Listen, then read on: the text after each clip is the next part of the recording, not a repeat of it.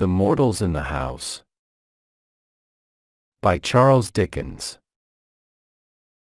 Under none of the accredited ghostly circumstances, and environed by none of the conventional ghostly surroundings, did I first make acquaintance with the house which is the subject of this Christmas piece. I saw it in the daylight, with the sun upon it.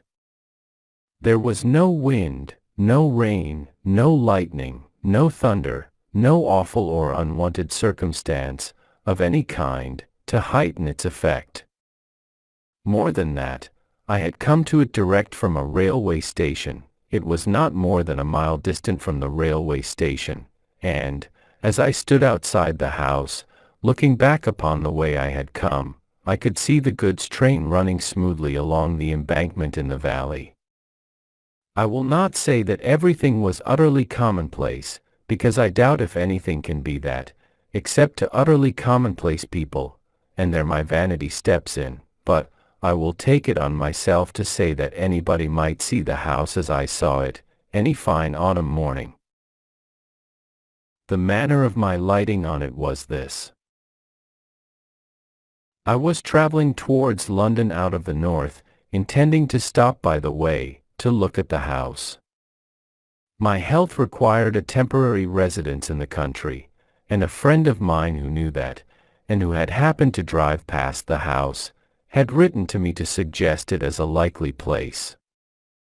I had got into the train at midnight, and had fallen asleep, and had woke up and had sat looking out of window at the brilliant northern lights in the sky, and had fallen asleep again, and had woke up again to find the night gone, with the usual discontented conviction on me that I hadn't been to sleep at all, upon which question, in the first imbecility of that condition, I am ashamed to believe that I would have done wager by battle with the men who sat opposite me.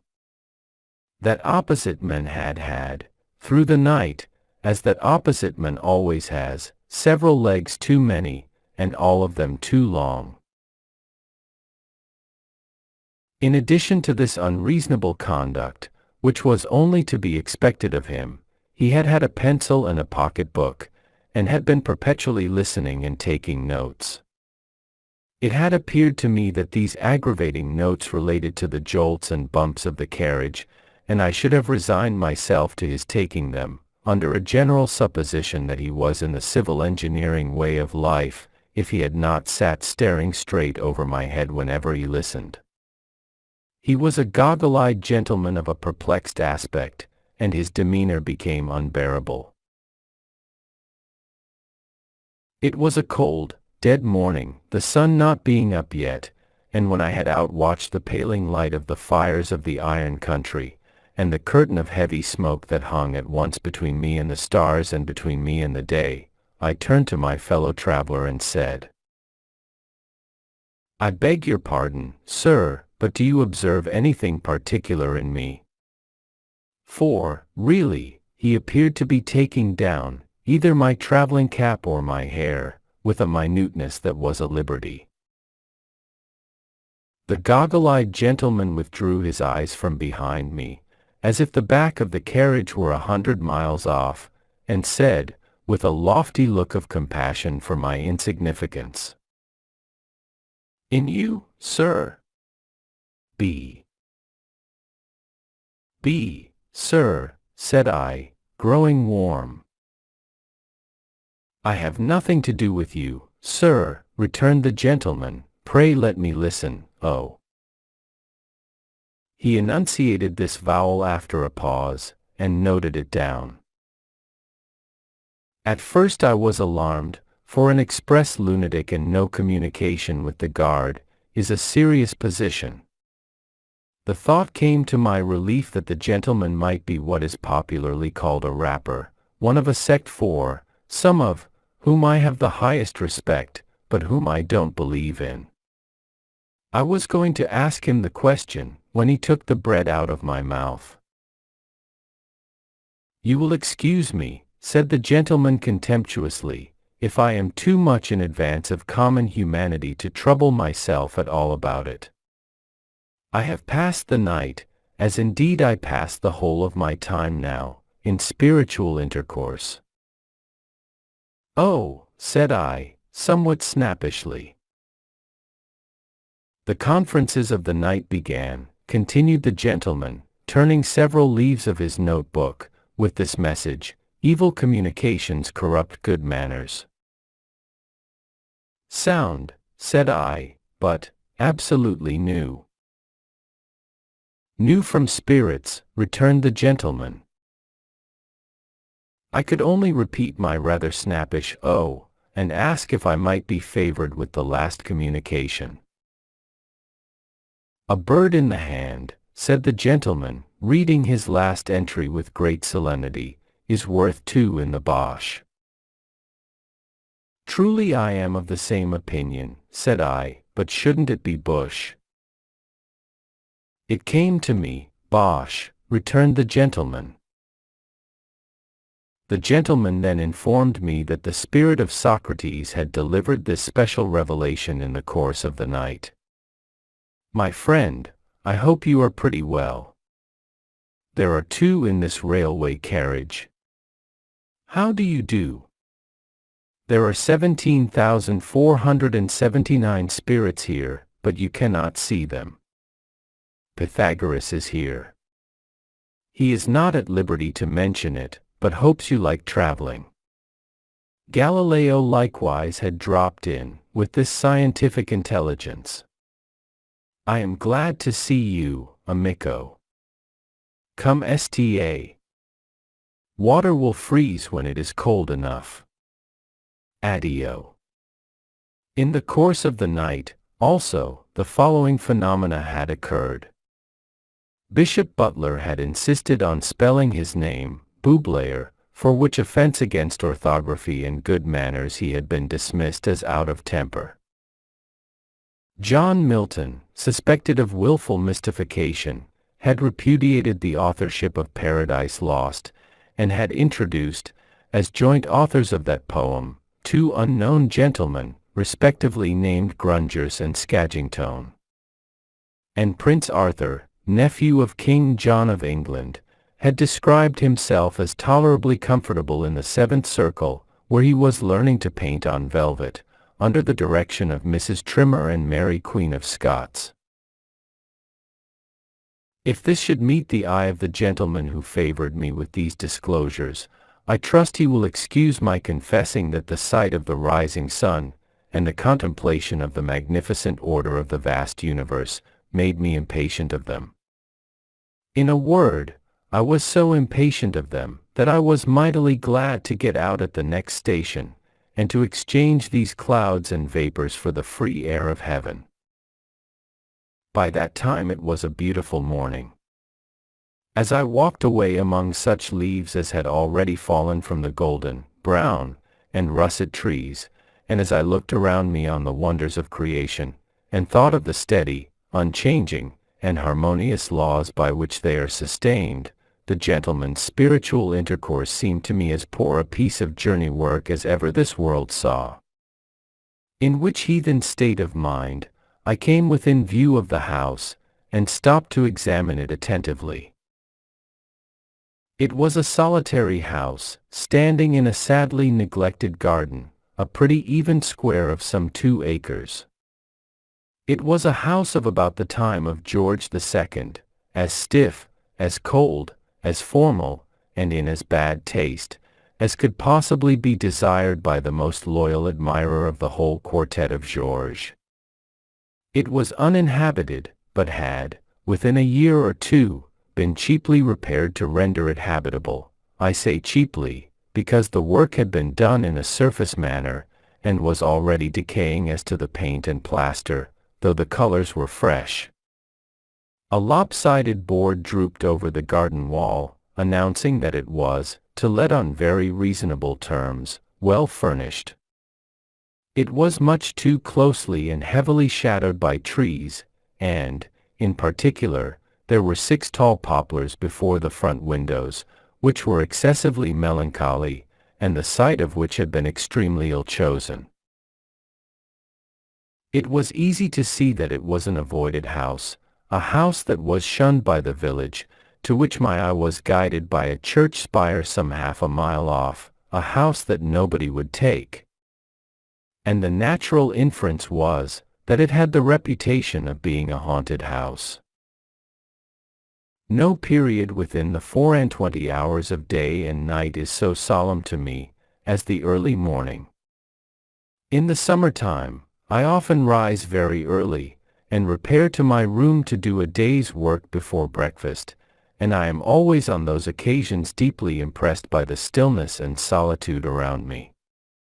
Besides that, there is something awful in the being surrounded by familiar faces asleep, in the knowledge that those who are dearest to us and to whom we are dearest are profoundly unconscious of us, in an impassive state, anticipative of that mysterious condition to which we are all tending, the stopped life, the broken threads of yesterday, the deserted seat, the closed book, the unfinished but abandoned occupation.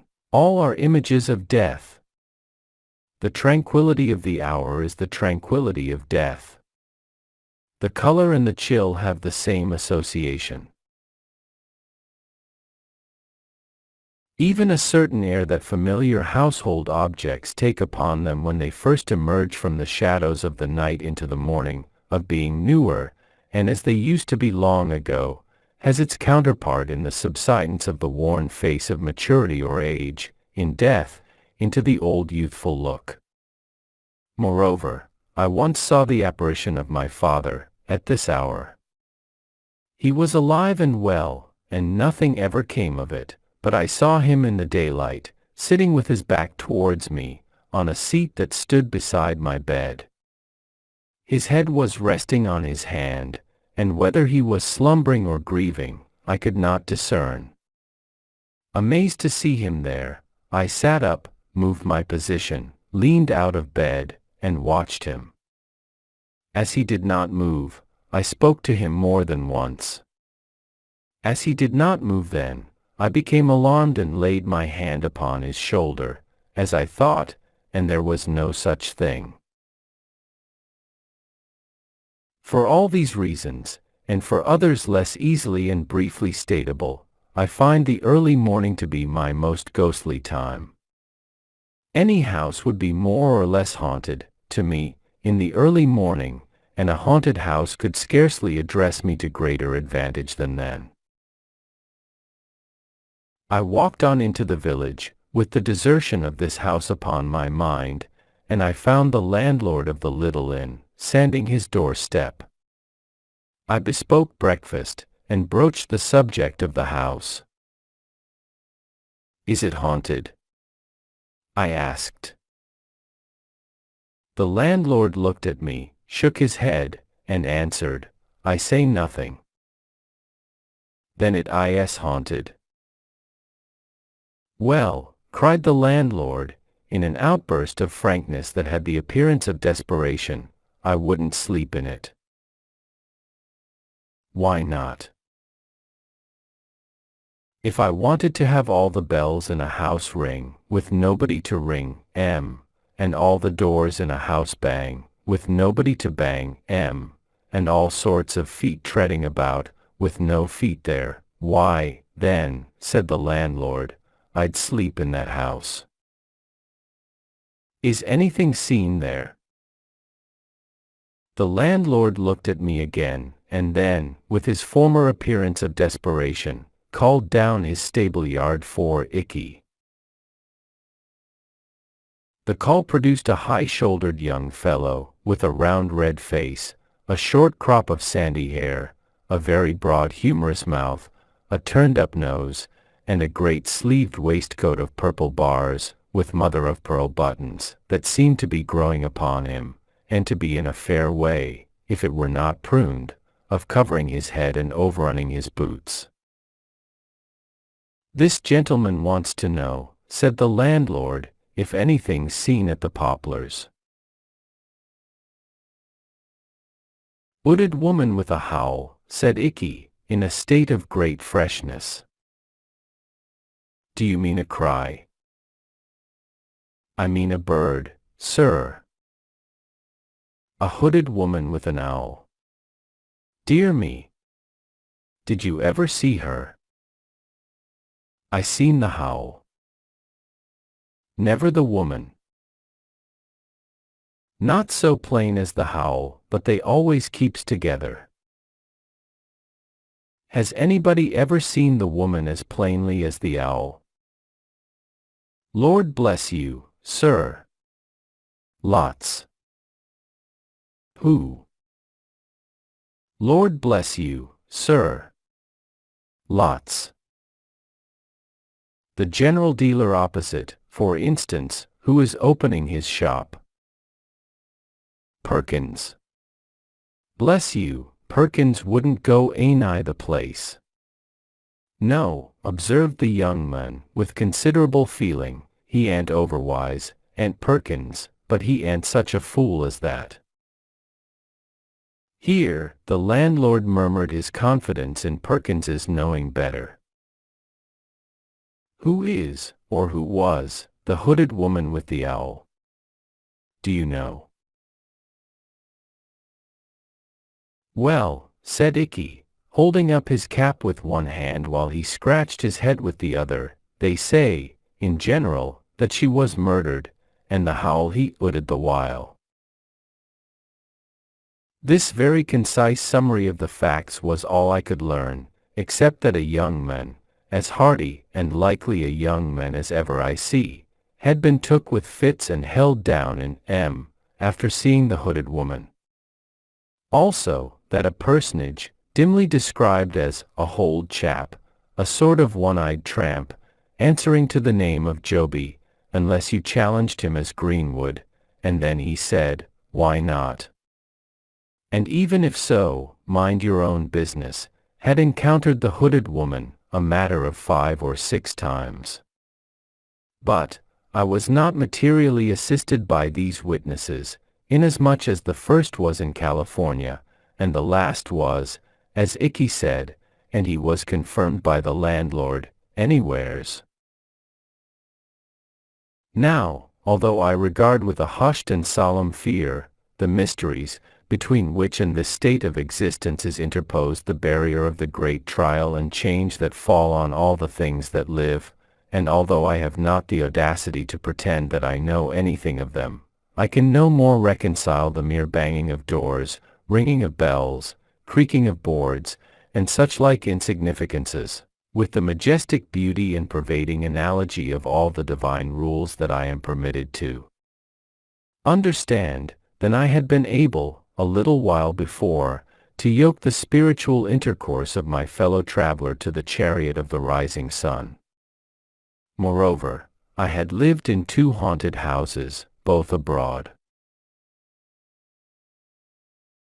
In one of these, an old Italian palace, which bore the reputation of being very badly haunted indeed, and which had recently been twice abandoned on that account, I lived 8 months, most tranquilly and pleasantly, notwithstanding that the house had a score of mysterious bedrooms, which were never used, and possessed, in one large room in which I sat reading, times out of number at all hours, and next to which I slept, a haunted chamber of the first pretensions.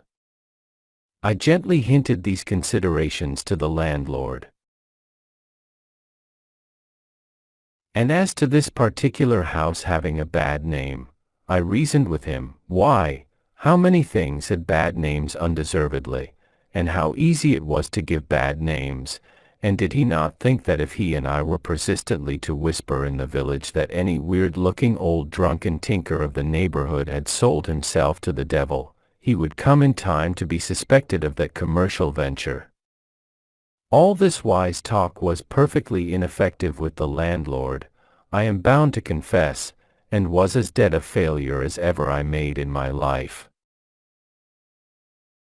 To cut this part of the story short, I was piqued about the haunted house, and was already half resolved to take it. So, after breakfast, I got the keys from Perkins's brother-in-law, a whip and harness maker, who keeps the post office, and is under submission to a most rigorous wife of the doubly seceding little Emmanuel persuasion, and went up to the house, attended by my landlord and by Icky. Within, I found it, as I had expected, transcendently dismal. The slowly changing shadows waved on it from the heavy trees, were doleful in the last degree. The house was ill-placed, ill-built, ill-planned, and ill-fitted. It was damp, it was not free from dry rot, there was a flavor of rats in it, and it was the gloomy victim of that indescribable decay which settles on all the work of man's hands whenever it's not turned to man's account. The kitchens and offices were too large, and too remote from each other. Above stairs and below, waste tracts of passage intervened between patches of fertility represented by rooms, and there was a moldy old well with a green growth upon it, hiding like a murderous trap, near the bottom of the back stairs, under the double row of bells. One of these bells was labeled, on a black ground in faded white letters, Master B. This, they told me, was the bell that rang the most. Who was Master B? I asked. Is it known what he did while the owl hooted? Rang the bell, said Icky. I was rather struck by the prompt dexterity with which this young man pitched his fur cap at the bell, and rang it himself. It was a loud, unpleasant bell, and made a very disagreeable sound. The other bells were inscribed according to the names of the rooms to which their wires were conducted, as picture room, double room, clock room, and the like. Following Master B.'s bell to its source, I found that young gentleman to have had but indifferent third-class accommodation in a triangular cabin under the cockloft, with a corner fireplace which Master B. must have been exceedingly small if he were ever able to warm himself at, and a corner chimney-piece like a pyramidal staircase to the ceiling for Tom Thumb. The papering of one side of the room had dropped down bodily, with fragments of plaster adhering to it, and almost blocked up the door. It appeared that Master B., in his spiritual condition, always made a point of pulling the paper down. Neither the landlord nor Icky could suggest why he made such a fool of himself. Except that the house had an immensely large rambling loft at top, I made no other discoveries. It was moderately well furnished, but sparely. Some of the furniture, say, a third, was as old as the house, the rest was of various periods within the last half-century. I was referred to a corn chandler in the marketplace of the county town to treat for the house. I went that day, and I took it for 6 months. It was just the middle of October when I moved in with my maiden sister. I venture to call her 38. She is so very handsome, sensible, and engaging. We took with us a deaf stableman, my bloodhound Turk, 2 women servants, and a young person called an odd girl. I have reason to record of the attendant last enumerated, who was one of the St. Lawrence's Union female orphans, that she was a fatal mistake and a disastrous engagement. The year was dying early, the leaves were falling fast, it was a raw cold day when we took possession, and the gloom of the house was most depressing. The cook, an amiable woman, but of a weak turn of intellect, burst into tears on beholding the kitchen, and requested that her silver watch might be delivered over to her sister, 2 Tuppentocks Gardens, Liggs's Walk, Clapham Rise, in the event of anything happening to her from the damp. Streaker, the housemaid, feigned cheerfulness, but was the greater martyr.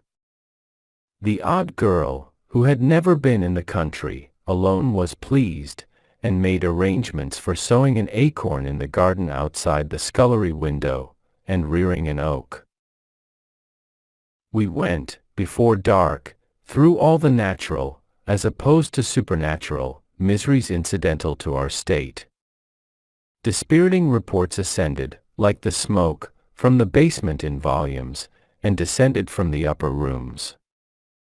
There was no rolling pin, there was no salamander, which failed to surprise me, for I don't know what it is.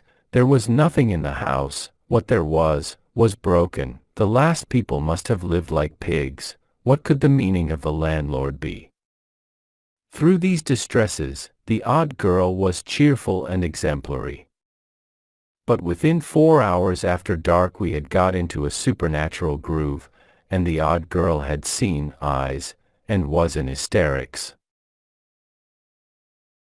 My sister and I had agreed to keep the haunting strictly to ourselves, and my impression was, and still is, that I had not left Icky, when he helped to unload the cart, alone with the women, or any one of them, for 1 minute.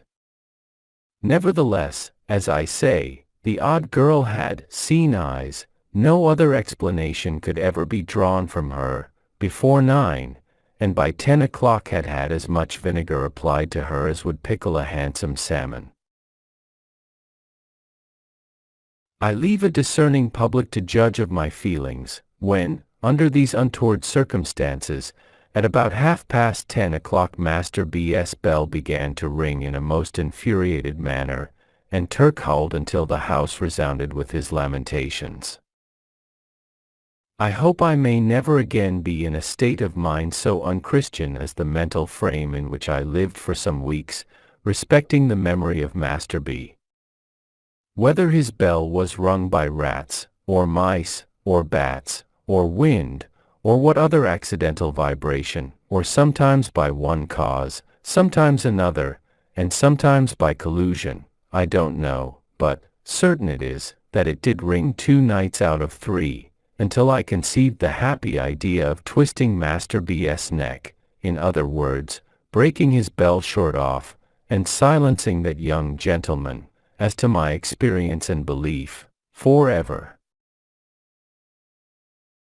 But, by that time, the odd girl had developed such improving powers of catalepsy, that she had become a shining example of that very inconvenient disorder. She would stiffen, like a Guy Fawkes endowed with unreason, on the most irrelevant occasions. I would address the servants in a lucid manner, pointing out to them that I had painted Master B.'s room and balked the paper, and taken Master B.'s bell away and balked the ringing, and if they could suppose that that confounded boy had lived and died, to clothe himself with no better behavior than would most unquestionably have brought him and the sharpest particles of a birch broom into close acquaintance in the present imperfect state of existence, could they also suppose a mere poor human being, such as I was, capable by those contemptible means of counteracting and limiting the powers of the disembodied spirits of the dead, or of any spirits? I say I would become emphatic and cogent, not to say rather complacent, in such an address, when it would all go for nothing by reason of the odd girl's suddenly stiffening from the toes upward, and glaring among us like a parochial petrifaction. Streaker, the housemaid, too, had an attribute of a most discomfiting nature. I am unable to say whether she was of an usually lymphatic temperament, or what else was the matter with her, but this young woman became a mere distillery for the production of the largest and most transparent tears I ever met with. Combined with these characteristics, was a peculiar tenacity of hold in those specimens, so that they didn't fall, but hung upon her face and nose. In this condition, and mildly and deplorably shaking her head, her silence would throw me more heavily than the admirable Crichton could have done in a verbal disputation for a purse of money.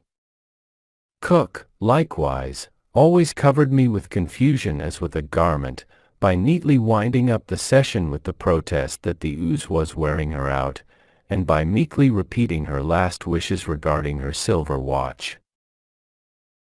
As to our nightly life, the contagion of suspicion and fear was among us, and there is no such contagion under the sky. Hooded woman. According to the accounts, we were in a perfect convent of hooded women. Noises. With that contagion downstairs, I myself have sat in the dismal parlor, listening, until I have heard so many and such strange noises, that they would have chilled my blood if I had not warmed it by dashing out to make discoveries. Try this in bed, in the dead of the night, Try this at your own comfortable fireside, in the life of the night. You can fill any house with noises, if you will, until you have a noise for every nerve in your nervous system. I repeat, the contagion of suspicion and fear was among us, and there is no such contagion under the sky. The women, their noses in a chronic state of excoriation from smelling salts, were always primed and loaded for a swoon, and ready to go off with hair triggers.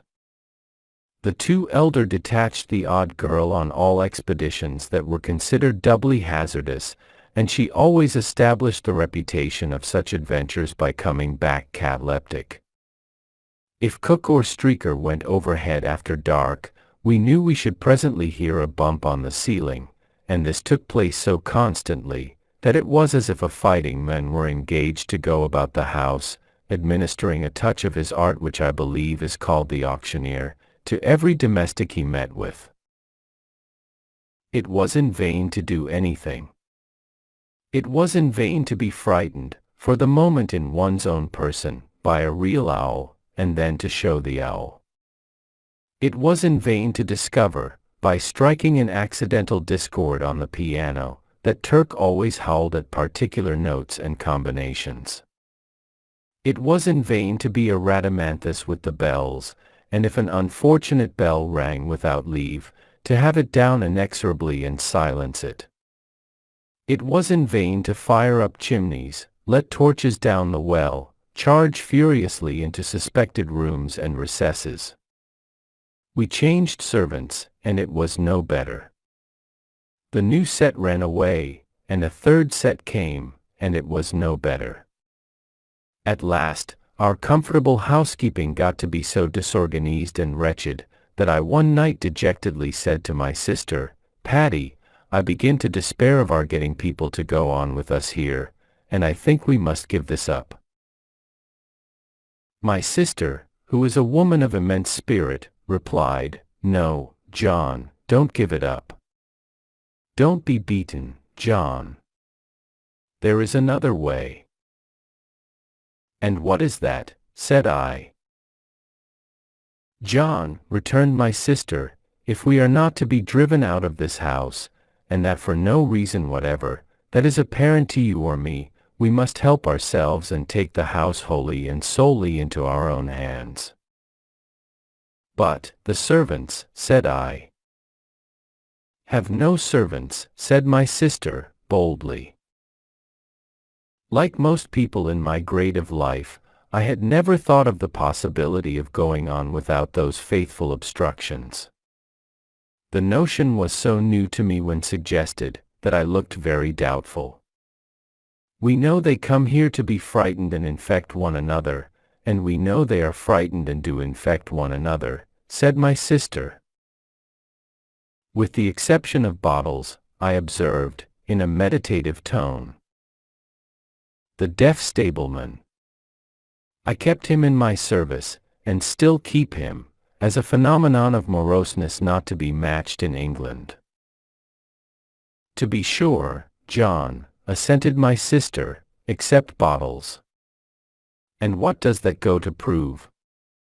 Bottles talks to nobody, and hears nobody unless he is absolutely roared at, and what alarm has Bottles ever given, or taken?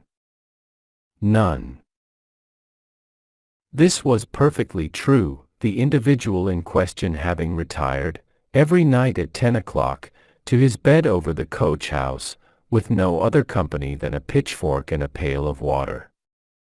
That the pail of water would have been over me, and the pitchfork through me, if I had put myself without announcement in Bottles's way after that minute, I had deposited in my own mind as a fact worth remembering. Neither had Bottles ever taken the least notice of any of our many uproars. An imperturbable and speechless man, he had sat at his supper, with Streaker present in a swoon, and the odd girl Marble, and had only put another potato in his cheek, or profited by the general misery to help himself to beefsteak pie. "And so," continued my sister, "I exempt Bottles.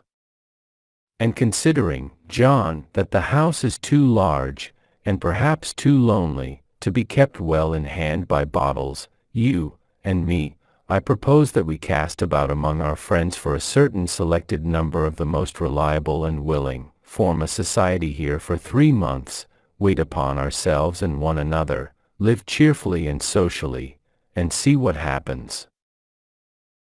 I was so charmed with my sister that I embraced her on the spot, and went into her plan with the greatest ardor.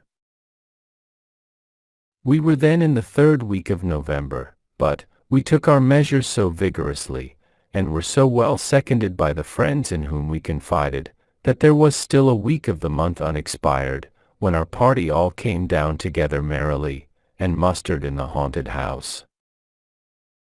I will mention, in this place, 2 small changes that I made while my sister and I were yet alone. It occurring to me as not improbable that Turk hauled in the house at night, partly because he wanted to get out of it, I stationed him in his kennel outside, but unchained, and I seriously warned the village that any man who came in his way must not expect to leave him without a rip in his own throat. I then casually asked Dicky if he were a judge of a gun. On his saying, "Yes, sir, I knows a good gun when I sees her," I begged the favor of his stepping up to the house and looking at mine. "She's a true one, sir," said Icky, after inspecting a double-barreled rifle that I bought in New York a few years ago. "No mistake about her, sir." "Icky," said I, "don't mention it. I have seen something in this house." "No, sir," he whispered, greedily opening his eyes. "Wooded lady, sir." "Don't be frightened," said I, "it was a figure rather like you." "Lord, sir." "Icky," said I, shaking hands with him warmly, I may say affectionately, "if there is any truth in these ghost stories, the greatest service I can do you is to fire at that figure. And I promise you, by heaven and earth, I will do it with this gun if I see it again." The young man thanked me, and took his leave with some little precipitation, after declining a glass of liquor. I imparted my secret to him, because I had never quite forgotten his throwing his cap at the bell, because I had, on another occasion, noticed something very like a fur cap, lying not far from the bell, one night when it had burst out ringing, and because I had remarked that we were at our ghostliest whenever he came up in the evening to comfort the servants. Let me do Icky no injustice. He was afraid of the house, and believed in its being haunted, and yet he would play false on the haunting side, so surely as he got an opportunity. The odd girl's case was exactly similar. She went about the house in a state of real terror, and yet lied monstrously and willfully, and invented many of the alarms she spread, and made many of the sounds we heard. I had had my eye on the 2, and I know it. It is not necessary for me, here, to account for this preposterous state of mind. I content myself with remarking that it is familiarly known to every intelligent man who has had fair medical, legal, or other watchful experience, that it is as well established and as common a state of mind as any with which observers are acquainted, and that it is one of the first elements, above all others, rationally to be suspected in, and strictly looked for, and separated from, any question of this kind. To return to our party. The first thing we did when we were all assembled, was, to draw lots for bedrooms. That done, and every bedroom, and, indeed, the whole house, having been minutely examined by the whole body, we allotted the various household duties, as if we had been on a gypsy party, or a yachting party, or a hunting party, or were shipwrecked. I then recounted the floating rumors concerning the hooded lady, the owl, and Master B, with others, still more filmy, which had floated about during our occupation, relative to some ridiculous old ghost of the female gender who went up and down, carrying the ghost of a round table, and also to an impalpable jackass, whom nobody was ever able to catch.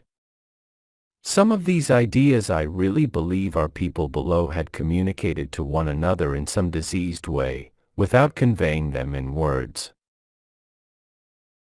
We then gravely called one another to witness that we were not there to be deceived, or to deceive, which we considered pretty much the same thing, and that, with a serious sense of responsibility, we would be strictly true to one another, and would strictly follow out the truth.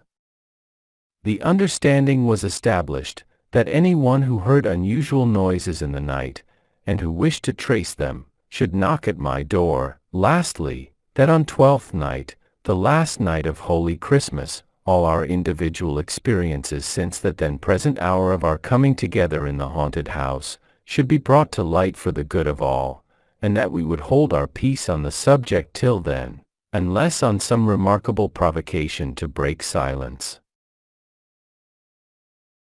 We were, in number and in character, as follows.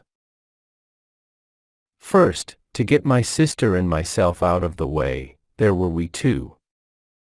In the drawing of lots, my sister drew her own room, and I drew Master B.S. Next, there was our first cousin John Herschel, so called after the great astronomer, than whom I suppose a better man at a telescope does not breathe.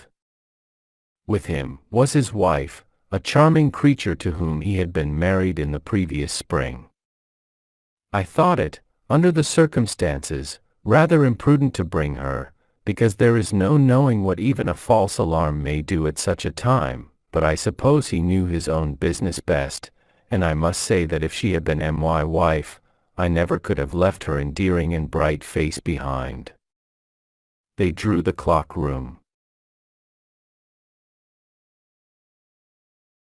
Alfred Starling, an uncommonly agreeable young fellow of 28, for whom I have the greatest liking, was in the double room, mine, usually, and designated by that name from having a dressing room within it, with two large and cumbersome windows, which no wedges I was ever able to make, would keep from shaking, in any weather, wind or no wind.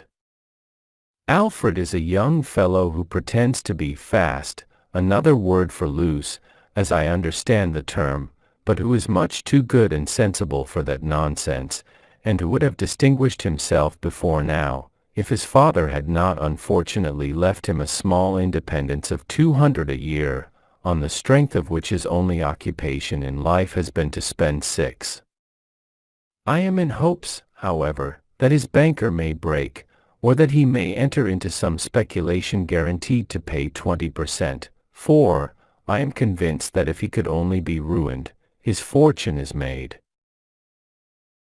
Belinda Bates, bosom friend of my sister, and a most intellectual, amiable, and delightful girl, got the picture room. She has a fine genius for poetry, combined with real business earnestness, and goes in, to use an expression of Alfred's, for woman's mission, woman's rights, woman's wrongs, and everything that is woman's with a capital W, or is not and ought to be, or is and ought not to be. Most praiseworthy, my dear, and heaven prosper you. I whispered to her on the first night of my taking leave of her at the picture room door, but don't overdo it. And in respect of the great necessity there is, my darling, for more employments being within the reach of woman than our civilization has as yet assigned to her, don't fly at the unfortunate men, even those men who are at first sight in your way, as if they were the natural oppressors of your sex, for, trust me, Belinda, they do sometimes spend their wages among wives and daughters, sisters, mothers, aunts, and grandmothers, and the play is, really, not all Wolf and Red Riding Hood, but has other parts in it. However, I digress. Belinda, as I have mentioned, occupied the picture room. We had but 3 other chambers, the corner room, the cupboard room, and the garden room. My old friend, Jack Governor, slung his hammock, as he called it, in the corner room. I have always regarded Jack as the finest-looking sailor that ever sailed. He is gray now, but as handsome as he was a quarter of a century ago, nay, handsomer. A portly, cheery, well-built figure of a broad-shouldered man, with a frank smile, a brilliant dark eye, and a rich dark eyebrow. I remember those under darker hair, and they look all the better for their silver setting. He has been wherever his Union namesake flies, has Jack, and I have met old shipmates of his, away in the Mediterranean and on the other side of the Atlantic, who have beamed and brightened at the casual mention of his name, and have cried, "You know Jack, Governor? Then you know a prince of men.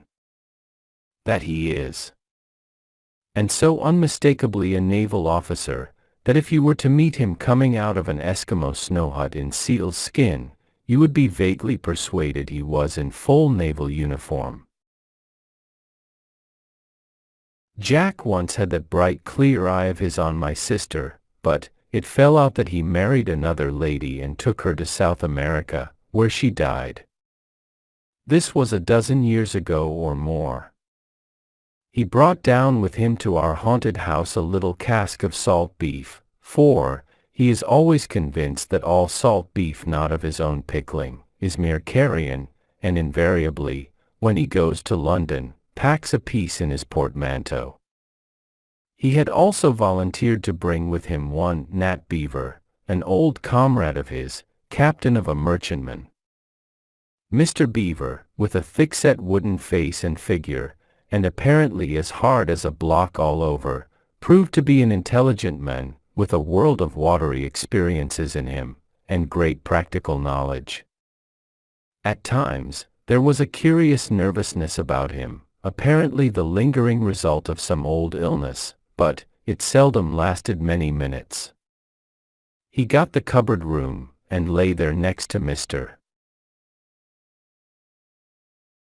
Undery, my friend and solicitor, who came down, in an amateur capacity, to go through with it, as he said, and who plays whist better than the whole law list, from the red cover at the beginning to the red cover at the end.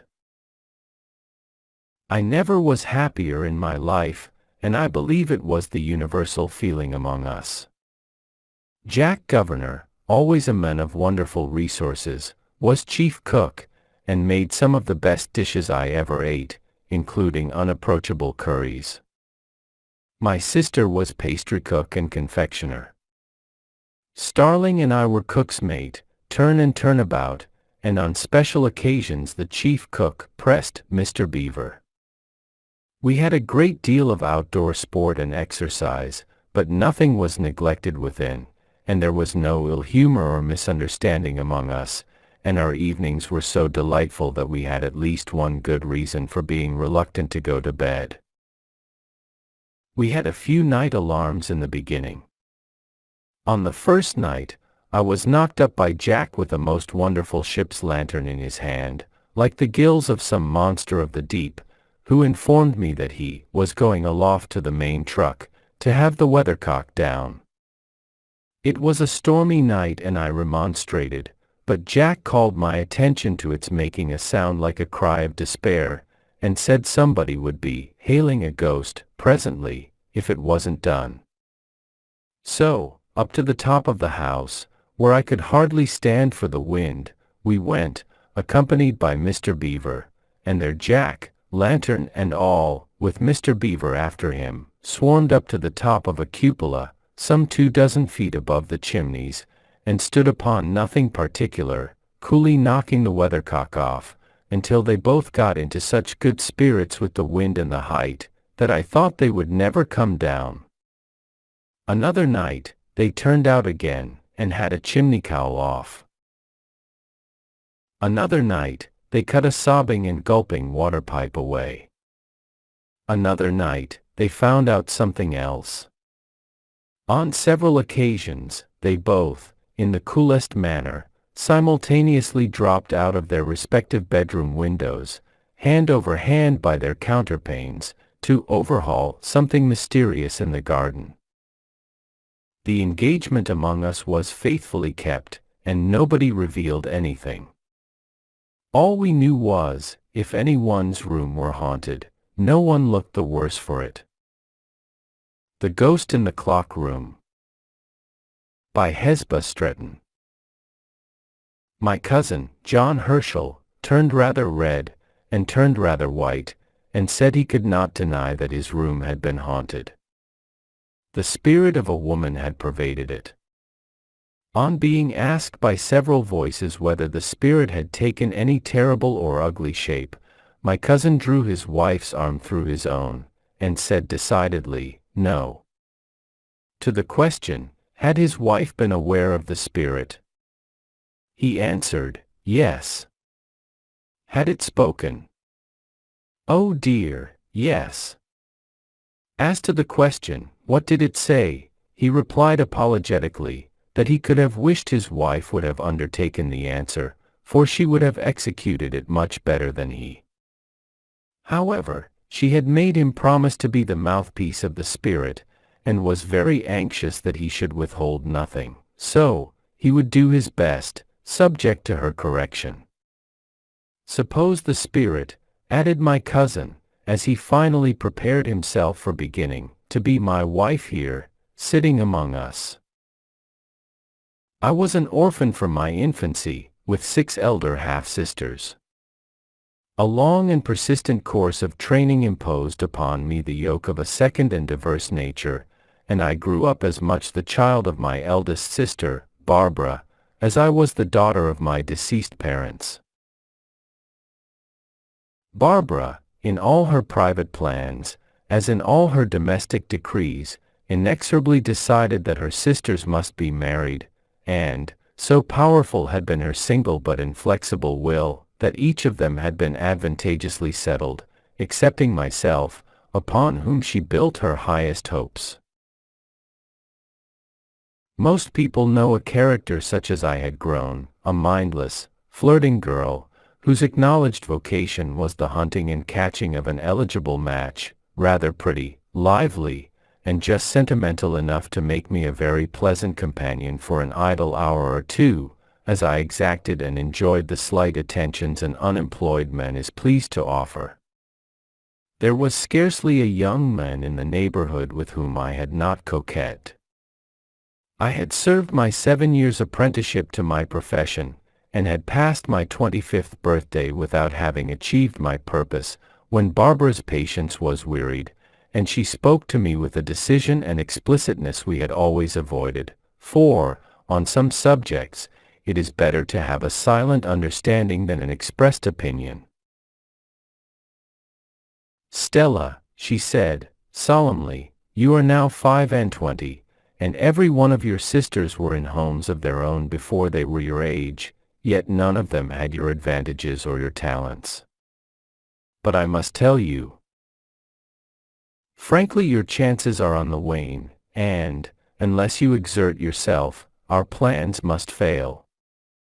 I have observed an error into which you have fallen, and which I have not mentioned before.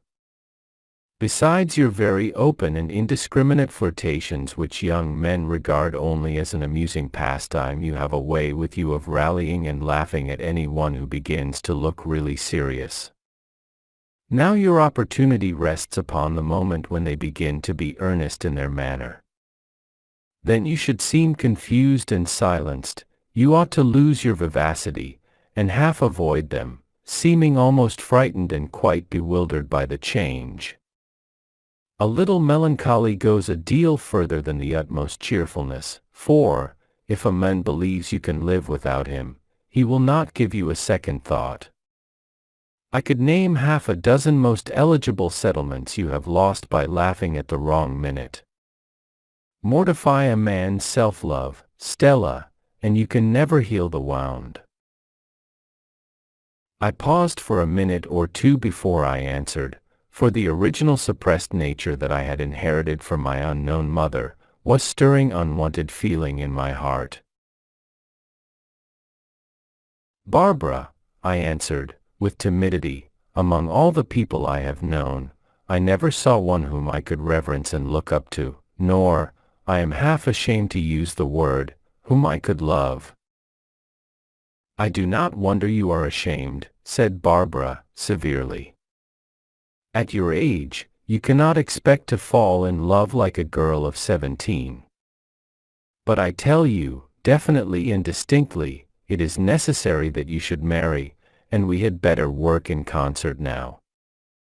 So, if you will decide upon any one, I will give you every assistance in my power, and, if you will only concentrate your wishes and abilities, you cannot fail. Propinquity is all you require, if you once make up your mind. I do not like anyone I know, I replied, moodily, and I have no chance with those who have known me, so I decide upon besieging Martin Fraser. Barbara received this announcement with a snort of derisive anger. The neighborhood in which we lived was a populous iron district, where, though there were few families of ancient birth or high standing, there were many of our own station, forming a pleasant, hospitable, social class. Our residences were commodious modern houses, built at convenient distances from each other. Some of these, including our own, were the property of an infirm old man, who dwelt in his family mansion, the last of the many gabled, half-timbered, Elizabethan houses which had stood upon the undiscovered iron and coal fields. The last relics of the rural aristocracy of the district, Mr. Fraser and his son led a strictly recluse life, avoiding all communication with their neighbors, whose gaiety and hospitality they could not reciprocate. No one intruded upon their privacy, excepting for the most necessary business transactions. The elder man was almost bedridden, and the younger was said to be entirely absorbed in scientific pursuits. No wonder that Barbara laughed, but her ridicule only excited and confirmed my determination, and the very difficulty of the enterprise gave it the interest that all my other efforts had lacked. I argued obstinately with Barbara till I won her consent. You must write to old Mr. Fraser, I said. Do not mention the young one, and say your youngest sister is studying astronomy, and, as he possesses the only telescope in the country, you will be greatly indebted to him if he would let her see it. There is one thing in your favor, Barbara remarked, as she sat down to write. The old gentleman was once engaged to your mother. Oh! I am humbled to think how shrewdly we managed our business, and extorted a kind invitation from Mr. Fraser to the daughter of his old friend, Maria Horley. It was an evening in February when, accompanied only by an old servant, for Barbara was not included in the invitation, I first crossed the threshold of Martin Fraser's home. An air of profound peace pervaded the dwelling. I entered it with a vague, uneasy consciousness of unfitness and treachery.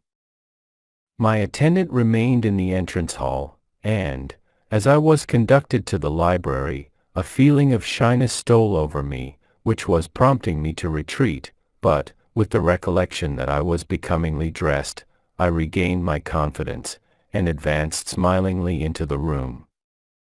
It was a low, oaken-paneled room, somber, with massive antique furniture that threw deep and curious shadows around, in the flickering light of a fire, by which stood, instead of the recluse, Martin Fraser whom I expected to meet, a quaint, little child, dressed in the garb of a woman, and with a woman's self-possession and ease of manner.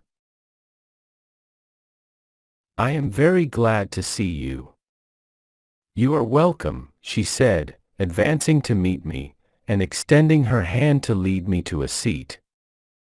She clasped my hand with a firm and peculiar grasp, a clasp of guidance and assistance, quite unlike the ordinary timidity or inertness of a child's manner, and, placing me in a chair before the fire, she seated herself nearly opposite me.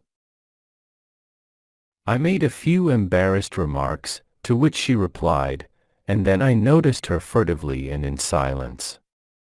A huge black retriever lay motionless at her feet, which rested upon him, covered with the folds of the long robe-like dress she wore. There was an expression of placidity, slightly pensive, upon her tiny features, heightened by a peculiar habit of closing the eyes, which is rarely seen in children, and always gives them a statuesque appearance. It seemed as though she had withdrawn herself into a solitary self-communing, of which there could be no expression either by words or looks. I grew afraid of the silent, weird-like creature, sitting without apparent breath or motion in the dancing firelight, and I was glad when the door opened, and the object of my pursuit entered. I looked at him inquisitively, for I had recovered from my sense of treachery, and it amused me to think how unconscious he was of our definite plans concerning him.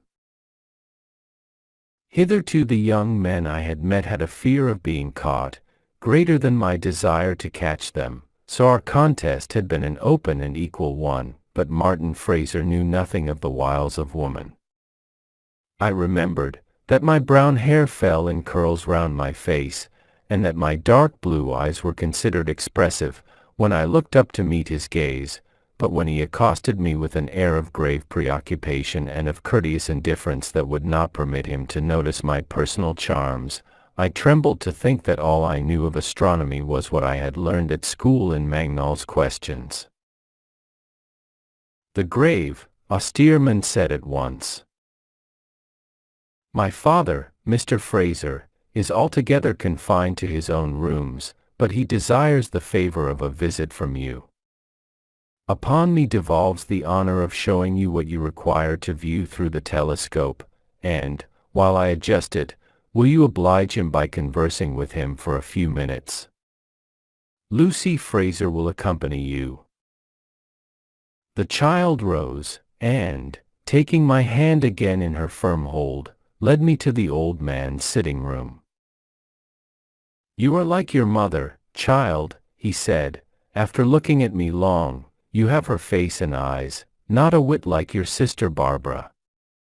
How did you come by your out-of-the-way name, Stella?" "My father named me after a favorite racer," I answered, for the first time giving the simple derivation of my name. "Just like him," laughed the old man. "I remember the horse well. I knew your father as well as I do my son Martin." "You have seen my son, young lady." "Yes, I thought so, and this is my granddaughter, Lucy Fraser, the last chip of the old block, for my son is not a marrying man, and we have adopted her as our heir, and she is always to keep her name, and be the founder of another line of Frasers." The child stood with pensive, downcast eyes, as though already bowed down by her weight of cares and responsibilities. The old man chatted on, till the deep tones of an organ resounded through the house. "My uncle is ready for us," she said to me. We paused at the library door, for I laid my hand restrainingly on Lucy Fraser's shoulder, and stood listening to the wonderful music the organ poured forth. It was such as I had never heard before, roaring and swelling like the ceaseless surging of the sea, and, here and there, a single wailing note which seemed to pierce me with an inexpressible pain. When it had ended, I stood before Martin Fraser silent and subdued. The telescope had been carried out to the end of the terrace, where the house could not intercept our view, and thither Lucy Fraser and I followed the astronomer. We stood upon the highest point of an imperceptibly rising tableland, the horizon of which was from 20 to 40 miles distant. An infinite dome of sky was expanded above us, an ocean of firmament of which the dwellers among houses and mountains can have but little conception. The troops of glittering stars, the dark, shrouding night, the unaccustomed voices of my companions, deepened the awe that oppressed me, and, as I stood between them, I became as earnest and occupied as themselves. I forgot everything but the incomprehensible grandeur of the universe revealed to me, and the majestic sweep of the planets across the field of the telescope. What a freshness of awe and delight came over me! What floods of thought came, wave upon wave, across my mind! And how insignificant I felt before this wilderness of worlds! I asked, with the humility of a child, for all affectation had been charmed away, if I might come again soon. Martin Fraser met my uplifted eyes with a keen and penetrating look. I did not quail under it, for I was thinking only of the stars. As he looked, his mouth relaxed into a pleased and genial smile. "We shall always be glad to see you," he replied. Barbara was sitting up for me when I returned, and was about to address me with some worldly speculative remark, when I interrupted her quickly.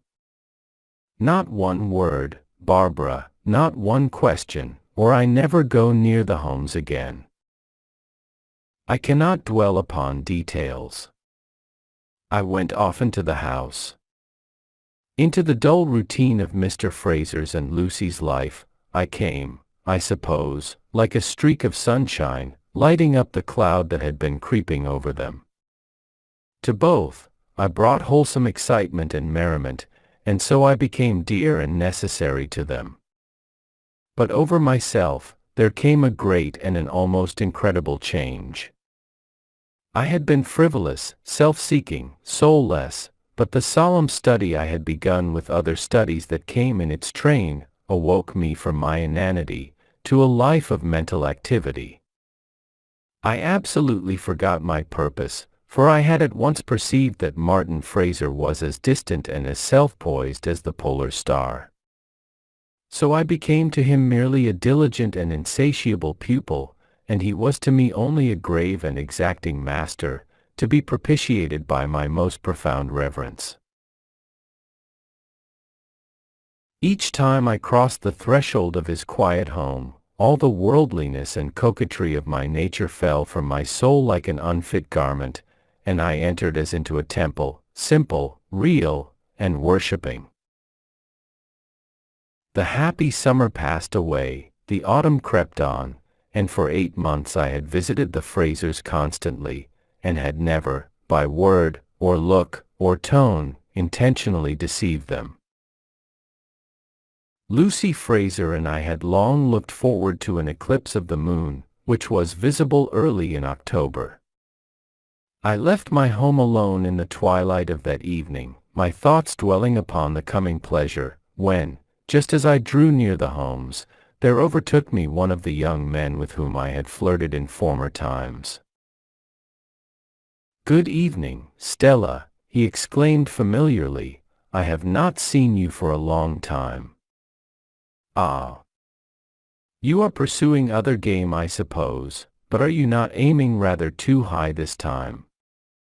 "Well, you are in luck just now, for if Martin Fraser does not come forward, there is George York, just come home from Australia with an immense fortune, and he is longing to remind you of some tender passages between you before he went out.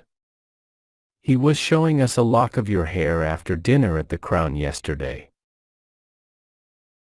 I listened to this speech with no outward demonstration, but the reality and mortification of my degradation was gnawing me, and, hastening onward to my sanctuary, I sought the presence of my little Lucy Fraser. "I have done wrong today," she said. "I have been deceitful. I think I ought to tell you, that you may not think too well of me, but I want you to love me as much as ever. I have not told a story, but I have acted one." Lucy Fraser leaned her tiny brow upon her tiny fingers, and her eyes closed in silent self-reading. "My uncle says," she continued, looking up for a moment, and blushing like a woman, "that women are, perhaps, less truthful than men. Because they cannot do things by strength, they do them by cunning. They live falsely. They deceive their own selves. Sometimes women deceive for amusement. He has taught me some words which I shall understand better some day. To thine own self be true, and it will follow as the night the day. Thou canst not then be false to any man. I stood before the child abashed and speechless, listening with burning cheeks. Grandpapa showed me a verse in the Bible which is awful to me. Listen. I find more bitter than death, the woman whose heart is snares and nets, and her hands as bands. Whoso pleaseth God shall escape from her, but the sinner shall be taken by her. I hid my face in my hands, though no eye was on me, for Lucy Fraser had veiled hers with their tremulous lids, and, as I stood confounded and self-accused, a hand was laid upon my arm, and Martin Fraser's voice said, "The eclipse, Stella." I started at this first utterance of my name, which he had never spoken before. I was completely unnerved when I found that Lucy Fraser was not to accompany us on the terrace. As Martin Fraser stooped to see if the telescope were rightly adjusted for my use, I shrank from him. "What is the meaning of this, Stella?" he exclaimed, as I burst into tears. "Shall I speak to you now, Stella?" he said, "while there is yet time, before you leave us? Does your heart cling to us as our hearts cling to you, till we dare not think of the void there will be in our home when you are gone? We did not live before we knew you. You are our health and our life. I have noted you as I never watched a woman before, and I find no fault in you, my pearl, my jewel, my star. Hitherto, woman and deceit have been inseparably conjoined in my mind, but your innocent heart is the home of truth. I know you have had no thought of this, and my vehemence alarms you, but tell me plainly if you can love me." He had taken me in his arms, and my head rested against his strongly throbbing heart. His sternness and austerity were gone, and he offered me the undiminished wealth of a love that had not been wasted in fickle likings. My success was perfect, and how gladly would I have remained there till my silence had grown eloquent. But Barbara rose to my memory, and Lucy Fraser's words still tingled in my ears. The black shadow eating away the heart of the moon seemed to pause in its measured motion. All heaven looked down upon us through the solemn stars. The rustling leaves were hushed, and the scented autumn breeze ceased for a minute. A cloud of truth-compelling witnesses echoed the cry of my awakened conscience. I withdrew myself, sad and shame-stricken. "Martin Fraser," I said, "your words constrain me to be true. I am the falsest woman you ever met. I came here with the sole and definite intention of attracting you, and if you had ever gone out into our circle, you would have heard of me only as a flirt, a heartless coquette. I dare not bring falsehood to your fireside, and the bitterness of death to your heart. Do not speak to me now, have patience, and I will write to you." He would have detained me, but I sprang away, and, running swiftly down the avenue, I passed out of my Eden, with the sentence of perpetual banishment in my heart. The eclipse was at the full, and a horror of darkness and dismay engulfed me, as I stood shivering and sobbing under the restless poplars. Barbara met me as I hastened to hide myself in my own room, and, with her cold glittering eyes fixed inquiringly on me, said, "Well, what is the matter with you?" "Nothing," I answered, "only I am tired of astronomy, and I shall not go to the Homes again. It is of no use." "I always said so," she replied. However, to bring matters to a crisis, I gave Mr. Fraser notice we should leave at Christmas. "Then you are satisfied that it would be a waste of time to continue going there?" "Quite. I said, and passed on to my room, to learn, through the weary hours of that night, what desolation and hopelessness meant. The next day I wrote to Martin Fraser, in every word sacred truth, excepting that, self-deceived, and with a false pride even in my utter humiliation, I told him I had not loved, and did not love him. The first object upon which my eyes rested every joyless morning were the tall poplar trees, waving round his house, and beckoning maddeningly to me. The last thing I saw at night was the steady light in his library, shining like a star among the laurels. But him I could never see, for my letter had been too explicit to suggest a hope, and I could not, for shame, attempt to meet him in his walks. All that remained for me was to return to my former life, if I could by any means feed my hungering and fainting soul with the husks that had once satisfied me. George York renewed his addresses to me, offering me wealth beyond our expectations. It was a sore temptation, for before me lay a monotonous and fretted life with Barbara, and a solitary, uncared for old age. Why could not I live as thousands of other women, who were not unhappy wives? But I remembered a passage I had read in one of Martin's books: it is not always our duty to marry, but it is always our duty to abide by right, not to purchase happiness by loss of honor, not to avoid unwedness by untruthfulness, and, setting my face steadily to meet the bleakness and bareness of my lot, I rejected the proposal. Barbara was terribly exasperated, and very miserable we both were, until she accepted an invitation to spend the Christmas with one of her sisters, while I was left, with my old nurse, to superintend the moving of the furniture. I wished to linger in our old home till the last moment, and I was glad to be alone on Christmas Day in the deserted house, that, in solitude, I might make my mental record of all its associations and remembrances, before the place knew me no more. So, on Christmas Eve, I wandered through the empty rooms, not more empty than my heart, which was being dismantled of its old memories and newer but deeper tendernesses, until I paused mechanically before the window, whence I had often looked across to the homes. The air had been dense and murky all day, with thickly falling snow, but the storm was over, and the moonless sky bright with stars, while the glistening snow reflected light enough to show me where stood, like a dark mass against the sky, the house of Martin Fraser.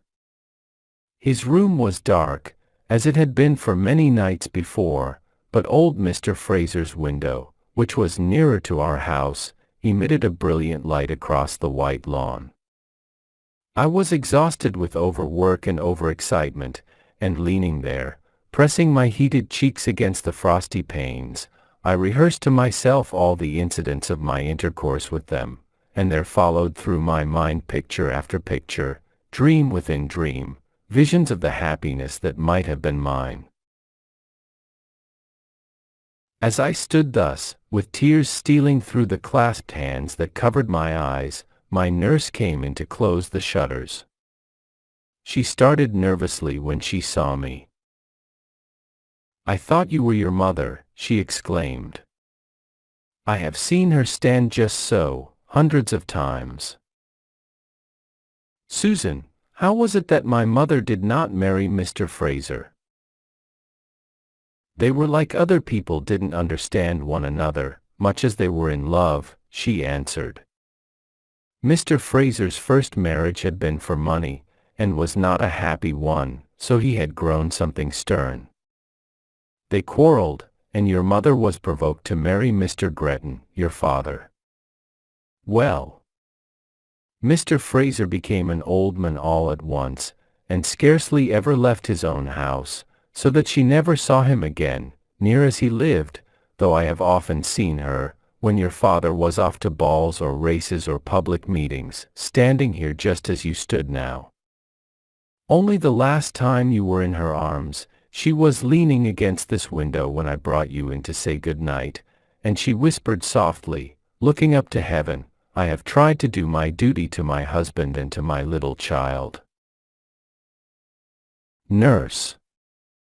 I said, "Leave me, do not shut the window yet." It was no longer a selfish emotion that possessed me.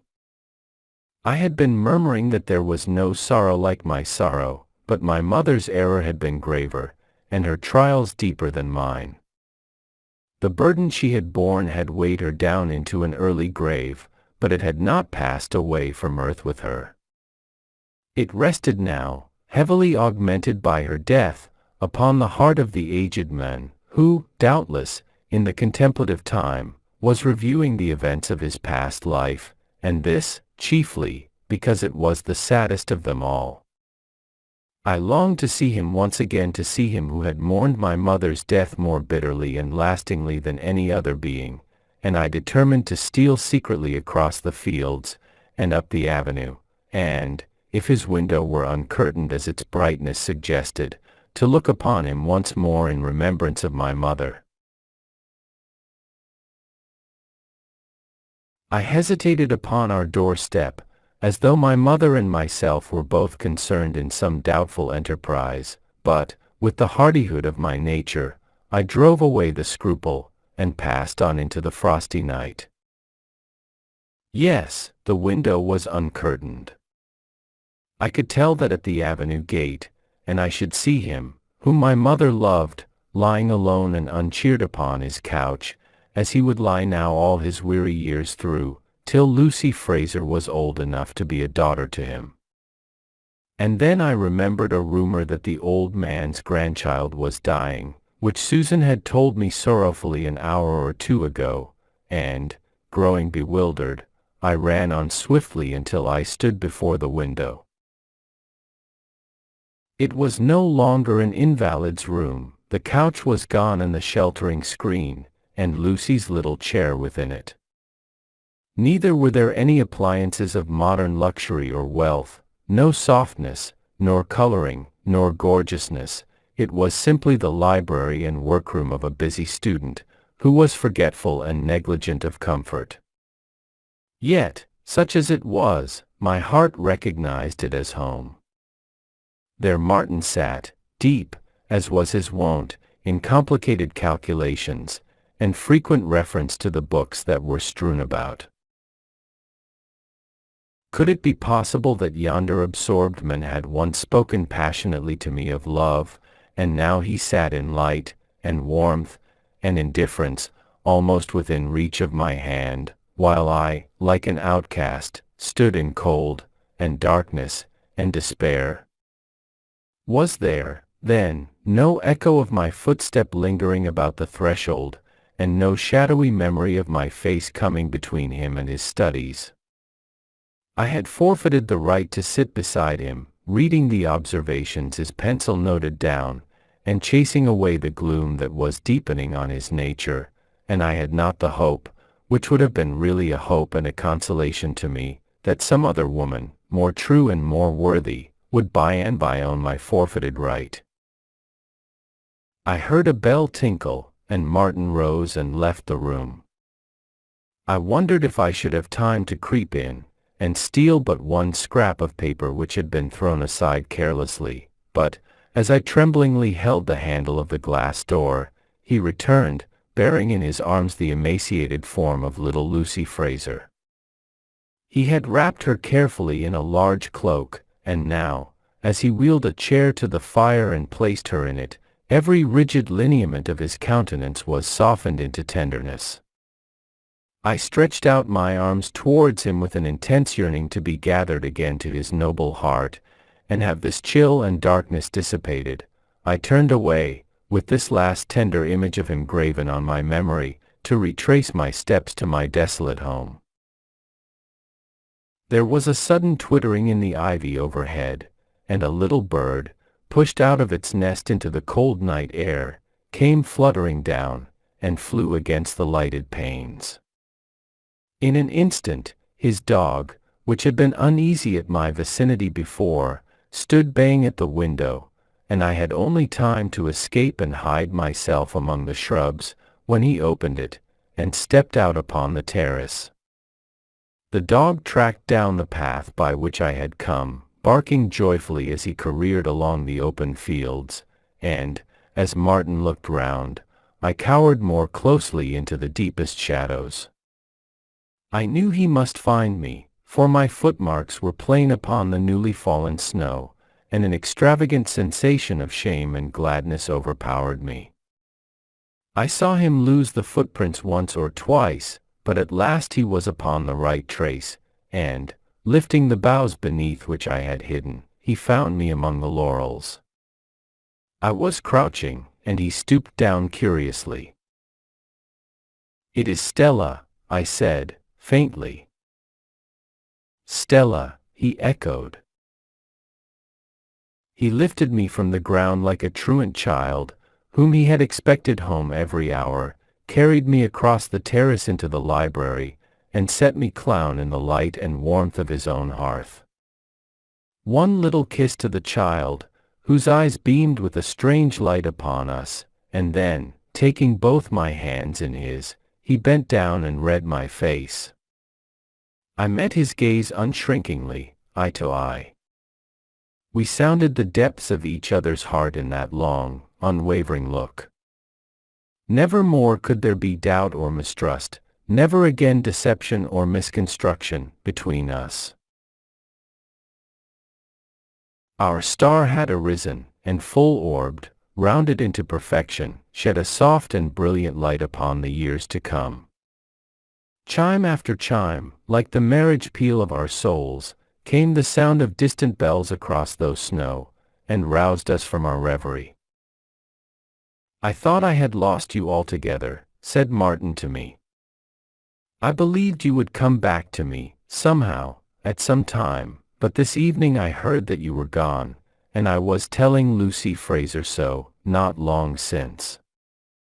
She has been pining to see you." Now, he suffered me to take the child upon my lap, and she nestled closely to me, with a weary sigh, resting her head upon my bosom. Just then, we heard the carol singers coming up the avenue, and Martin drew the curtains over the window, before which they stationed themselves to sing the legend of the miraculous star in the east. When the singers ended and raised their cry of, "We wish you a Merry Christmas, and a Happy New Year," he went out into the porch to speak to them, and I hid my face in the child's curls, and thanked God who had so changed me. "But what is this, Martin?" I cried in terror, as I raised my head, on his return. The child's downcast eyes were closely sealed, and her little firm hand had grown lax and nerveless. Insensible and breathless, she lay in my arms like a withering flower. "It is only fainting," said Martin. "She has been drooping ever since you left us, Stella, and my only hope of her recovery rests in your loving care." All that night, I sat with the little child resting on my bosom, revived from her death-like swoon, and sleeping calmly in my arms because she was already beginning to share in the life and joy and brightness of my heart. There was perfect silence and tranquility enclosing us in a blissful oasis, interrupted only once by the entrance of my nurse, who had been found by Martin in a state of the utmost perplexity and alarm. The happy Christmas morning dawned. I asked my nurse to arrange my hair in the style in which my mother used to wear hers. And when, after a long conversation with Susan, Mr. Fraser received me as his daughter with great emotion and affection, and oftener called me Maria than Stella, I was satisfied to be identified with my mother. Then, in the evening, sitting amongst them, a passion of trembling and weeping seized me, which could only be soothed by their fondest assurances. After which I sang them some old songs, with nothing in them but their simple melody, and Mr. Fraser talked freely of former years and of the times to come, and Lucy's eyes almost laughed. Then Martin took me home along the familiar path, which I had so often traversed alone and fearless, but the excess of gladness made me timid, and at every unusual sound I crept closer to him, with a sweet sense of being protected. One sunny day in spring, with blithe Lucy and triumphant dictatress Barbara for my bridesmaids, I accepted, humbly and joyfully, the blessed lot of being Martin Fraser's wife. And even in the scenes of the empty-headed folly of my girlhood, I thenceforth tried to be better, and to do my duty in love, gratitude, and devotion. Only, at first, Martin pretended not to believe that on that night I stole out to have a last glimpse, not of him, but of his father, I knowing nothing of the change that had transformed Mr. Fraser's sitting room into his own study. The Ghost in the Double Room, by George Augustus Sala, was the next ghost on my list.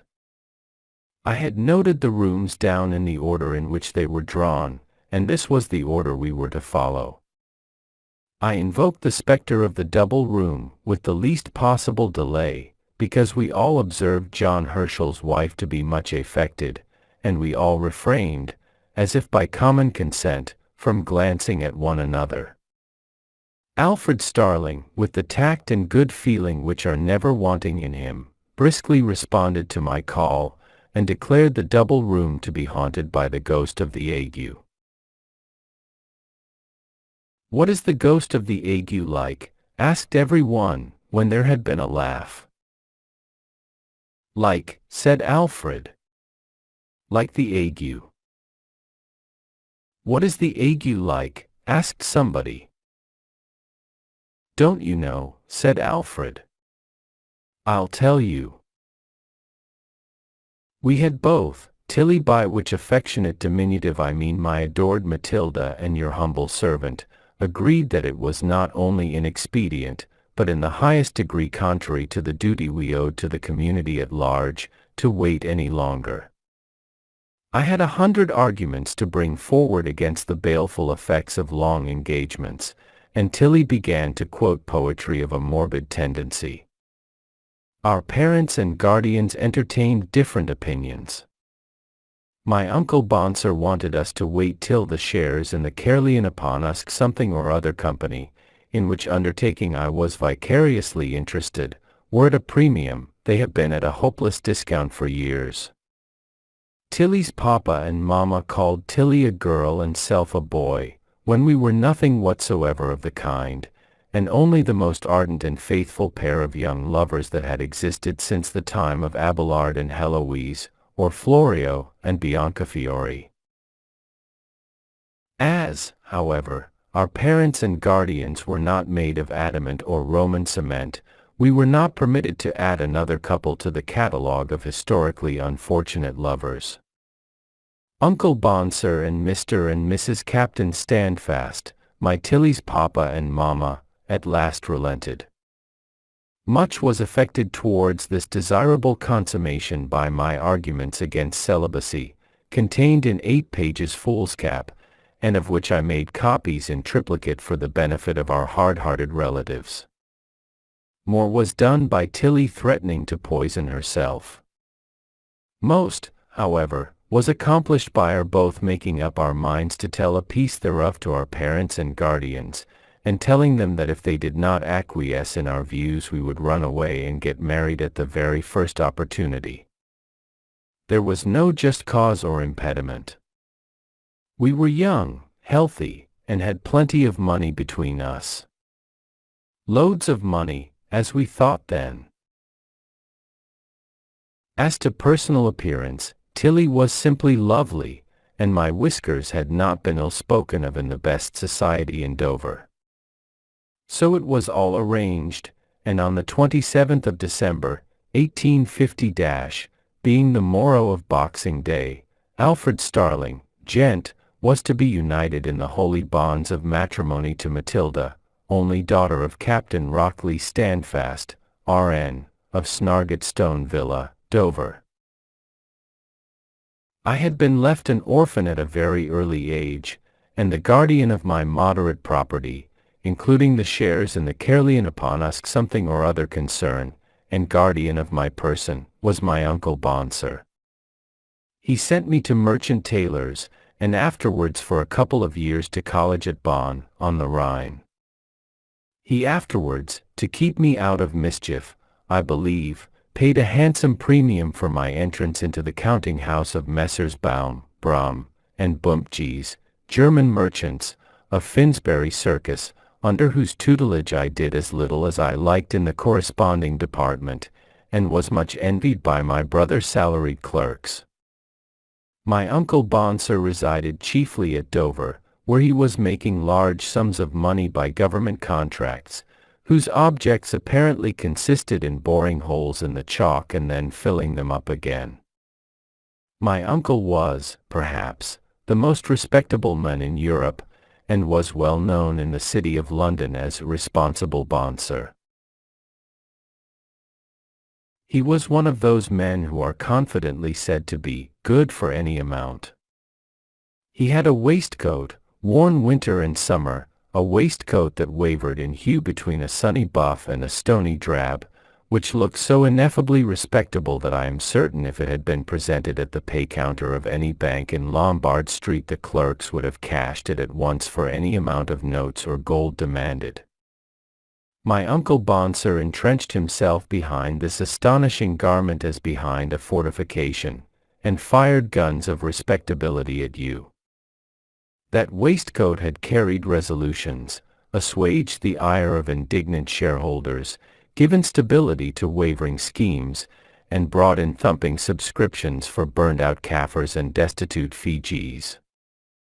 It was a safe waistcoat, and Bonser was a safe man.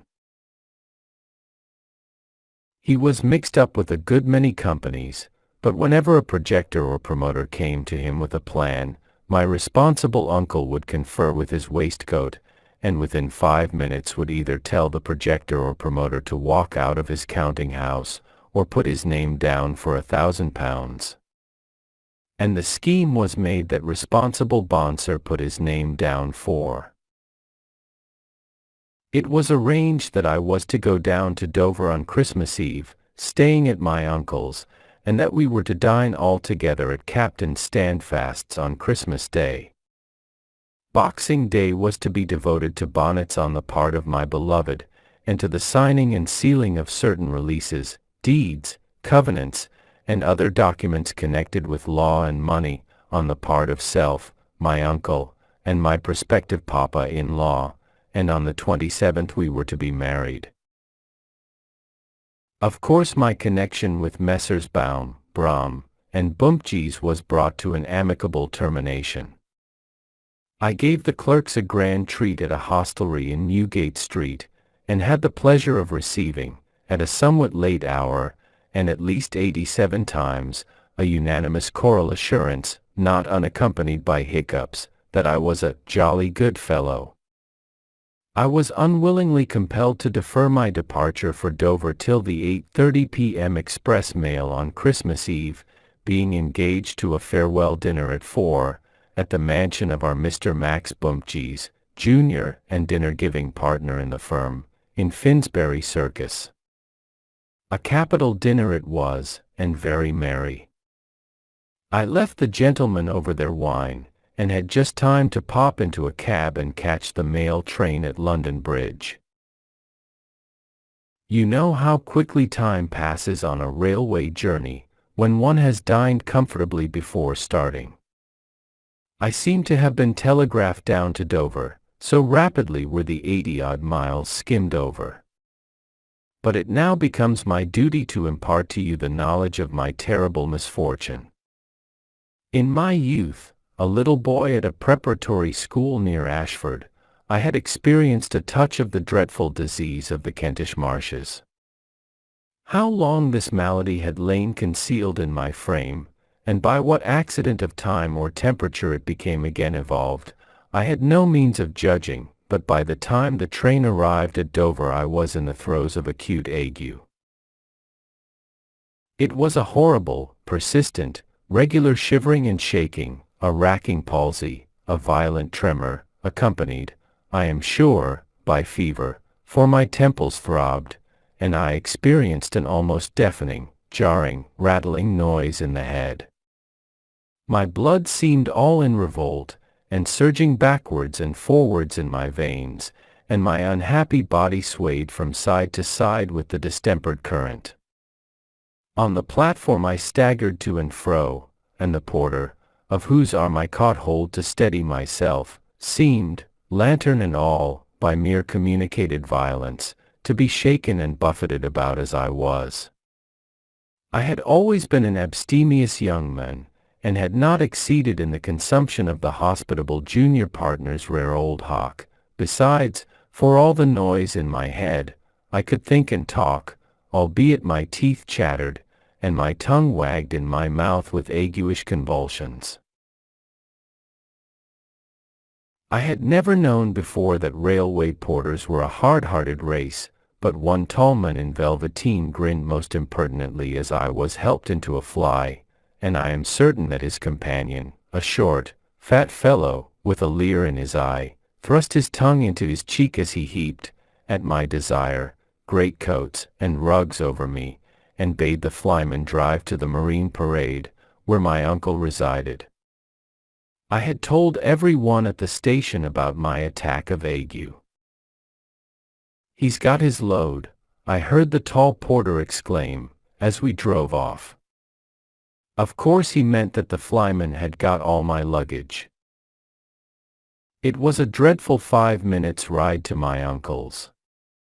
The fit was so strong on me that my head and limbs kept bumping against opposite sides of the fly, and once came in contact with the window glass.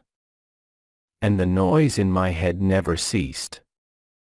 I stumbled out, somehow, when the vehicle stopped, and, clinging to the knocker of the avuncular door, struck such a quivering peal of blows.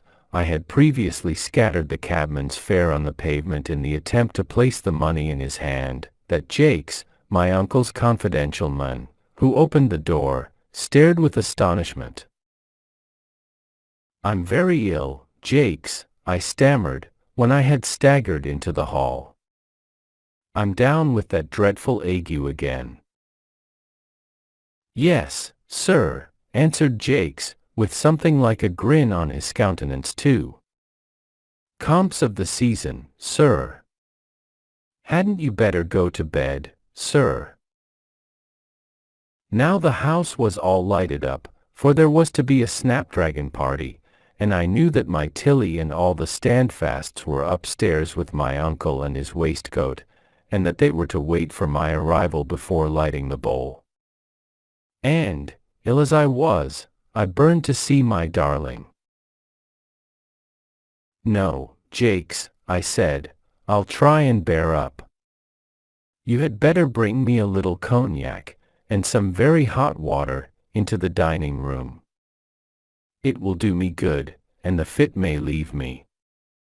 What would you believe was the reply of this pampered domestic? "Better not, sir," he had the hardihood to observe. "Christmas time, sir. Plenty more like you. Better go to bed, sir. Think of your head in the morning, sir." "Fellow," I began to retort, still violently trembling, when I saw my Uncle Bonser appear at the head of the staircase.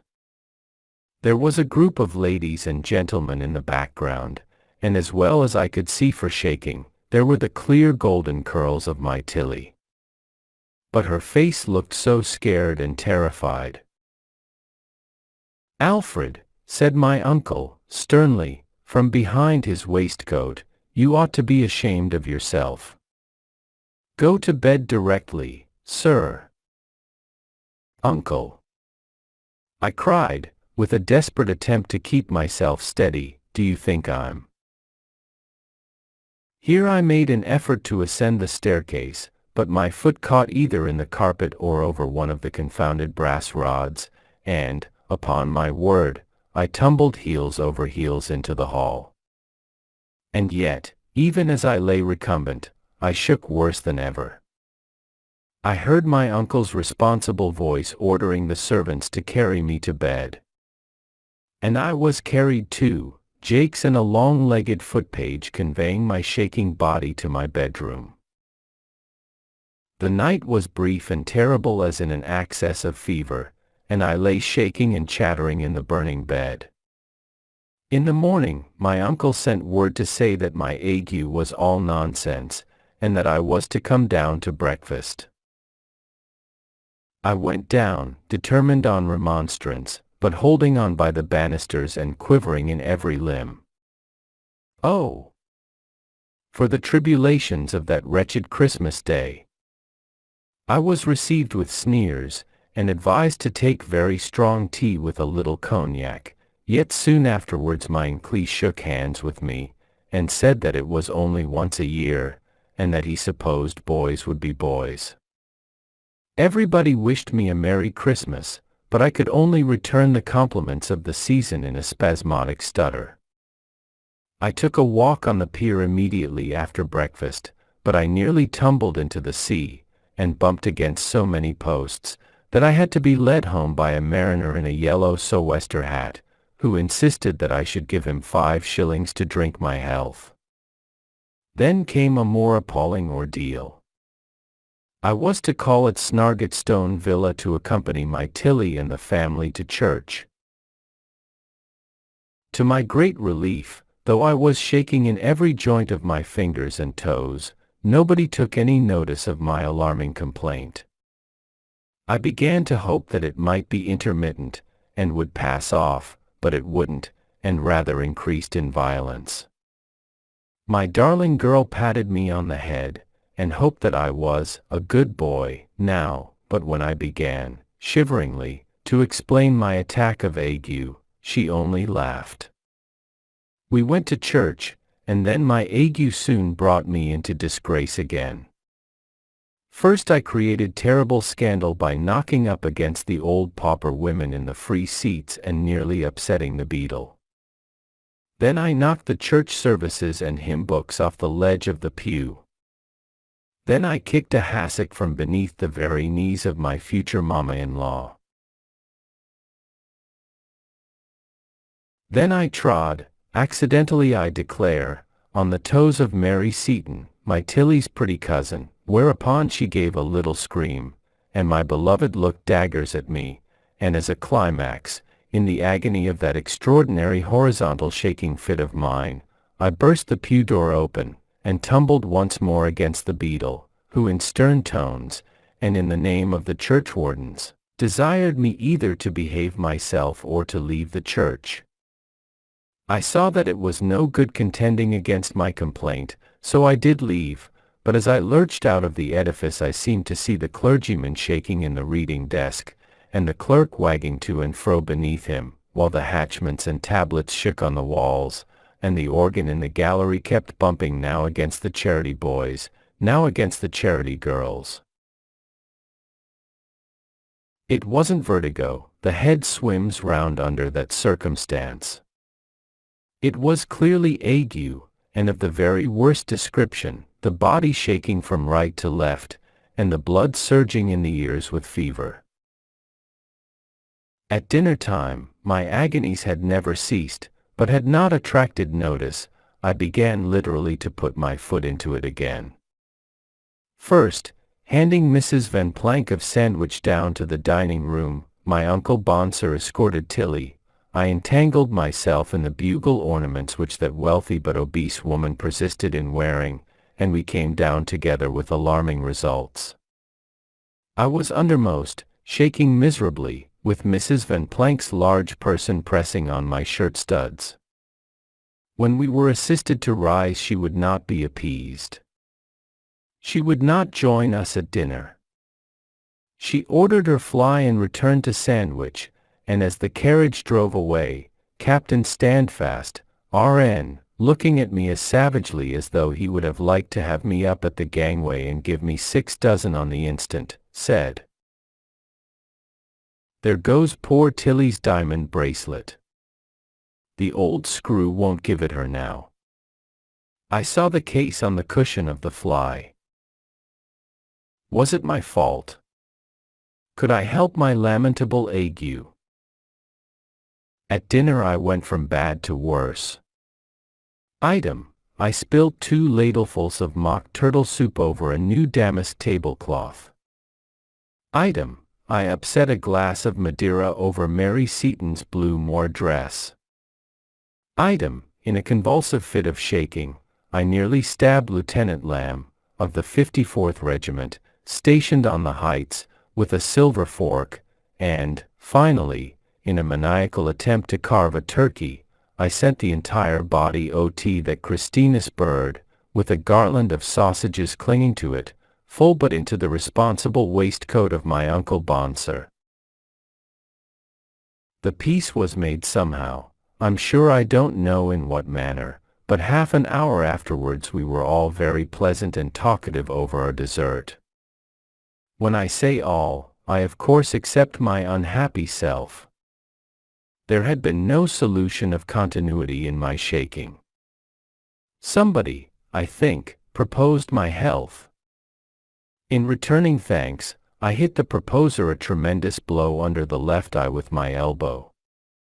Endeavoring to regain my equilibrium, I sent a full glass of claret into the embroidered cambric bosom of that unhappy Lieutenant Lamb. In desperation I caught hold of the tablecloth with both hands. I saw how it would be, the perfidious polished mahogany slid away from my grasp. I turned my foot frantically round the leg of the table nearest me, and with a great crash over went dining table, cut glass decanters, and dessert. Lieutenant Lamb was badly hit across the bridge of the nose with a pair of silver nutcrackers, and my Uncle Bonser's head was crowned, in quite a classic manner, with filberts and hothouse grapes. The bleak December sun rose next morning upon ruin and catastrophe. As well as I can collect my scattered reminiscences of that dismal time, my offenses against decorum were once more condoned, not in consequence of my complaint, in which my relatives and friends persisted in disbelieving, but on the ground that it was only once a year. Lawyers came backwards and forwards to Snargetstone Villa during the forenoon. There was a great production of tin boxes, red tape, blue seals, foolscap paper, and parchment, and my Uncle Bonser was more responsible than ever.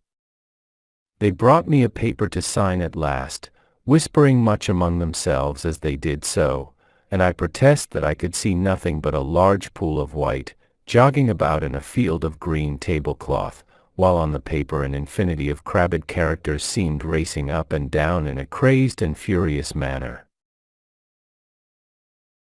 I endeavored to nerve myself to the task of signing.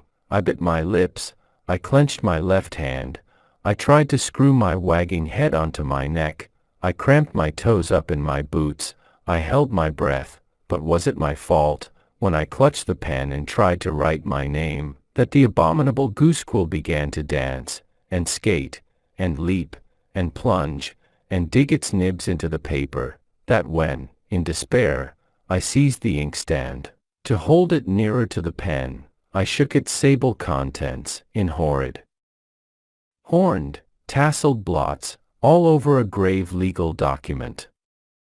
I finished my achievement by inflicting a large splash on my uncle's sacred waistcoat, and hitting Captain Standfast under the third rib with the pen. "That will do," my papa-in-law cried, collaring me. "Leave the house, scoundrel." But I broke from his grasp, and fled to the drawing-room, knowing that my Tilly would be there with her bridesmaids and her bonnets. "Tilly, my adored Matilda!" I cried. "No further explanation is needed, sir," broke in my beloved, in an inexorable tone. "I have seen and heard quite enough. Alfred Starling, I would sooner wed the meanest hind that gathers samphire on yon cliff than become the bride of a profligate and drunkard. Go, sir, repent if you can, be ashamed if you can. Henceforth we are strangers. Slave of self-indulgence, adieu forever." And she swept out of the room, and I could hear her sobbing her pretty heart out in the boudoir beyond. I was discarded and expelled forever from Snargetstone Villa. My uncle Bonser repudiated me, and disinherited me from any share in his waistcoat. I hurled myself into the next train at the station, and shook all the way back to town. At about dusk on that dreadful Boxing Day, I found myself wandering and jolting about the purlieus of Soho. From Soho Square, the southwest side, I think, branches a shabby, dingy little court, called Bateman's Buildings. I was standing shivering at the corner of this ill-favored place, when I stumbled against a gentleman, who looked about 7/8 soldier and 1/8 civilian. He was a little, dapper, clean-limbed, young-looking old man, with a yellow face, and gray hair and whiskers. Soldiers, save in the cavalry, didn't wear mustaches then. He wore a blue uniform coat, rather white at the seams, and a silver medal with a faded ribbon on his breast. He had a bunch of party-colored streamers in his undress cap. He carried a bamboo cane under his arm. On each sleeve he wore golden stripes, much tarnished.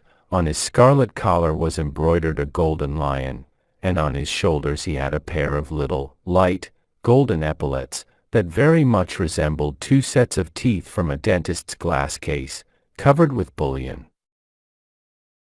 "And how are you, my hearty?" said the military gentleman, cheerily. I answered that I was the most miserable wretch in the world, upon which the military gentleman, slapping me on the back and calling me his gallant comrade, asked me to have a pint of beer, warmed with a little spice, and a dash of Old Tom in it, for the sake of Christmas. "You're a roving buck," observed my new friend. "I'm a roving buck." "You never happened to have a twin brother named Sif, did you?" "No," I answered, moodily. "He was as like you as two peas," continued the military gentleman, who had by this time taken my arm, and was leading me all shaking and clattering towards a moldy little tavern, on whose door jambs were displayed a couple of colored cartoons, framed and glazed and much fly-blown, and displaying, the one, the presentment of an officer in sky-blue uniform much belaced with silver, and the other a bombardier with an enormous shako ramming the charge into a cannon, the whole surmounted by a placard setting forth that smart young men were required for the Honorable East India Company's infantry, cavalry, and artillery, and earnestly exhorting all smart young men, as aforesaid, to apply forthwith to Sergeant Major Chutney, who was always to be heard of at the bar of the Highland Laddie, or at the office in Bateman's Buildings.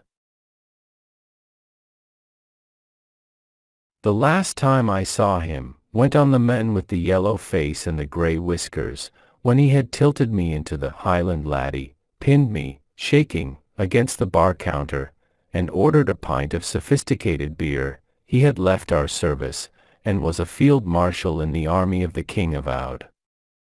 Many's the time I've seen him with his cocked hat and diamond epaulets riding on a white elephant, with 25 black fellows running after him to brush the flies away and draw the soda-water corks. Such brandy he'd have with it, and all through meeting me promiscuous in this very public." It is useless to prolong the narrative of my conversation with the military gentleman. Suffice it to say, that within an hour I had taken the fatal shilling, and enlisted in the service of the Honorable East India Company. I was not a beggar.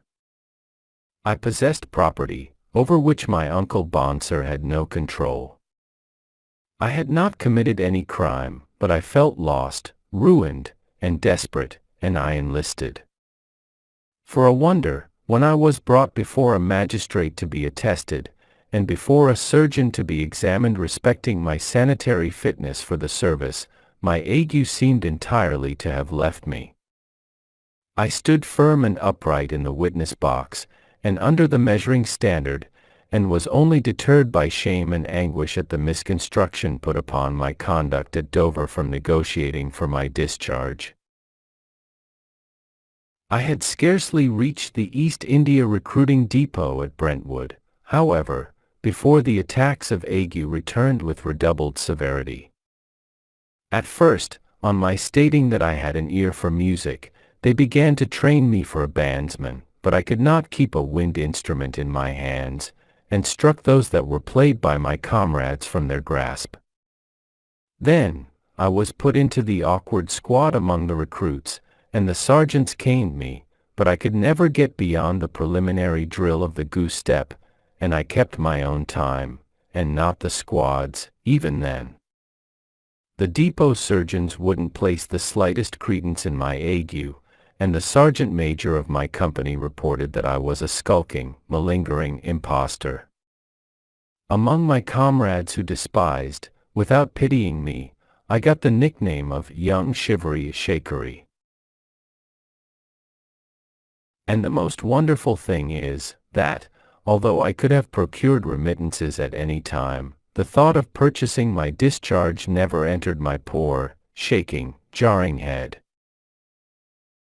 How they came to send such a trembling, infirm creature as a soldier to India, I can't make out, but sent I was, by long sea, in a troop ship, with 700 or 800 more recruits.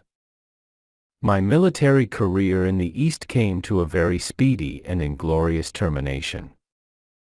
We had scarcely arrived at Bombay when the battalion of the European regiment into which I was drafted was sent up country to the banks of the Sutlej, where the Sikh war was then raging. It was the campaign of Aliwal and Sobraon, but it was very little that I saw of that glorious epoch in our military annals. In contemptuous reference to my nervous disorder, I was only permitted to form part of the baggage guard, and one night, after perhaps 10 days' march, throughout which I had shaken most awfully, an attack was made on our rear for mere purposes of plunder by a few rascally boodmashes or thieves. Nothing was easier than to put these paltry scoundrels to the rout. I had been brave enough as a lad and as a young man. I declare that on the present occasion I didn't run away, but my unhappy disease got the mastery of me. I shook my musket out of my hands, my shako off my head, and my knapsack off my back, and my wretched legs shook and jolted me, as it seemed, over miles of arid country. There was some talk of shooting me afterwards, and some of flogging me, but corporal punishment did not exist in the company's army. They sent me to a vile place of incarceration called a Kanji house, where I was fed principally on rice water, and at last I was conveyed to Bombay, tried by court-martial, sentenced, and publicly drummed out of my regiment as a coward. Yes, I, the son of a gentleman, and the possessor of a genteel private property, had the facings cut off my uniform, and, to the sound of the Rogues' March, was dismissed from the service of the Honorable East India Company with ignominy and disgrace.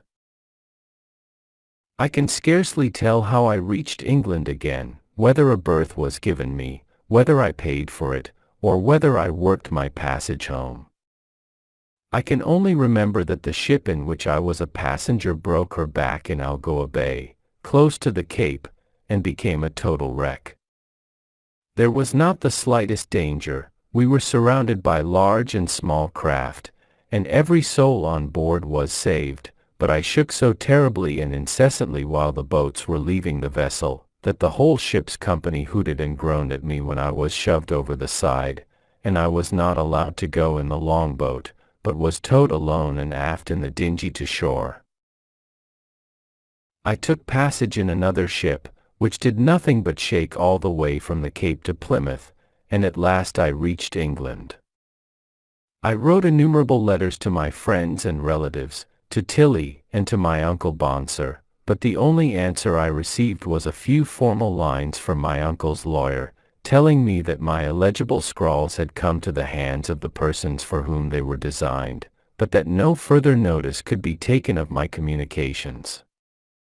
I was put into the possession of my property to the last penny, but it seems to me that I must have shaken it away either at dice or bagatelle, or ninepins, or billiards. And I remember that I never made a stroke at the latter game without hitting my adversary with the cue in the chest, knocking down the marker, sending the balls scudding through the windows, disarranging the scores, and cutting holes in the cloth, for which I had to pay innumerable guineas to the proprietor of the rooms. I remember one day going into a jeweler's shop in Regent Street to purchase a watch key.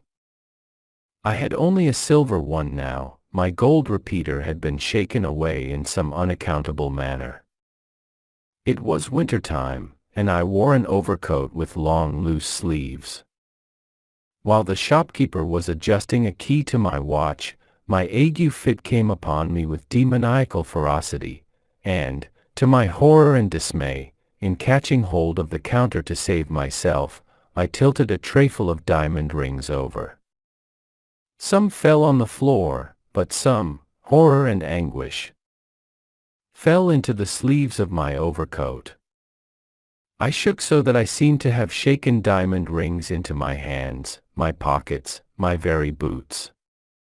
By some uncontrollable impulse I attempted flight, but was seized at the very shop door, and carried, shaking, to the police station. I was taken before a magistrate, and committed, still shaking, in a van, to jail. I shook for some time in a whitewashed cell, when I was brought up, shaking, to the Central Criminal Court, and placed, shaking, on my trial for an attempted robbery of £1,500 worth of property. The evidence was clear against me. My counsel tried to plead something about kleptomania, but in vain. My uncle Bonser, who had come expressly up from Dover, spoke strongly against my character.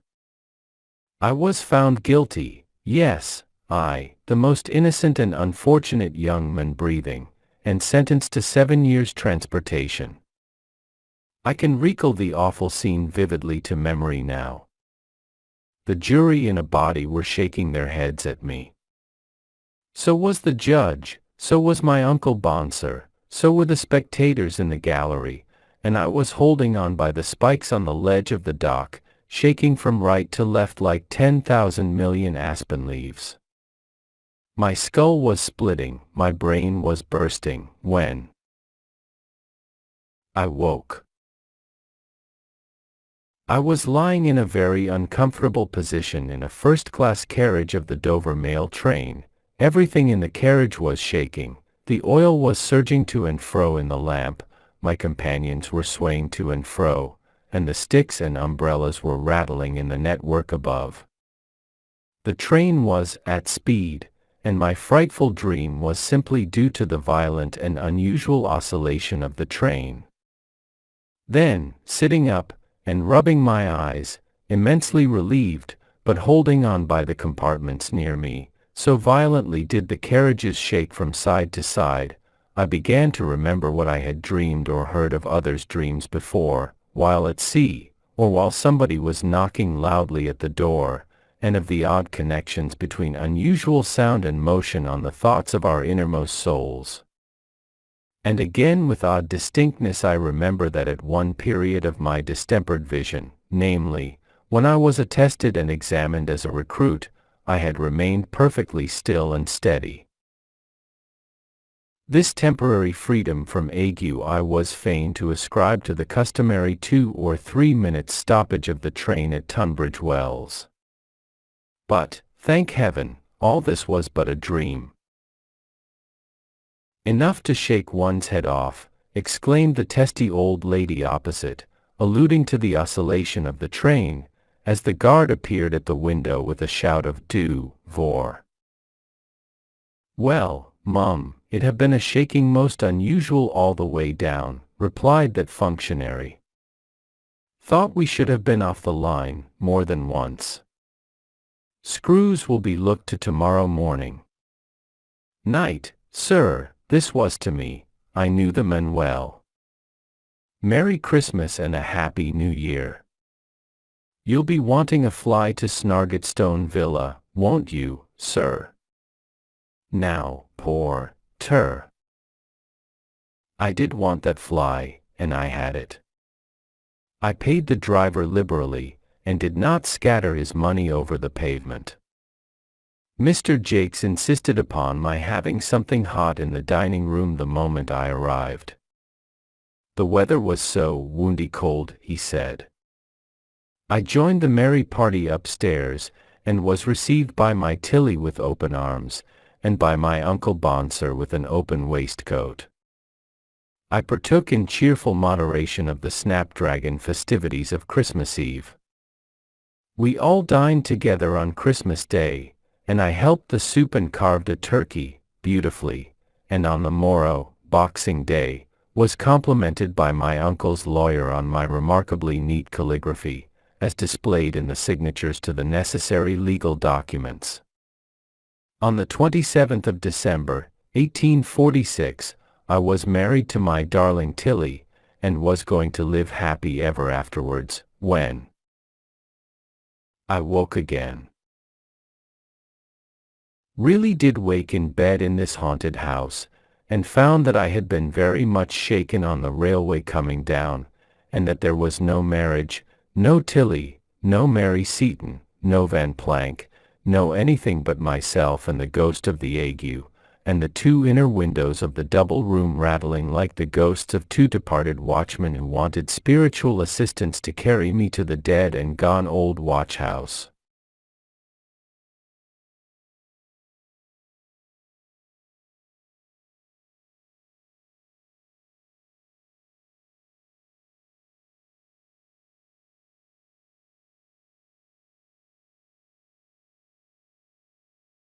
The Ghost in Master B.'s Room, by Charles Dickens. When I established myself in the triangular garret which had gained so distinguished a reputation, my thoughts naturally turned to Master B. My speculations about him were uneasy and manifold. Whether his Christian name was Benjamin, Bisextile, from his having been born in leap year, Bartholomew, or Bill. Whether the initial letter belonged to his family name, and that was Baxter, Black, Brown, Barker, Buggins, Baker, or Bird. Whether he was a foundling, and had been baptized B. Whether he was a lion-hearted boy, and B. was short for Britain, or for Bull. Whether he could possibly have been kith and kin to an illustrious lady who brightened my own childhood, and had come of the blood of the brilliant Mother Bunch. With these profitless meditations I tormented myself much. I also carried the mysterious letter into the appearance and pursuits of the deceased, wondering whether he dressed in blue, wore boots, he couldn't have been bald, was a boy of brains, liked books, was good at bowling, had any skill as a boxer, even in his buoyant boyhood bathed from a bathing machine at Bognor, Bangor, Bournemouth, Brighton, or Broadstairs, like a bounding billiard ball. So, from the first, I was haunted by the letter B. It was not long before I remarked that I never by any hazard had a dream of Master B, or of anything belonging to him. But, the instant I awoke from sleep, at whatever hour of the night, my thoughts took him up, and roamed away, trying to attach his initial letter to something that would fit it and keep it quiet. For 6 nights, I had been worried this in Master B.'s room, when I began to perceive that things were going wrong. The first appearance that presented itself was early in the morning when it was but just daylight and no more. I was standing shaving at my glass, when I suddenly discovered, to my consternation and amazement, that I was shaving, not myself, I am 50, but a boy. Apparently Master B. I trembled and looked over my shoulder, nothing there. I looked again in the glass, and distinctly saw the features and expression of a boy, who was shaving, not to get rid of a beard, but to get one. Extremely troubled in my mind, I took a few turns in the room, and went back to the looking-glass, resolved to steady my hand and complete the operation in which I had been disturbed. Opening my eyes, which I had shut while recovering my firmness, I now met in the glass, looking straight at me, the eyes of a young man of 4 or 25. Terrified by this new ghost, I closed my eyes, and made a strong effort to recover myself. Opening them again, I saw, shaving his cheek in the glass, my father, who has long been dead. Nay, I even saw my grandfather too, whom I never did see in my life. Although naturally much affected by these remarkable visitations, I determined to keep my secret, until the time agreed upon for the present general disclosure. Agitated by a multitude of curious thoughts, I retired to my room that night, prepared to encounter some new experience of a spectral character. Nor was my preparation needless, for, waking from an uneasy sleep at exactly 2 o'clock in the morning, what were my feelings to find that I was sharing my bed with the skeleton of Master B. I sprang up, and the skeleton sprang up also. I then heard a plaintive voice saying, "Where am I? What is become of me?" and, looking hard in that direction, perceived the ghost of Master B. The young spectre was dressed in an obsolete fashion, or rather, was not so much dressed as put into a case of inferior pepper and salt cloth, made horrible by means of shining buttons. I observed that these buttons went, in a double row, over each shoulder of the young ghost, and appeared to descend his back. He wore a frill round his neck. His right hand, which I distinctly noticed to be inky, was laid upon his stomach, connecting this action with some feeble pimples on his countenance, and his general air of nausea. I concluded this ghost to be the ghost of a boy who had habitually taken a great deal too much medicine. "Where am I?" said the little spectre, in a pathetic voice. "And why was I born in the calomel days, and why did I have all that calomel given me?" I replied, with sincere earnestness, that upon my soul I couldn't tell him. "Where is my little sister?" said the ghost, "and where my angelic little wife, and where is the boy I went to school with?" I entreated the phantom to be comforted, and above all things to take heart respecting the loss of the boy he went to school with. I represented to him that probably that boy never did, within human experience, come out well, when discovered. I urged that I myself had, in later life, turned up several boys whom I went to school with, and none of them had at all answered. I expressed my humble belief that that boy never did answer. I represented that he was a mythic character, a delusion, and a snare. I recounted how, the last time I found him at a dinner party behind a wall of white cravat, with an inconclusive opinion on every possible subject, and a power of silent boredom absolutely titanic. I related how, on the strength of our having been together at Old Doylant's, he had asked himself to breakfast with me, a social offense of the largest magnitude, how, fanning my weak embers of belief in Doylant's boys, I had let him in, and how, he had proved to be a fearful wanderer about the earth, pursuing the race of Adam with inexplicable notions concerning the currency, and with a proposition that the Bank of England should, on pain of being abolished, instantly strike off and circulate, God knows how many thousand millions of 10 and 6-penny notes. The ghost heard me in silence, and with a fixed stare. "Barber," it apostrophized me when I had finished. Barber, I repeated, for I am not of that profession. Condemned, said the ghost, to shave a constant change of customers, now, me, now, a young man, now, thyself as thou art, now, thy father, now, thy grandfather, condemned, too, to lie down with a skeleton every night, and to rise with it every morning. I shuddered on hearing this dismal announcement. Barber, pursue me.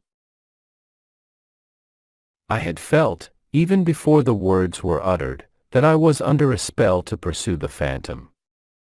I immediately did so, and was in Master B.'s room no longer.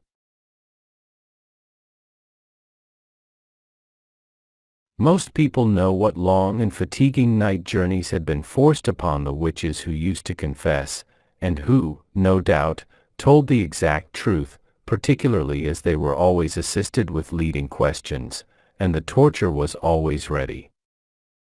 I asseverate that, during my occupation of Master B.'s room, I was taken by the ghost that haunted it, on expeditions fully as long and wild as any of those. Assuredly, I was presented to no shabby old man with a goat's horns and tail, something between Pan and an old clothes man, holding conventional receptions, as stupid as those of real life and less decent, but I came upon other things which appeared to me to have more meaning. Confident that I speak the truth and shall be believed, I declare without hesitation that I followed the ghost, in the first instance on a broomstick, and afterwards on a rocking horse. The very smell of the animal's paint, especially when I brought it out, by making him warm, I am ready to swear to.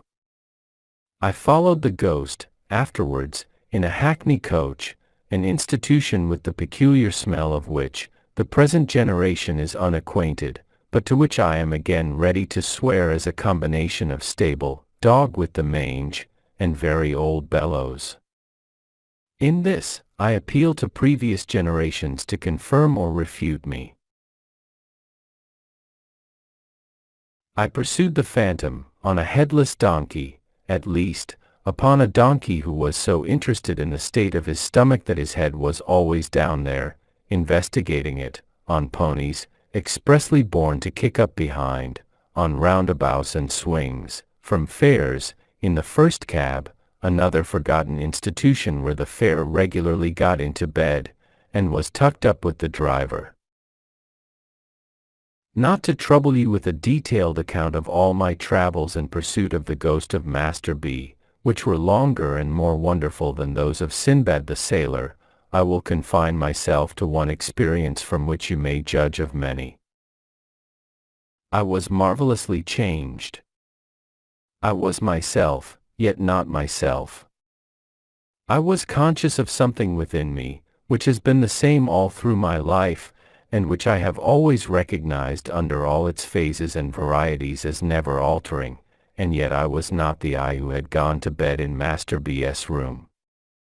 I had the smoothest of faces and the shortest of legs, and I had taken another creature like myself, also with the smoothest of faces and the shortest of legs, behind a door, and was confiding to him a proposition of the most astounding nature.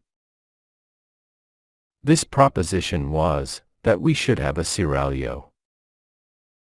The other creature assented warmly. He had no notion of respectability, neither had I.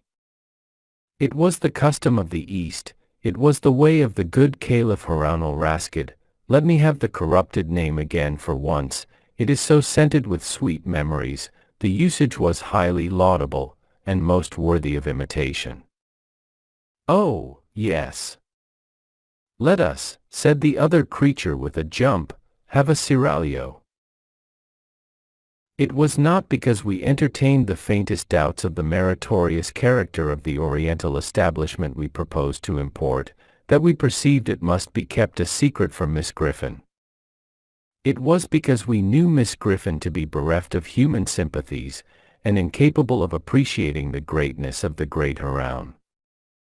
Mystery impenetrably shrouded from Miss Griffin then, let us entrust it to Miss Buell.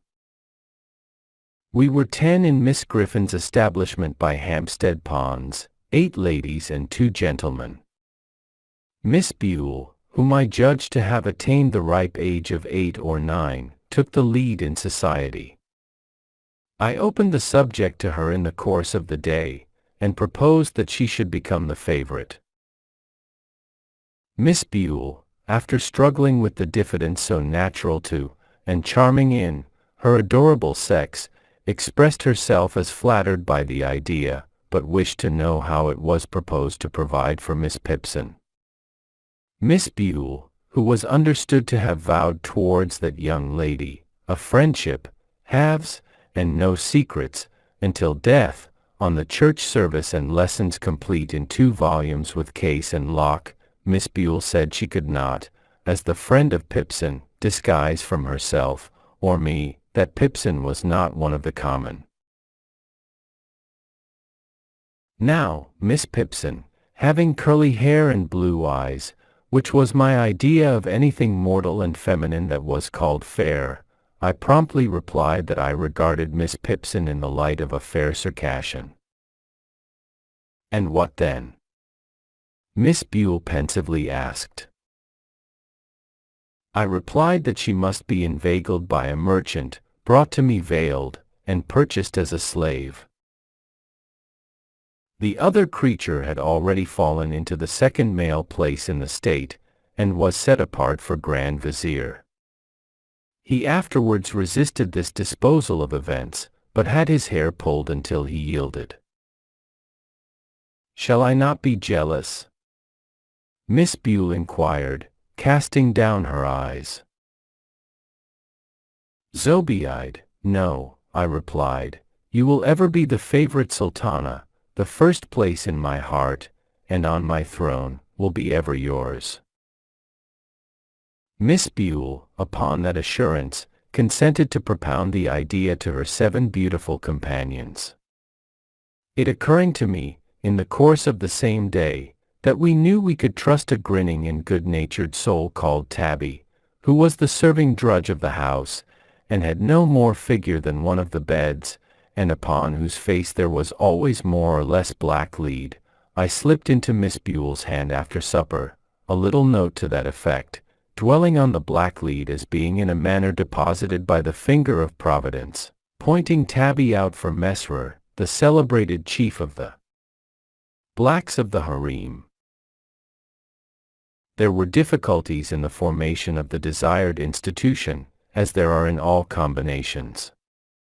The other creature showed himself of a low character, and, when defeated in aspiring to the throne, pretended to have conscientious scruples about prostrating himself before the caliph, wouldn't call him commander of the faithful, spoke of him slightingly and inconsistently as a mere chap, said he. The other creature wouldn't play, and was otherwise coarse and offensive. This meanness of disposition was, however, put down by the general indignation of an united seraglio, and I became blessed in the smiles of 8 of the fairest of the daughters of men. The smiles could only be bestowed when Miss Griffin was looking another way, and only then in a very wary manner, for there was a legend among the followers of the Prophet that she saw with a little round ornament in the middle of the pattern on the back of her shawl. But every day after dinner, for an hour, we were all together, and then the favorite and the rest of the royal harem competed who should most beguile the leisure of the serene Haroun reposing from the cares of state, which were generally, as in most affairs of state, of an arithmetical character, the commander of the faithful being a fearful boggler at a sum.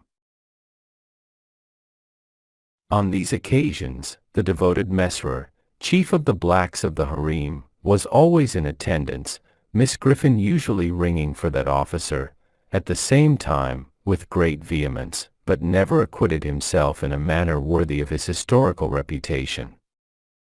In the first place, his bringing a broom into the divan of the caliph, even when Haroun wore on his shoulders the red robe of anger, Miss Pipson's police, though it might be got over for the moment, was never to be quite satisfactorily accounted for. In the second place, his breaking out into grinning exclamations of "Lork, you pretties," was neither Eastern nor respectful. In the third place, when specially instructed to say Bismillah, he always said Hallelujah. This officer, unlike his class, was too good-humored altogether, kept his mouth open far too wide, expressed approbation to an incongruous extent, and even once, it was on the occasion of the purchase of the fair Circassian for 500,000 purses of gold, and cheap, too, embraced the slave, the favorite, and the caliph, all round. Parenthetically, let me say God bless Mesrer, and may there have been sons and daughters on that tender bosom, softening many a hard day since. Miss Griffin was a model of propriety, and I am at a loss to imagine what the feelings of the virtuous woman would have been, if she had known, when she paraded us down the Hampstead Road 2 and 2, that she was walking with a stately step at the head of polygamy and Mahomedanism. I believe that a mysterious and terrible joy with which the contemplation of Miss Griffin, in this unconscious state, inspired us, and a grim sense prevalent among us that there was a dreadful power in our knowledge of what Miss Griffin, who knew all things that could be learnt out of book, didn't know, were the mainspring of the preservation of our secret. It was wonderfully kept, but was once upon the verge of self-betrayal. The danger and escape occurred upon a Sunday. But, so westerly, if I may be allowed the expression as opposite to Eastern associations, was Miss Griffin's sense of rectitude, that she merely suspected apples, and we were saved.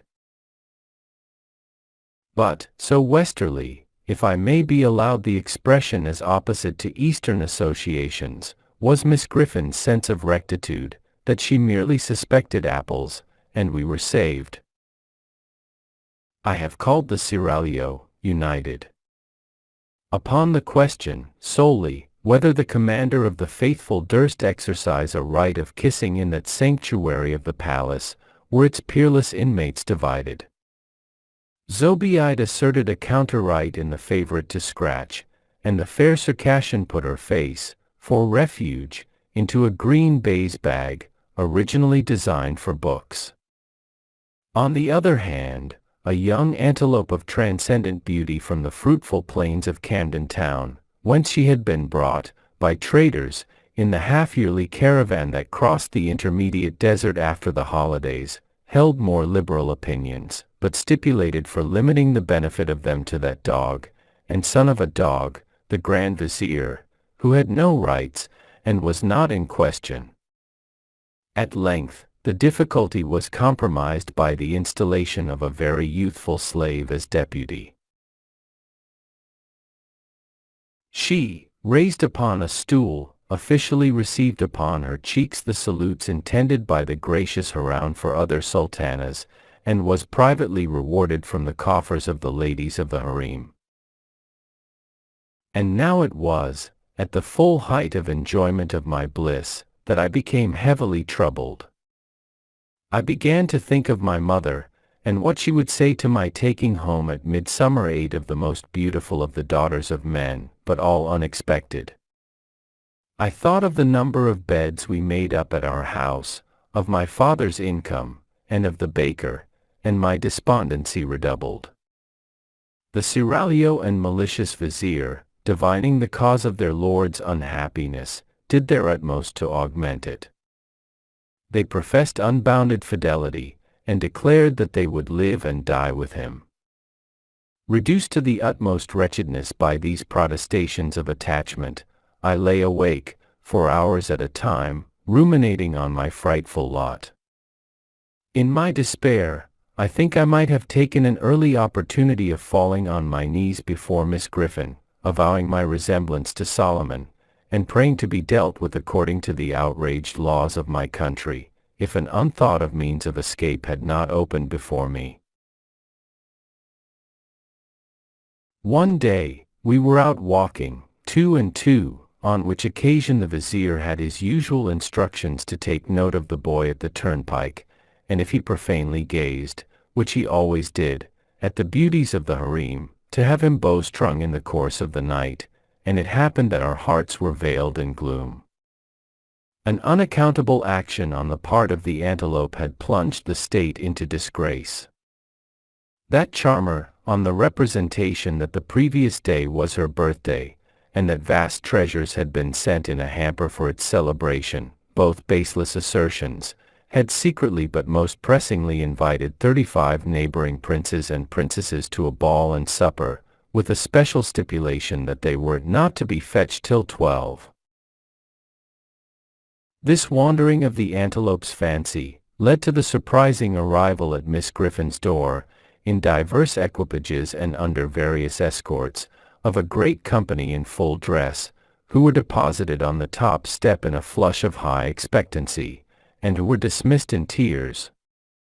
At the beginning of the double knocks attendant on these ceremonies, the antelope had retired to a back attic, and bolted herself in, and at every new arrival, Miss Griffin had gone so much more and more distracted, that at last she had been seen to tear her front. Ultimate capitulation on the part of the offender had been followed by solitude in the linen closet, bread and water and a lecture to all, of vindictive length, in which Miss Griffin had used expressions. Firstly, I believe you all of you knew of it. Secondly, every one of you is as wicked as another. Thirdly, a pack of little wretches. Under these circumstances, we were walking drearily along, and I especially, with my Mussulman responsibilities heavy on me, was in a very low state of mind, when a strange man accosted Miss Griffin, and, after walking on at her side for a little while and talking with her, looked at me. Supposing him to be a minion of the law, and that my hour was come, I instantly ran away, with the general purpose of making for Egypt. The whole seraglio cried out, when they saw me making off as fast as my legs would carry me. I had an impression that the first turning on the left, and round by the public house, would be the shortest way to the pyramids. Miss Griffin screamed after me, the faithless vizier ran after me, and the boy at the turnpike dodged me into a corner, like a sheep, and cut me off. Nobody scolded me when I was taken and brought back. Miss Griffin only said, with a stunning gentleness, this was very curious. Why had I run away when the gentleman looked at me? If I had had any breath to answer with, I dare say I should have made no answer. Having no breath, I certainly made none.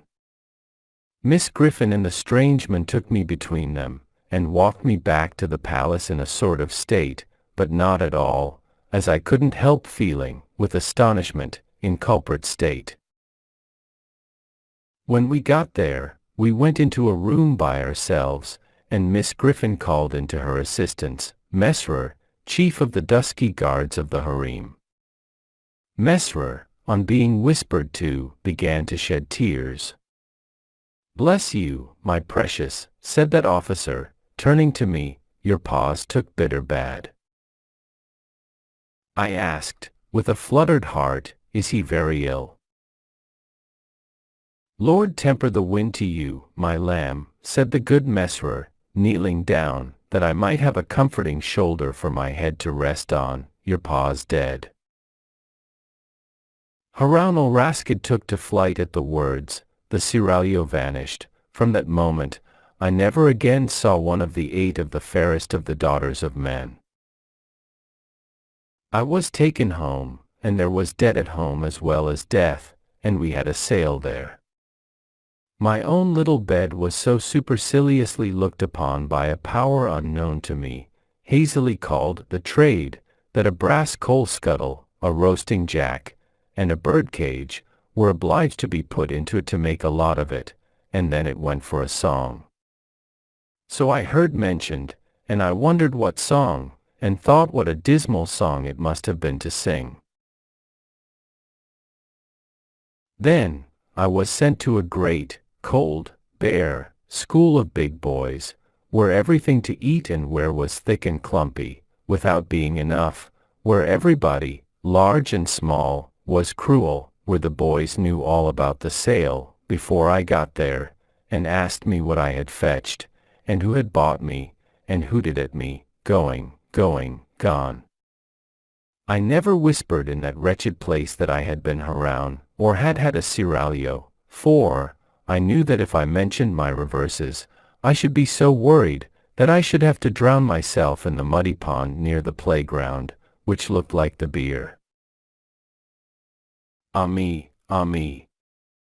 No other ghost has haunted the boys' room, my friends, since I have occupied it, than the ghost of my own childhood, the ghost of my own innocence, the ghost of my own airy belief.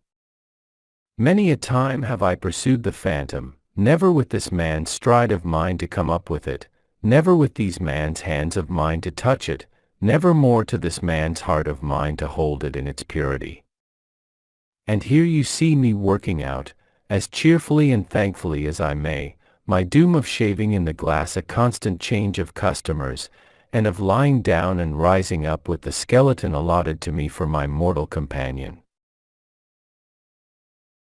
The Ghost in the Cupboard Room, by Wilkie Collins. Mr. Beaver, on being spoke, as his friend and ally, Jack Governor, called it, turned out of an imaginary hammock with the greatest promptitude, and went straight on duty. As it's Nat Beaver's watch, said he, there shall be no skulking. Jack looked at me, with an expectant and admiring turn of his eye on Mr. Beaver, full of complimentary implication. I noticed, by the way, that Jack, in a naval absence of mind with which he is greatly troubled at times, had his arm round my sister's waist. Perhaps this complaint originates in an old nautical requirement of having something to hold on by. These were the terms of Mr. Beaver's revelation to us. What I have got to put forward will not take very long, and I shall beg leave to begin by going back to last night, just about the time when we all parted from one another to go to bed. The members of this good company did a very necessary and customary thing. Last night, they each took a bedroom candlestick, and lit the candle before they went upstairs. I wonder whether any one of them noticed that I left my candlestick untouched, and my candle unlighted, and went to bed, in a haunted house, of all the places in the world, in the dark. I don't think any one of them did. That is, perhaps, rather curious to begin with. It is likewise curious, and just as true, that the bare sight of those candlesticks in the hands of this good company set me in a tremble, and made last night a night's bad dream instead of a night's good sleep. The fact of the matter is, and I give you leave, ladies and gentlemen, to laugh at it as much as you please, that the ghost which haunted me last night, which has haunted me off and on for many years past, and which will go on haunting me till I am a ghost myself, and consequently spirit-proof in all respects, is nothing more or less than a bedroom candlestick. Yes, a bedroom candlestick and candle, or a flat candlestick and candle, put it which way you like, that is what haunts me. I wish it was something pleasanter and more out of the common way, a beautiful lady, or a mine of gold and silver, or a cellar of wine and a coach and horses, and such like. But, being what it is, I must take it for what it is, and make the best of it, and I shall thank you all kindly if you will help me out by doing the same. I am not a scholar myself, but I make bold to believe that the haunting of any man, with anything under the sun, begins with the frightening of him. At any rate, the haunting of me with a bedroom candlestick and candle began with the frightening of me with a bedroom candlestick and candle, the frightening of me half out of my life, ladies and gentlemen, and, for the time being, the frightening of me altogether out of my wits. That is not a very pleasant thing to confess to you all, before stating the particulars, but perhaps you will be the readier to believe that I am not a downright coward, because you find me bold enough to make a clean breast of it already, to my own great disadvantage, so far.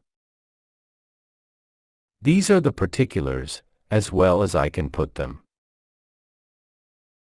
I was apprenticed to the sea when I was about as tall as my own walking stick, and I made good enough use of my time to be fit for a mate's berth at the age of 25 years. It was in the year 1818, or 19, I am not quite certain which, that I reached the before-mentioned age of 25.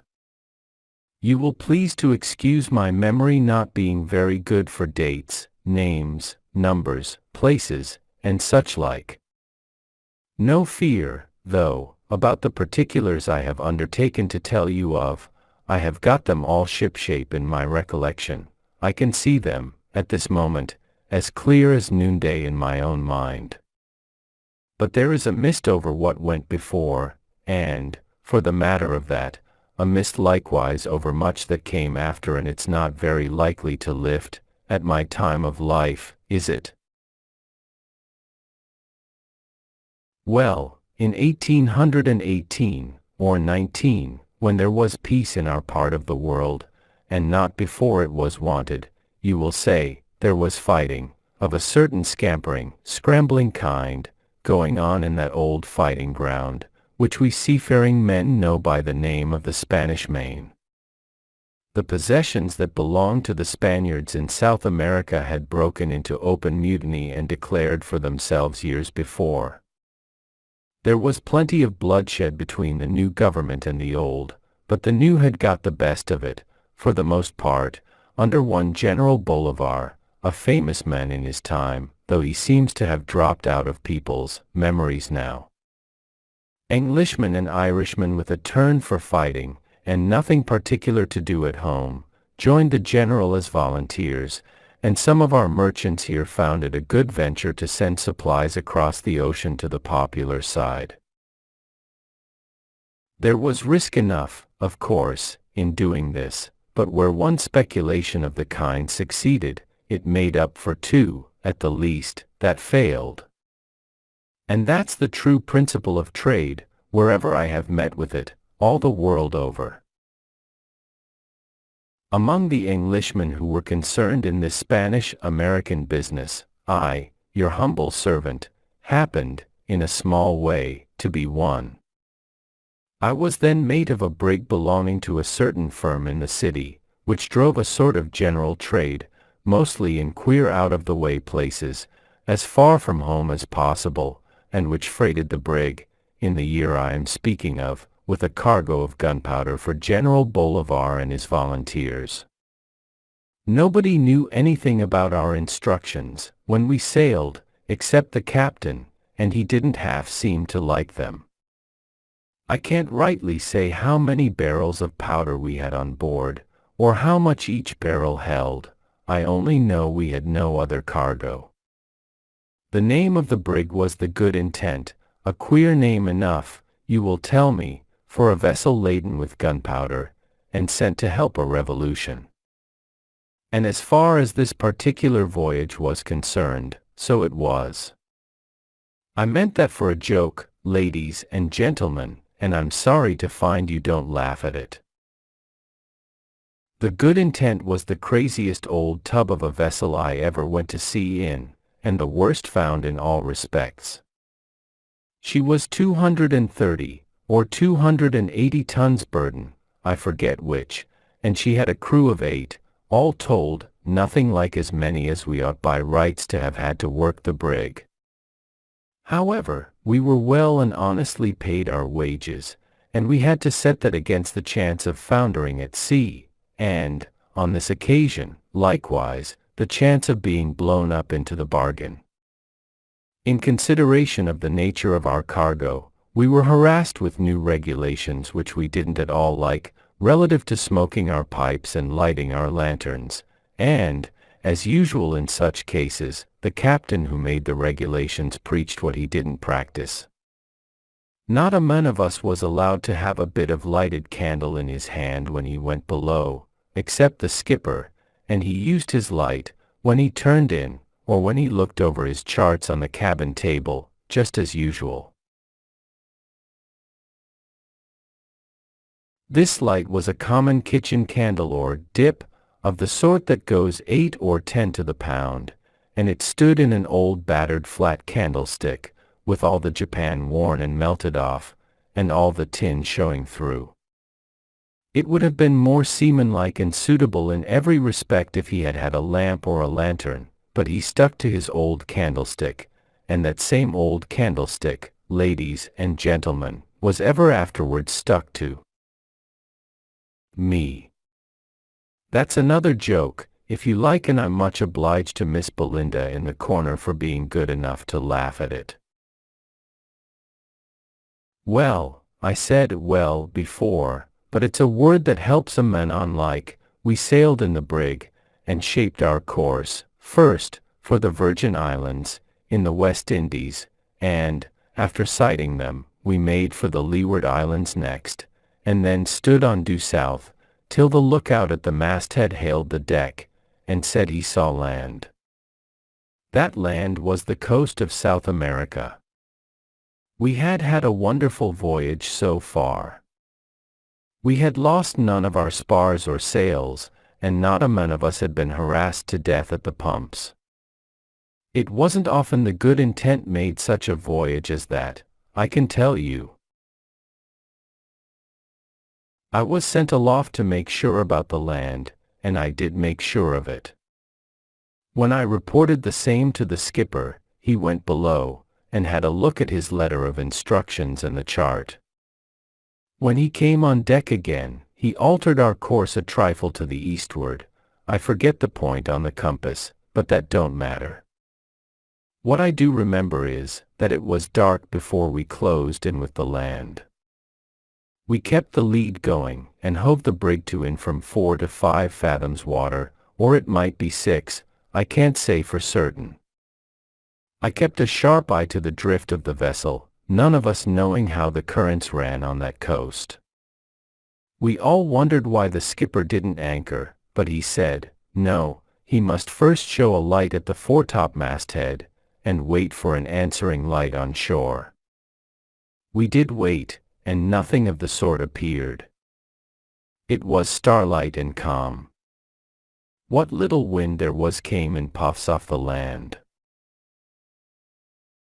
I suppose we waited, drifting a little to the westward, as I made it out, best part of an hour before anything happened, and then, instead of seeing the light on shore, we saw a boat coming towards us, rowed by 2 men only.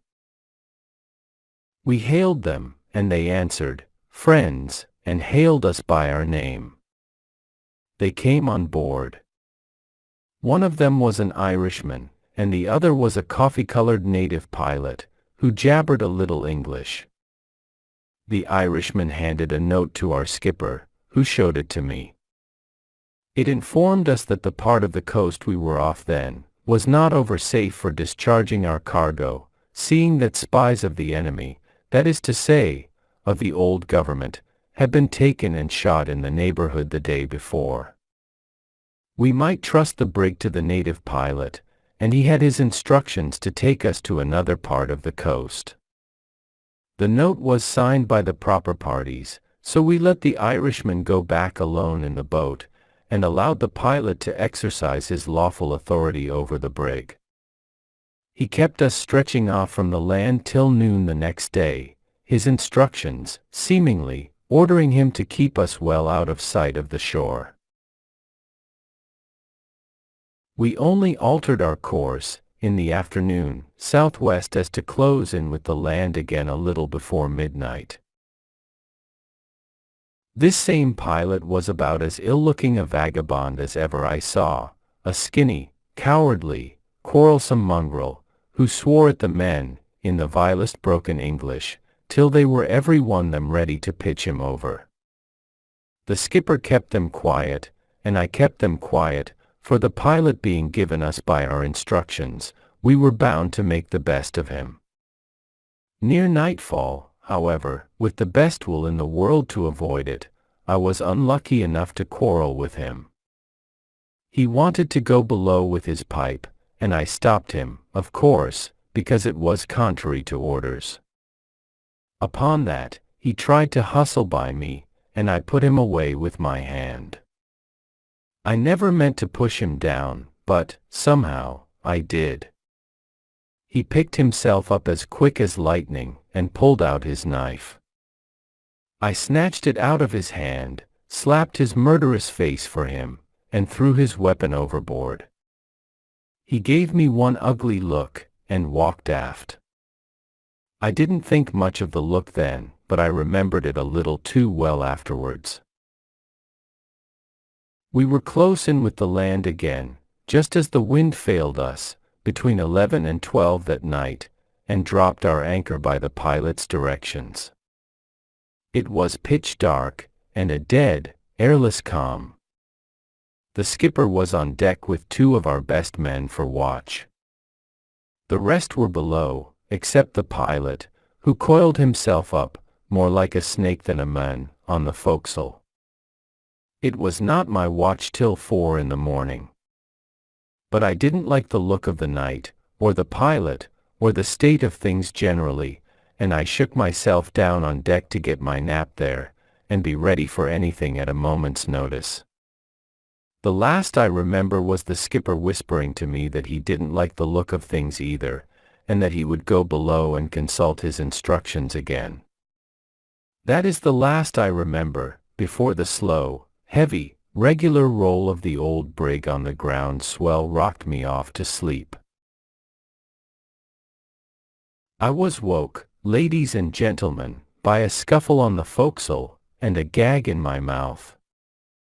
There was a man on my breast and a man on my legs, and I was bound hand and foot in half a minute. The brig was in the hands of the Spaniards. They were swarming all over her. I heard 6 heavy splashes in the water, one after another. I saw the captain stabbed to the heart as he came running up the companion, and I heard a 7th splash in the water. Except myself, every soul of us on board had been murdered and thrown into the sea. Why I was left, I couldn't think, till I saw the pilot stoop over me with a lantern, and look, to make sure of who I was.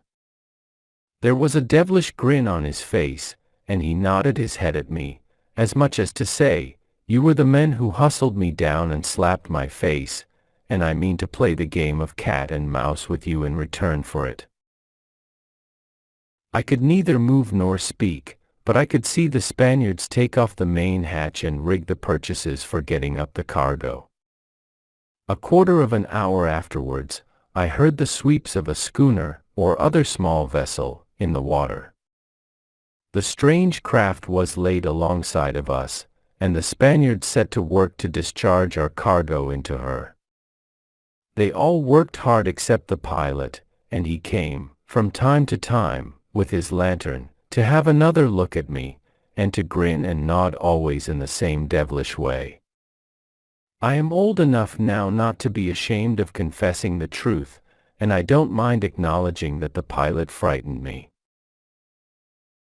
The fright, and the bonds, and the gag, and the not being able to stir hand or foot, had pretty nigh worn me out, by the time the Spaniards gave over work.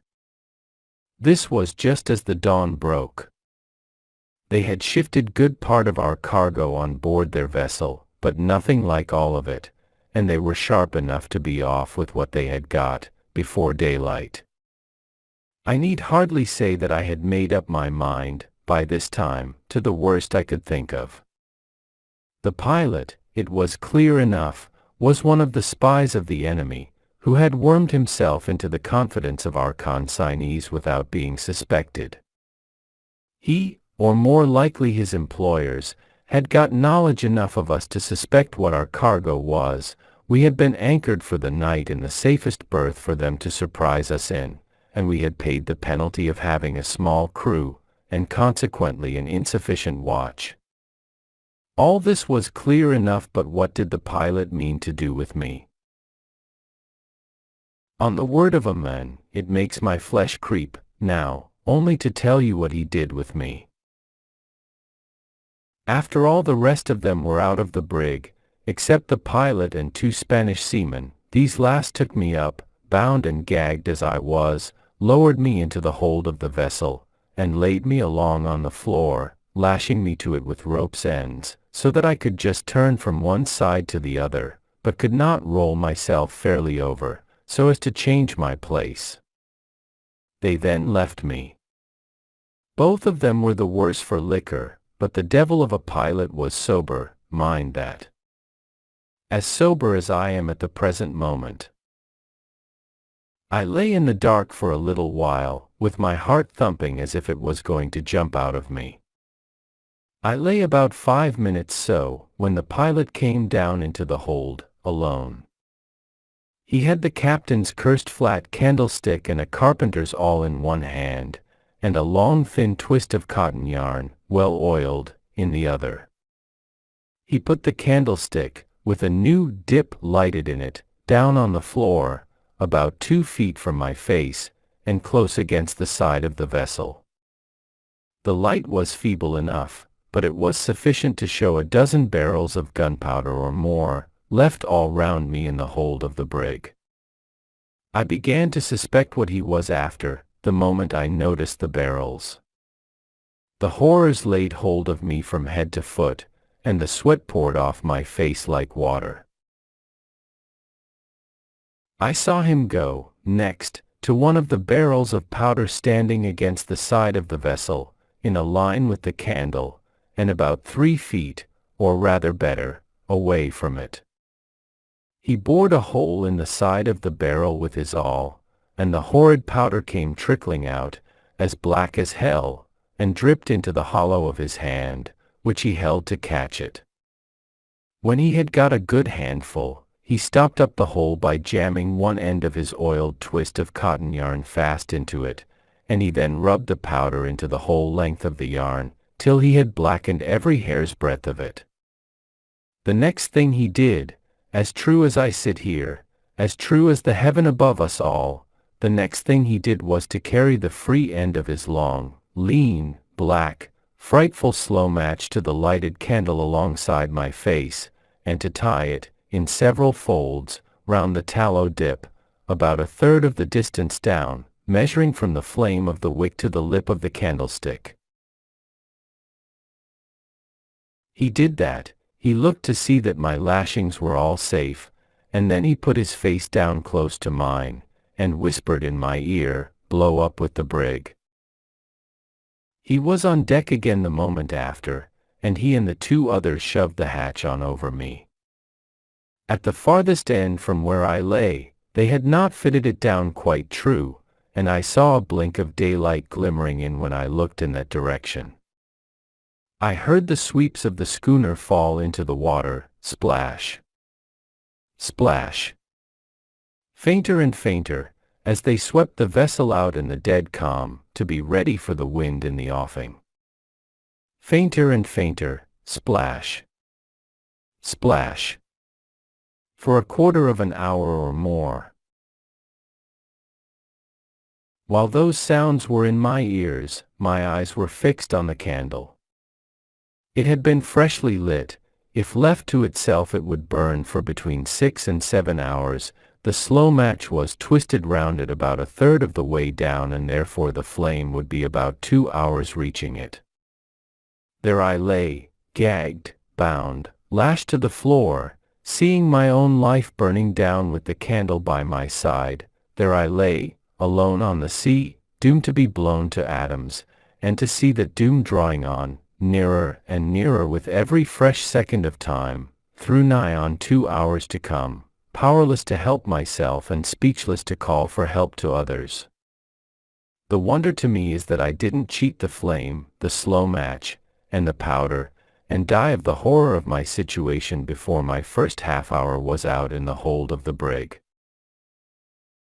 I can't exactly say how long I kept the command of my senses after I had ceased to hear the splash of the schooner's sweeps in the water.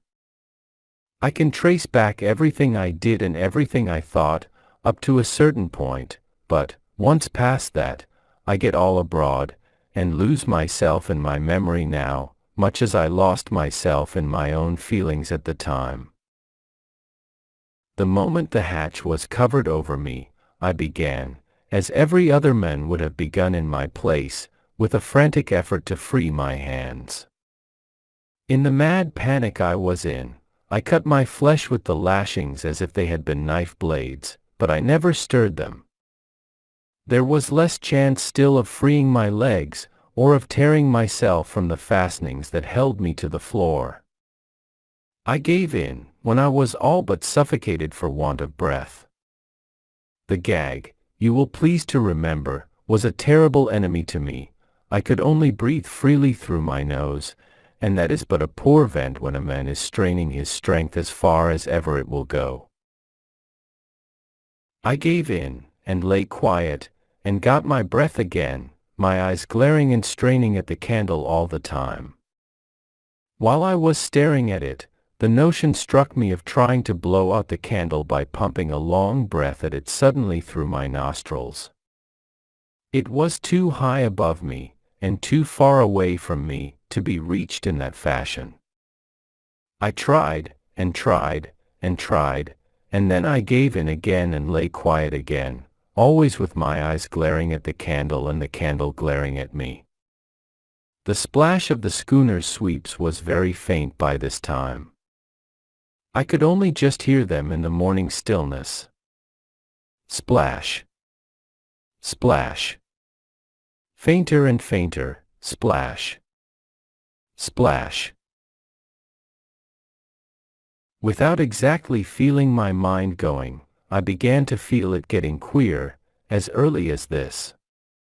The snuff of the candle was growing taller and taller, and the length of tallow between the flame and the slow match, which was the length of my life, was getting shorter and shorter. I calculated that I had rather less than an hour and a half to live. An hour and a half. Was there a chance, in that time, of a boat pulling off to the brig from shore? Whether the land near which the vessel was anchored was in possession of our side, or in possession of the enemy's side, I made it out that they must, sooner or later, send to hail the brig, merely because she was a stranger in those parts. The question for me was, how soon? The sun had not risen yet, as I could tell by looking through the chink in the hatch. There was no coast village near us, as we all knew, before the brig was seized, by seeing no lights on shore. There was no wind, as I could tell by listening, to bring any strange vessel near. If I had had 6 hours to live, there might have been a chance for me, reckoning from sunrise to noon. But with an hour and a half, which had dwindled to an hour and a quarter by this time, or, in other words, with the earliness of the morning, the uninhabited coast, and the dead calm all against me, there was not the ghost of a chance. As I felt that, I had another struggle, the last, with my bonds, and only cut myself the deeper for my pains. I gave in once more, and lay quiet, and listened for the splash of the sweeps. Gone. Not a sound could I hear but the blowing of a fish, now and then, on the surface of the sea, and the creak of the brig's crazy old spars, as she rolled gently from side to side with the little swell there was on the quiet water. An hour and a quarter. The wick grew terribly, as the quarter slipped away, and the charred top of it began to thicken and spread out mushroom shape. It would fall off soon. Would it fall off red hot, and would the swing of the brig cant it over the side of the candle and let it down on the slow match? If it would, I had about 10 minutes to live instead of an hour. This discovery set my mind for a minute on a new tack altogether. I began to ponder with myself what sort of a death blowing up might be. Painful. Well, it would be, surely, too sudden for that. Perhaps just one crash, inside me, or outside me, or both, and nothing more. Perhaps not even a crash, that in death and the scattering of this living body of mine into millions of fiery sparks, might all happen in the same instant. I couldn't make it out. I couldn't settle how it would be. The minute of calmness in my mind left it, before I had half done thinking, and I got all abroad again. When I came back to my thoughts, or when they came back to me, I can't say which, the wick was awfully tall, the flame was burning with a smoke above it, the charred top was broad and red, and heavily spreading out to its fall. My despair and horror at seeing it, took me in a new way, which was good and right, at any rate, for my poor soul. I tried to pray, in my own heart, you will understand, for the gag put all lip praying out of my power. I tried, but the candle seemed to burn it up in me. I struggled hard to force my eyes from the slow, murdering flame, and to look up through the chink in the hatch at the blessed daylight. I tried once, tried twice, and gave it up.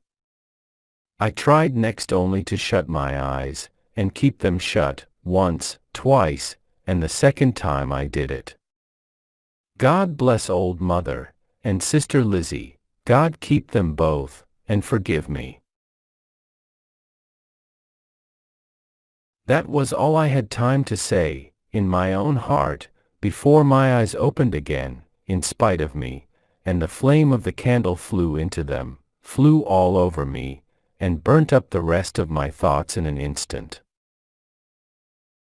I couldn't hear the fish blowing now, I couldn't hear the creak of the spars, I couldn't think, I couldn't feel the sweat of my own death agony on my face, I could only look at the heavy, charred top of the wick. It swelled, tottered, bent over to one side, dropped red hot at the moment of its fall, black and harmless, even before the swing of the brig had canted it over into the bottom of the candlestick. I caught myself laughing. Yes. Laughing at the safe fall of the bit of wick. But for the gag I should have screamed with laughing. As it was, I shook with it inside me, shook till the blood was in my head, and I was all but suffocated for want of breath.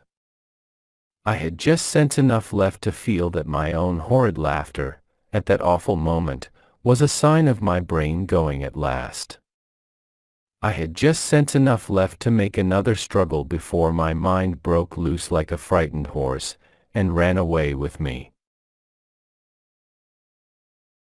One comforting look at the blink of daylight through the hatch was what I tried for once more.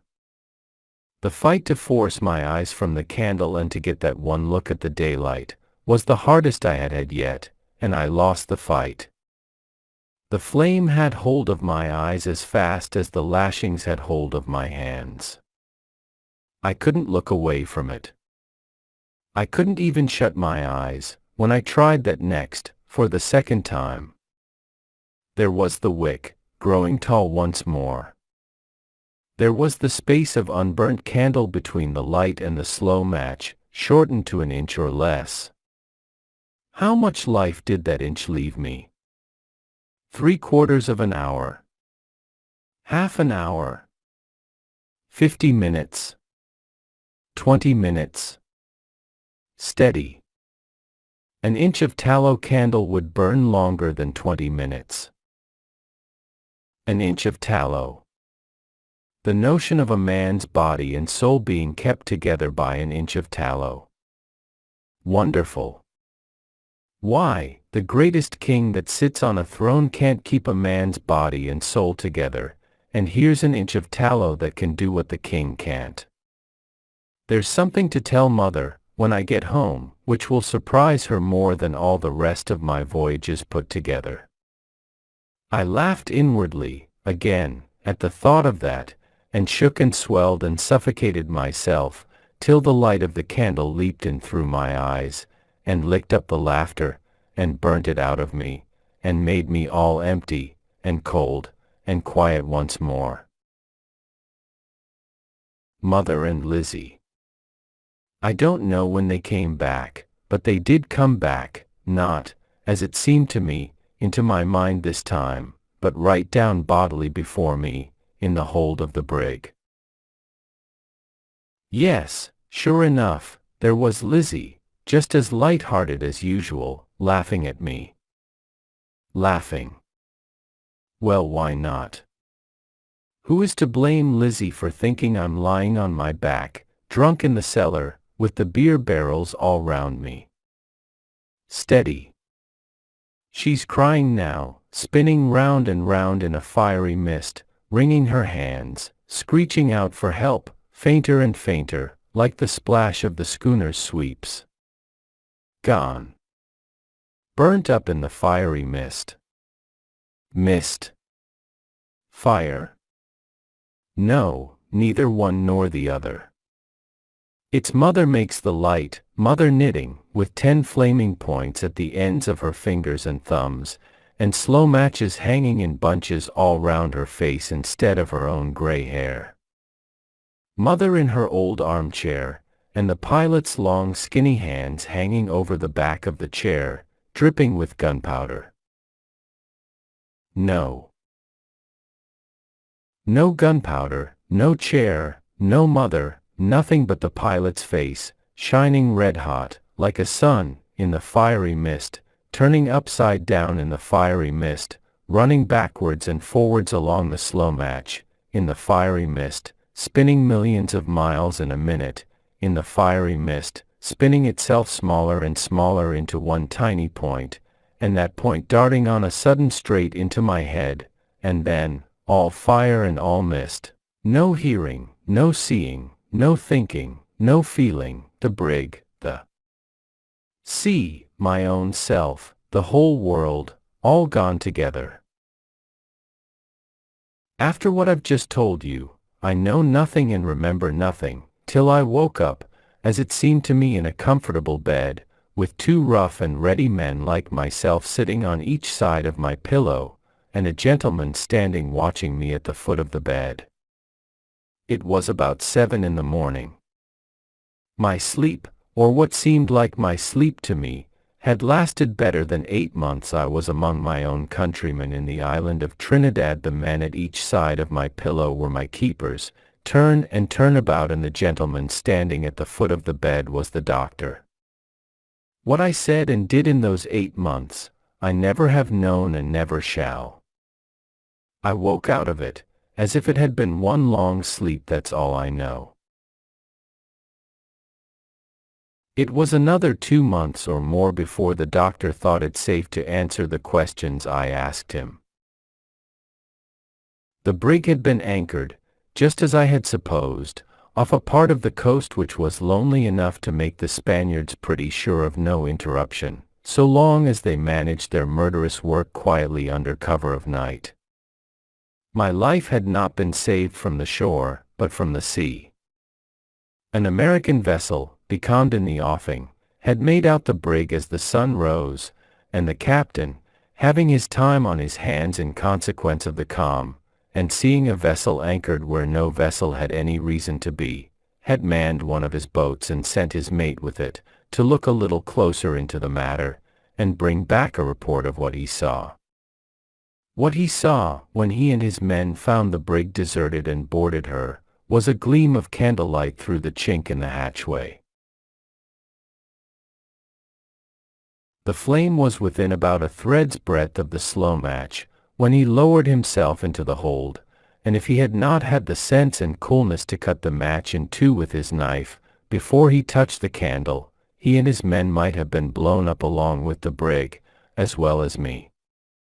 The match caught and turned into sputtering red fire, in the very act of putting the candle out, and if the communication with the powder barrel had not been cut off, the Lord only knows what might have happened. What became of the Spanish schooner and the pilot I have never heard from that day to this. As for the brig, the Yankees took her, as they took me, to Trinidad, and claimed their salvage, and got it, I hope, for their own sakes. I was landed just in the same state as when they rescued me from the brig, that is to say, clean out of my senses. But, please to remember it was a long time ago, and, take my word for it, I was discharged cured, as I have told you. Bless your hearts, I'm all right now, as you may see.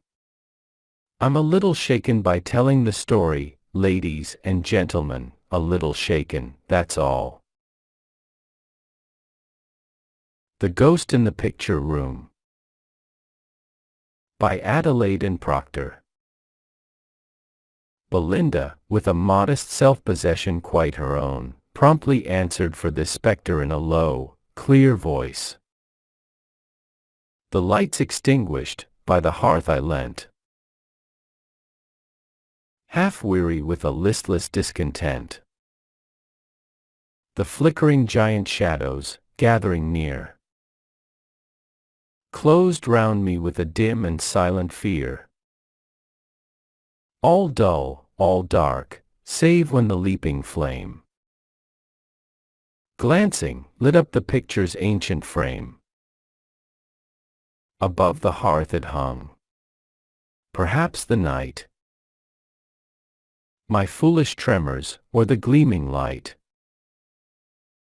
lent power to that portrait dark and quaint, a portrait such as Rembrandt loved to paint. The likeness of a nun, I seemed to trace, a world of sorrow in the patient face, in the thin hands folded across her breast. Its own and the room's shadow hid the rest. I gazed and dreamed, and the dull embers stirred, till an old legend that I once had heard came back to me, linked to the mystic gloom of the dark picture in the ghostly room. In the far south, where clustering vines are hung, where first the old chivalric lays were sung, where earliest smiled that gracious child of France, angel and knight and fairy, called romance. I stood one day. The warm blue June was spread upon the earth, blue summer overhead, without a cloud to fleck its radiant glare, without a breath to stir its sultry air. All still, all silent, save the sobbing rush of rippling waves, that lapsed in silver hush, upon the beach, where, glittering towards the strand, the purple Mediterranean kissed the land. All still, all peaceful, when a convent chime broke on the midday silence for a time, then trembling into quiet, seemed to cease in deeper silence and more utter peace. So as I turned to gaze, where gleaming white, half hid by shadowy trees from passers' sight, the convent lay, one who had dwelt for long in that fair home of ancient tale and song, who knew the story of each cave and hill, and every haunting fancy lingering still within the land, spake thus to me, and told the convent's treasured legend, quaint and old. Long years ago, a dense and flowering wood, still more concealed where the white convent stood, borne on its perfumed wings the title came. Our Lady of the Hawthorns is its name. Then did that bell, which still rings out today, bid all the country rise, or eat, or pray, before that convent shrine. The haughty knight passed the lone vigil of his perilous fight, for humbler cottage strife, or village brawl. The abbess listened, prayed, and settled all. young hearts that came, weighed down by love or wrong, left her kind presence comforted and strong. Each passing pilgrim, and each beggar's right, was food, and rest, and shelter for the night. But, more than this, the nuns could well impart the deepest mysteries of the healing art. Their store of herbs and simples was renowned, and held in wondering faith for miles around. Thus strife, love, sorrow, good and evil fate, found help and blessing at the convent gate. Of all the nuns, no heart was half so light, no eyelids veiling glances half as bright, no step that glided with such noiseless feet, no face that looked so tender or so sweet, no voice that rose in choir so pure, so clear, no heart to all the others half so dear, so surely touched by others' pain or woe, guessing the grief her young life could not know. No soul in childlike faith so undefiled as Sister Angela's, the convent child. For thus they loved to call her. She had known no home, no love, no kindred, save their own. An orphan, to their tender nursing given. Child, plaything, pupil, now the bride of heaven. And she it was who trimmed the lamp's red light, that swung before the altar, day and night. Her hands it was, whose patient skill could trace the finest broidery, weave the costliest lace. But most of all, her first and dearest care, the office she would never miss or share, was every day to weave fresh garlands sweet, to place before the shrine at Mary's feet. Nature is bounteous in that region fair, for even winter has her blossoms there. Thus Angela loved to count each feast the best, by telling with what flowers the shrine was dressed. In pomp supreme the countless roses passed, battalion on battalion thronging fast, each with a different banner, flaming bright, damask, or striped, or crimson, pink, or white, until they bowed before the newborn queen, and the pure virgin lily rose serene. Though Angela always thought the mother blessed must love the time of her own hawthorns best. Each evening through the year, with equal care, she placed her flowers, then kneeling down in prayer,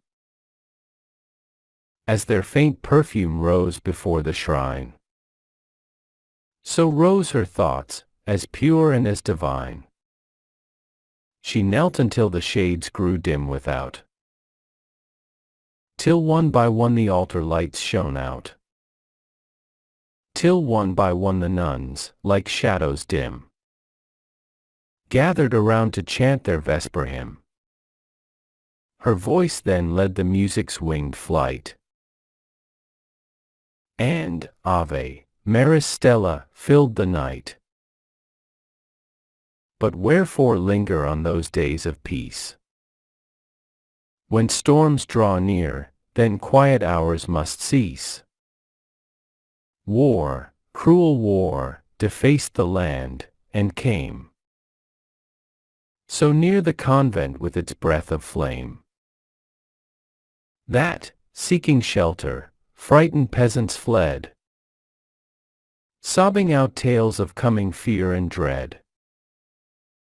Till after a fierce skirmish, down the road, One night came straggling soldiers, with their load of wounded, dying comrades, and the band, half pleading, yet as if they could command, summoned the trembling sisters, craved their care, then rode away, and left the wounded there.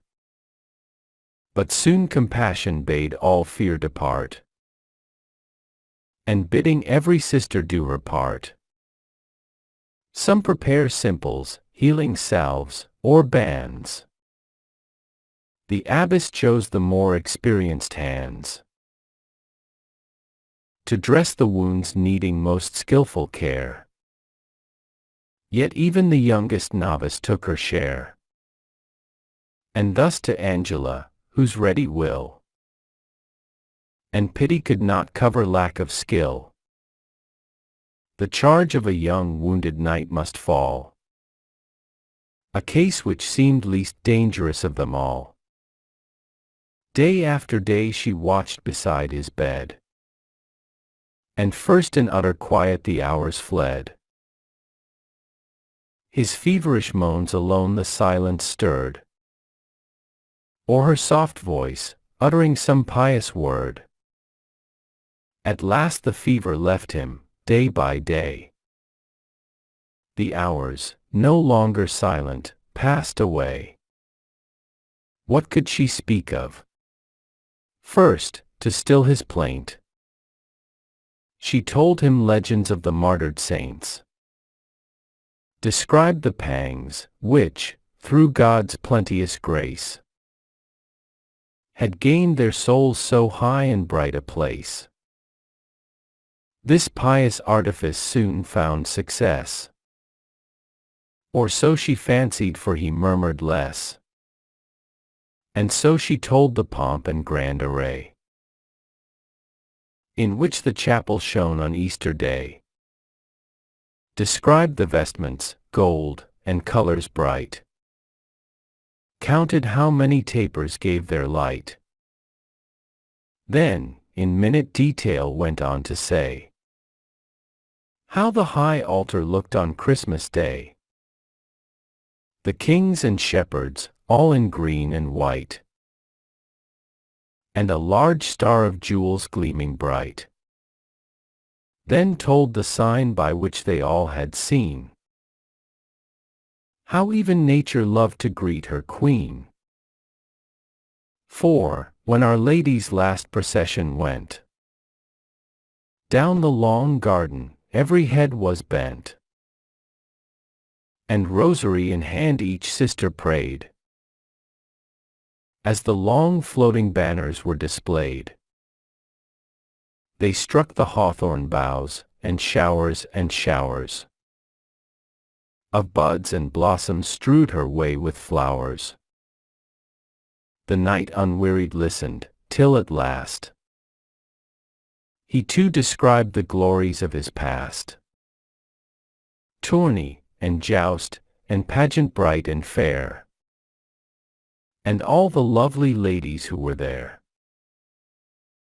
But half incredulous she heard, could this be the world, this place of love and bliss? Where, then, was hid the strange and hideous charm that never failed to bring the gazer harm? She crossed herself, yet asked, and listened still. And still the knight described with all his skill the glorious world of joy, all joys above, transfigured in the golden mist of love. Spread, spread your wings, ye angel guardians bright, and shield these dazzling phantoms from her sight. But no, days passed, matins and vespers rang, and still the quiet nuns toiled, prayed, and sang, and never guessed the fatal, coiling net, that every day drew near, and nearer yet, around their darling, for she went and came about her duties, outwardly the same. The same? Ah, no. Even when she knelt to pray, some charmed dream kept all her heart away. So days went on, until the convent gate opened one night. Who durst go forth so late? Across the moonlit grass, with stealthy tread, two silent, shrouded figures passed and fled. And all was silent, save the moaning seas that sobbed and pleaded, and a wailing breeze that sighed among the perfumed hawthorn trees. What need to tell that dream so bright and brief, of joy uncheckered by a dread of grief? What need to tell how all such dreams must fade before the slow foreboding, dreaded shade that floated nearer, until pomp and pride, pleasure and wealth, were summoned to her side, to bid, at least, the noisy hours forget, and clamor down the whispers of regret. Still Angela strove to dream, and strove in vain. Awakened once, she could not sleep again. She saw, each day and hour, more worthless grown the heart for which she cast away her own.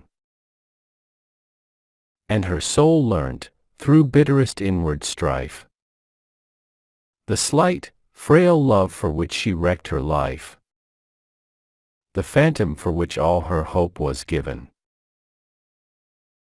the cold bleak earth for which she bartered heaven. But all in vain. What chance remained? What heart would stoop to take so poor an outcast's part? Years fled, and she grew reckless more and more, until the humblest peasant closed his door. And where she passed, fair dames, in scorn and pride, shuddered, and drew their rustling robes aside. At last a yearning seemed to fill her soul, a longing that was stronger than control. Once more, just once again, to see the place that knew her young and innocent, to retrace the long and weary southern path, to gaze upon the haven of her childish days. Once more beneath the convent roof to lie, once more to look upon her home, and die. Weary and worn, her comrades, chill remorse, and black despair, yet a strange silent force within her heart, that drew her more and more. Onward she crawled, and begged from door to door. Weighed down with weary days, her failing strength grew less each hour, till one day's dawn at length, as its first rays flooded the world with light, showed the broad waters, glittering blue and bright. And where, amid the leafy hawthorn wood, just as of old the low white convent stood, would any know her? Nay, no fear. Her face had lost all trace of youth, of joy, of grace, of the pure happy soul they used to know. The novice Angela, so long ago. She rang the convent bell. The well-known sound smote on her heart, and bowed her to the ground. And she, who had not wept for long dry years, felt the strange rush of unaccustomed tears. Terror and anguish seemed to check her breath, and stop her heart. O God, could this be death? Crouching against the iron gate, she laid her weary head against the bars, and prayed. But nearer footsteps drew, then seemed to wait.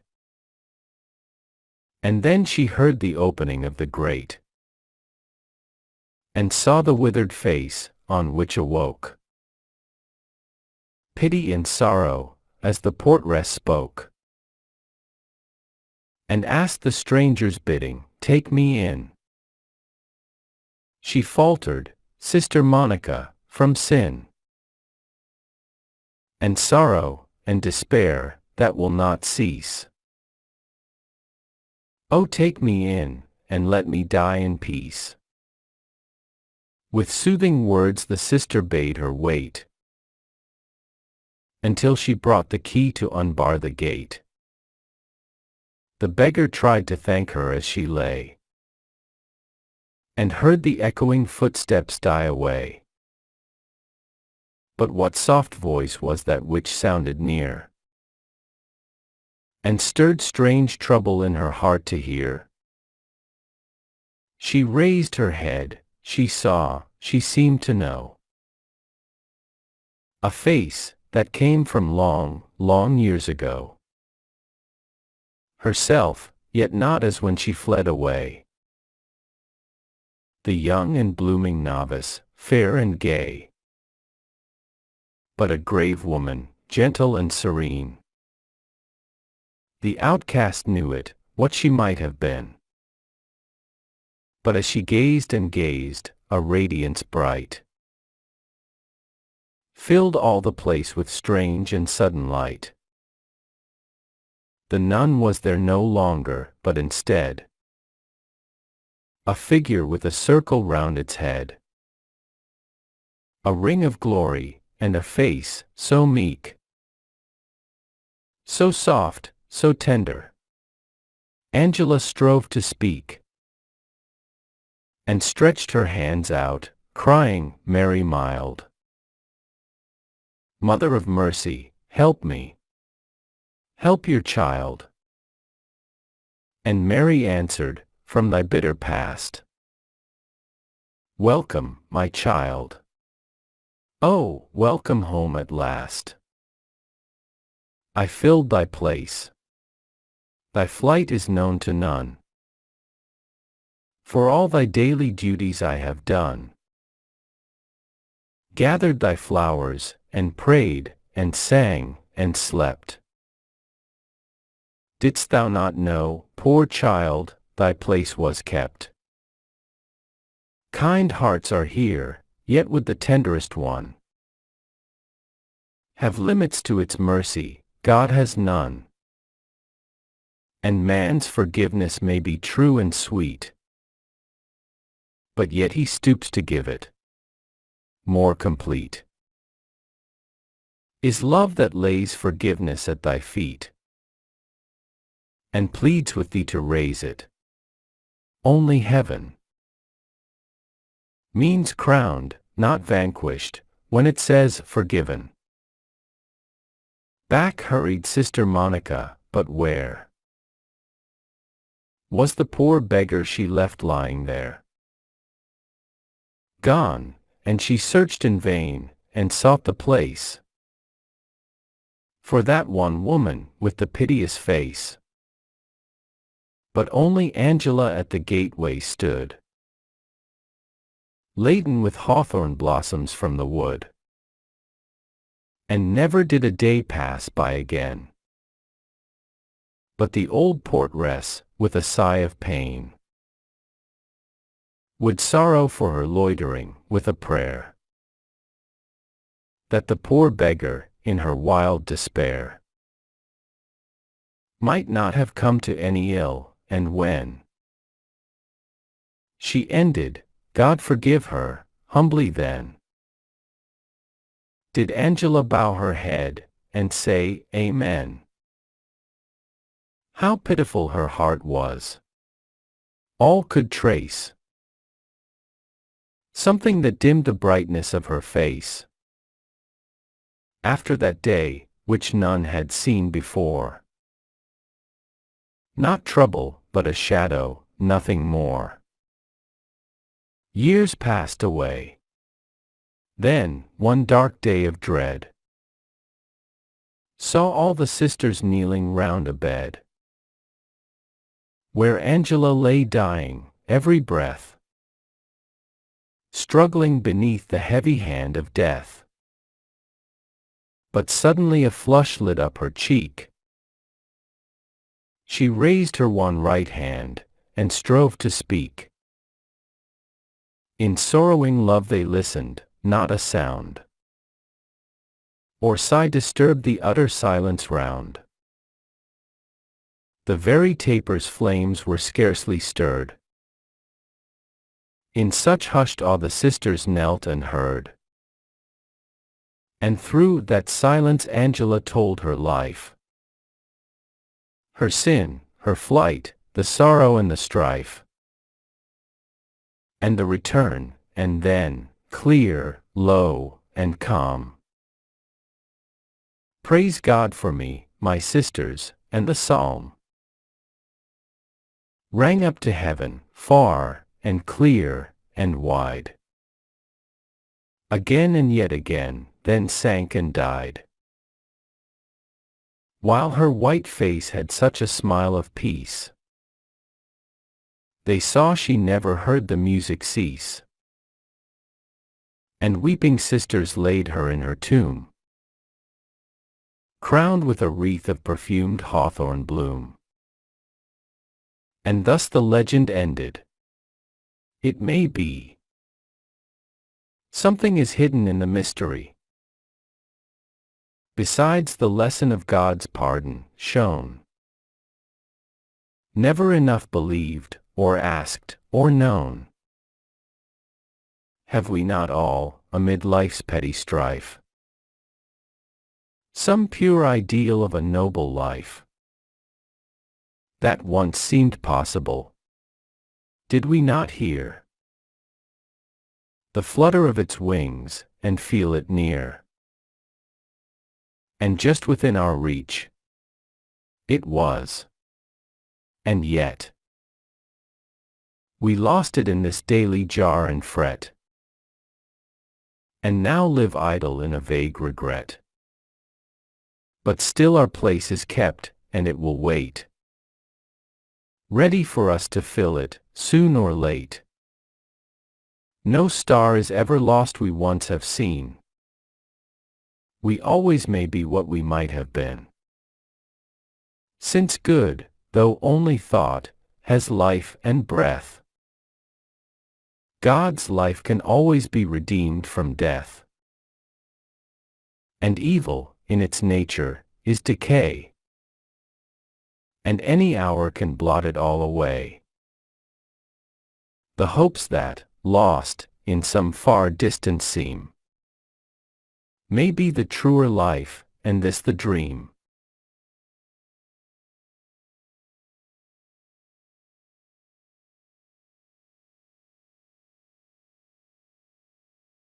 The Ghost in the Corner Room, by Charles Dickens.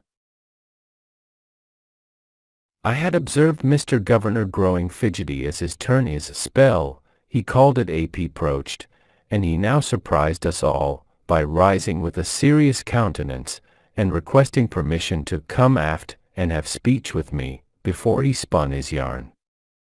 His great popularity led to a gracious concession of this indulgence, and we went out together into the hall. "Old shipmate," said Mr. Governor to me, "ever since I have been aboard of this old hulk, I have been haunted, day and night." "By what, Jack?"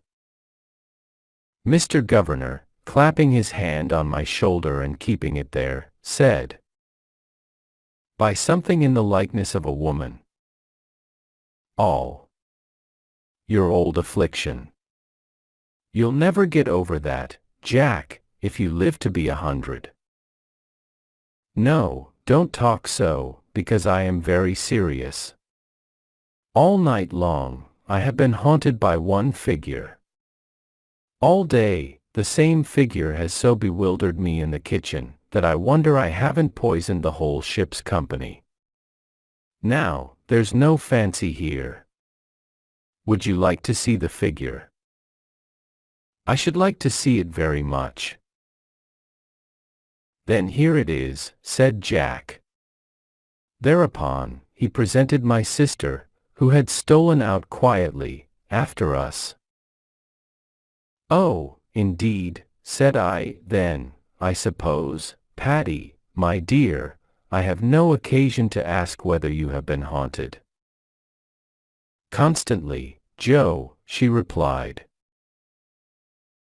The effect of our going back again, all three together, and of my presenting my sister as the ghost from the corner room, and Jack as the ghost from my sister's room, was triumphant, the crowning hit of the night. Mr. Beaver was so particularly delighted, that he by and by declared, a very little would make him dance a hornpipe. Mr. Governor immediately supplied the very little, by offering to make it a double hornpipe, and there ensued such toe unheeling, and buckle covering, and double shuffling, and heel sliding, and execution of all sorts of slippery maneuvers with vibratory legs, as none of us ever saw before, or will ever see again. When we had all laughed and applauded till we were faint, Starling, not to be outdone, favored us with a more modern saltatory entertainment in the Lancashire clog manner, to the best of my belief, the longest dance ever performed, in which the sound of his feet became a locomotive going through cuttings, tunnels, and open country, and became a vast number of other things we should never have suspected, unless he had kindly told us what they were. It was resolved before we separated that night, that our 3 months period in the haunted house should be wound up with the marriage of my sister and Mr. Governor. Belinda was nominated bridesmaid, and Sterling was engaged for bridegroomsman. In a word, we lived our term out, most happily, and were never for a moment haunted by anything more disagreeable than our own imaginations and remembrances. My cousin's wife, in her great love for her husband and in her gratitude to him for the change her love had wrought in her, had told us, through his lips, her own story, and I am sure there was not one of us who did not like her the better for it, and respect her the more. So, at last, before the shortest month in the year was quite out, we all walked forth one morning to the church with the spire, as if nothing uncommon were going to happen, and there Jack and my sister were married, as sensibly as could be. It occurs to me to mention that I observed Belinda and Alfred Starling to be rather sentimental and low, on the occasion, and that they are since engaged to be married in the same church. I regard it as an excellent thing for both, and a kind of union very wholesome for the times in which we live. He wants a little poetry, and she wants a little prose, and the marriage of the two things is the happiest marriage I know for all mankind. Finally, I derived this Christmas greeting from the haunted house, which I affectionately address with all my heart to all my readers. Let us use the great virtue, faith, but not abuse it, and let us put it to its best use, by having faith in the great Christmas book of the New Testament, and in one another. The Ghost in the Garden Room, by Elizabeth Gaskell. My friend and solicitor rubbed his bald forehead, which is quite Shakespearean, with his hand, after a manner he has when I consult him professionally, and took a very large pinch of snuff. My bedroom, said he, has been haunted by the ghost of a judge. Of a judge, said all the company. Of a judge. In his wig and robes as he sits upon the bench, at assize time. As I have lingered in the great white chair at the side of my fire, when we have all retired for the night to our respective rooms, I have seen and heard him. I never shall forget the description he gave me, and I never have forgotten it since I first heard it. Then you have seen and heard him before, Mr. Undery, said my sister. often. Consequently, he is not peculiar to this house. By no means. He returns to me in many intervals of quiet leisure, and his story haunts me. We one and all called for the story, that it might haunt us likewise. It fell within the range of his judicial experience, said my friend and solicitor, and this was the judge's manner of summing it up. Those words did not apply, of course, to the great pinch of snuff that followed them, but to the words that followed the great pinch of snuff. They were these. Not many years after the beginning of this century, a worthy couple of the name of Huntroyd occupied a small farm in the North Riding of Yorkshire. They had married late in life, although they were very young when they first began to keep company with each other. Nathan Huntroyd had been farm servant to Hester Rose's father, and had made up to her at a time when her parents thought she might do better, and so, without much consultation of her feelings, they had dismissed Nathan in somewhat cavalier fashion. He had drifted far away from his former connections, when an uncle of his died, leaving Nathan by this time upwards of 40 years of age enough money to stock a small farm, and yet to have something over to put in the bank against bad times.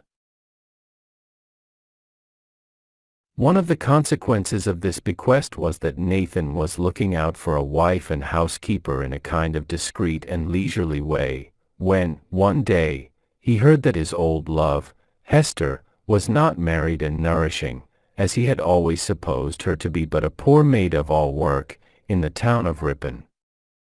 For her father had had a succession of misfortunes, which had brought him in his old age to the workhouse. Her mother was dead, her only brother struggling to bring up a large family, and Hester herself, a hard-working, homely-looking, at 37, servant. Nathan had a kind of growling satisfaction, which only lasted for a minute or two, however, in hearing of these turns of fortune's wheel. He did not make many intelligible remarks to his informant, and to no one else did he say a word. But, a few days afterwards, he presented himself, dressed in his Sunday best, at Mrs. Thompson's back door in Ripon. Hester stood there in answer to the good sound knock his good sound oak stick made, she with the light full upon her, he in shadow. For a moment there was silence. He was scanning the face and figure of his old love, for 20 years unseen. The comely beauty of youth had faded away entirely. She was, as I have said, homely-looking, plain-featured, but with a clean skin, and pleasant, frank eyes. Her figure was no longer round, but tidily draped in a blue and white bedgown, tied round her waist by her white apron strings, and her short red linsey petticoat showed her tidy feet and ankles. Her former lover fell into no ecstasies. He simply said to himself, "She'll do," and forthwith began upon his business. "Hester, thou dost not mind me. I am Nathan, as thy father turned off at a minute's notice, for thinking of thee for a wife, 20 year come Michaelmas next. I have not thought much upon matrimony since. But Uncle Ben has died, leaving me a small matter in the bank, and I have taken Nab End Farm, and put in a bit of stock, and shall want a missus to see after it. Wilt like to come?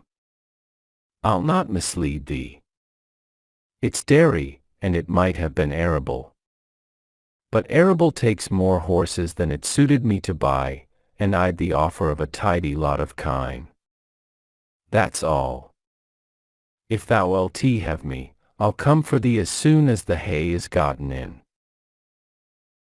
Hester only said, "Come in, and sit thee down." He came in, and sat down. For a time she took no more notice of him than of his stick, bustling about to get dinner ready for the family whom she served. He meanwhile watched her brisk, sharp movements, and repeated to himself, "She'll do." After about 20 minutes of silence thus employed, he got up, saying, "Well, Hester, I'm going. When shall I come back again?" "Please thyself, and thou wilt please me," said Hester, in a tone that she tried to make light and indifferent, but he saw that her color came and went, and that she trembled while she moved about. In another moment Hester was soundly kissed, but when she looked round to scold the middle-aged farmer, he appeared so entirely composed that she hesitated. He said, "I have pleased myself, and thee too, I hope. Is it a month's wage, and a month's warning? Today is the 8th. July 8th is our wedding day. I have no time to spend a wooing before then, and wedding must not take long. 2 days is enough to throw away at our time o' life." It was like a dream, but Hester resolved not to think more about it till her work was done. And when all was cleaned up for the evening, she went and gave her mistress warning, telling her all the history of her life in a very few words. That day month she was married from Mrs. Thompson's house. The issue of the marriage was one boy, Benjamin. A few years after his birth, Hester's brother died at Leeds, leaving 10 or 12 children.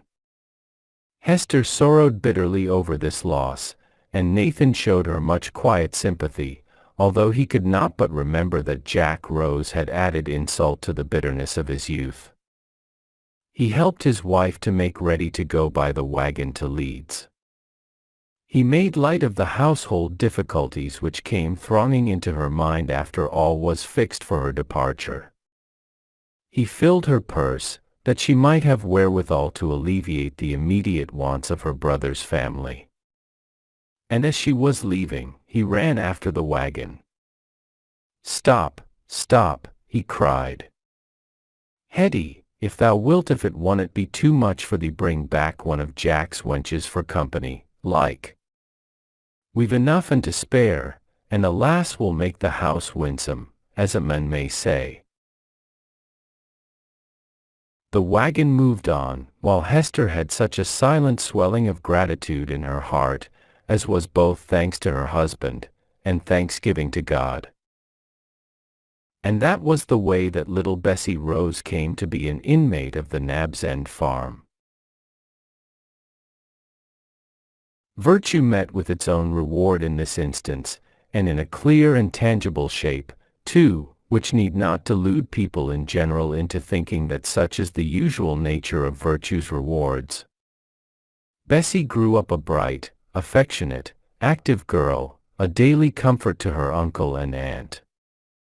She was so much a darling in the household that they even thought her worthy of their only son Benjamin, who was perfection in their eyes. It is not often the case that two plain, homely people have a child of uncommon beauty, but it is sometimes, and Benjamin Huntroyd was one of these exceptional cases. The hard-working, labor and care-marked farmer, and the mother, who could never have been more than tolerably comely in her best days, produced a son who might have been an earl's son for grace and beauty. Even the hunting squires of the neighborhood reined up their horses to admire him, as he opened the gates for them. He had no shyness, he was so accustomed to admiration from strangers, and adoration from his parents from his earliest years. As for Bessie Rose, he ruled imperiously over her heart from the time she first set eyes on him. And as she grew older, she grew on in loving, persuading herself that what her uncle and aunt loved so dearly it was her duty to love dearest of all. At every unconscious symptom of the young girl's love for her cousin, his parents smiled and winked. All was going on as they wished, no need to go far afield for Benjamin's wife. The household could go on as it was now, Nathan and Hester sinking into the rest of years, and relinquishing care and authority to those dear ones, who, in process of time, might bring other dear ones to share their love. But Benjamin took it all very coolly. He had been sent to a day school in the neighboring town, a grammar school, in the high state of neglect in which the majority of such schools were 30 years ago. Neither his father nor his mother knew much of learning. All that they knew, and that directed their choice of a school, was that they could not, by any possibility, part with their darling to a boarding school, that some schooling he must have, and that Squire Pollard's son went to Highminster Grammar School. Squire Pollard's son, and many another son destined to make his parents' hearts ache, went to this school. If it had not been so utterly bad a place of education, the simple farmer and his wife might have found it out sooner. But not only did the pupils there learn vice, they also learnt deceit. Benjamin was naturally too clever to remain a dunce, or else, if he had chosen so to be, there was nothing in Highminster Grammar School to hinder his being a dunce of the first water. But to all appearance he grew clever and gentlemanlike. His father and mother were even proud of his airs and graces when he came home for the holidays, taking them for proofs of his refinement, although the practical effect of such refinement was to make him express his contempt for his parents' homely ways and simple ignorance. By the time he was 18, an articled clerk in an attorney's office at Highminster, for he had quite declined becoming a mere clodhopper, that is to say a hard-working, honest farmer like his father, Bessie Rose was the only person who was dissatisfied with him. The little girl of 14 instinctively felt there was something wrong about him. Alas! 2 years more, and the girl of 16 worshipped his very shadow, and would not see that aught could be wrong with one so soft-spoken, so handsome, so kind as Cousin Benjamin. For Benjamin had found out that the way to cajole his parents out of money for every indulgence he fancied, was to pretend to forward their innocent scheme, and make love to his pretty cousin Bessie Rose. He cared just enough for her to make this work of necessity not disagreeable at the time he was performing it. But he found it tiresome to remember her little claims upon him when she was no longer present. The letters he had promised her during his weekly absences at Highminster, the trifling commissions she had asked him to do for her, were all considered in the light of troubles, and even when he was with her he resented the inquiries she made as to his mode of passing his time, or what female acquaintances he had in Highminster. When his apprenticeship was ended, nothing would serve him but that he must go up to London for a year or two.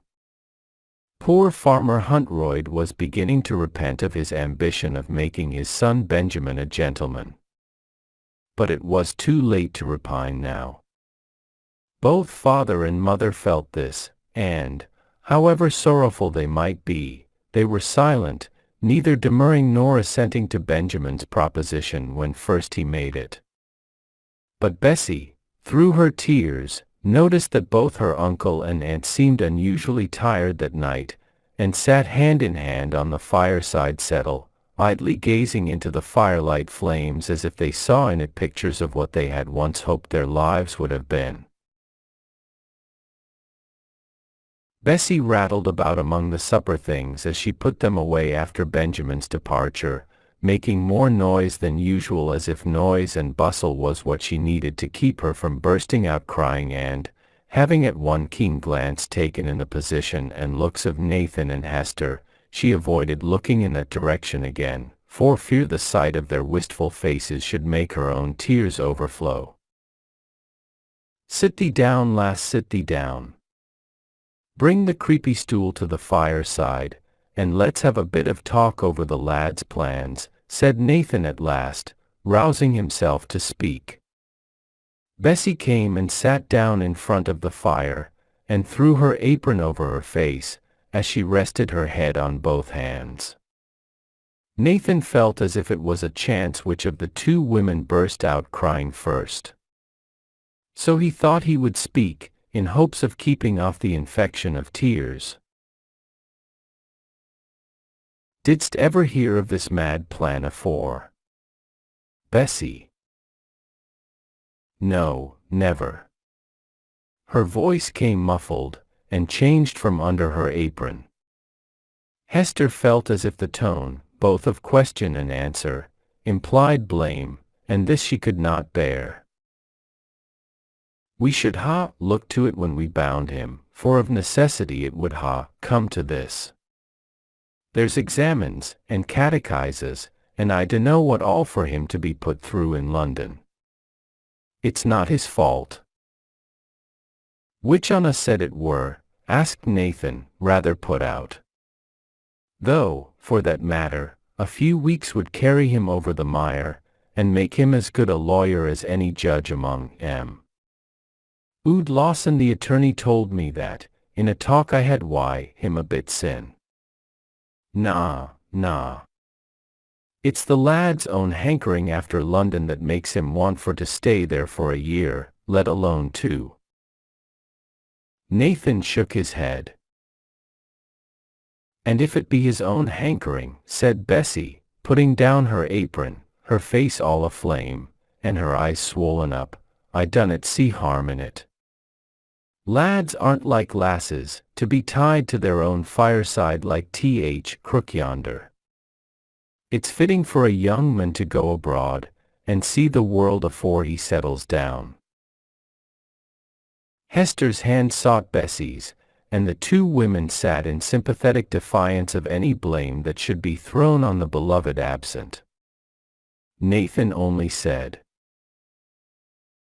Nay, wench, dunna wax up so, whatten's done, done, and worse, it's my doing. I mun needs make my bairn a gentleman, and we mun pay for it. Dear uncle, he wunna spend much, I'll answer for it, and I'll scrimp and save house to make it good. Wench, said Nathan, solemnly, it were not paying in cash I were speaking on, it were paying in heart's care, and heaviness of soul. Lunnon is a place where the devil keeps court as well as King George, and my poor chap has more nor once welly fallen into his clutches here.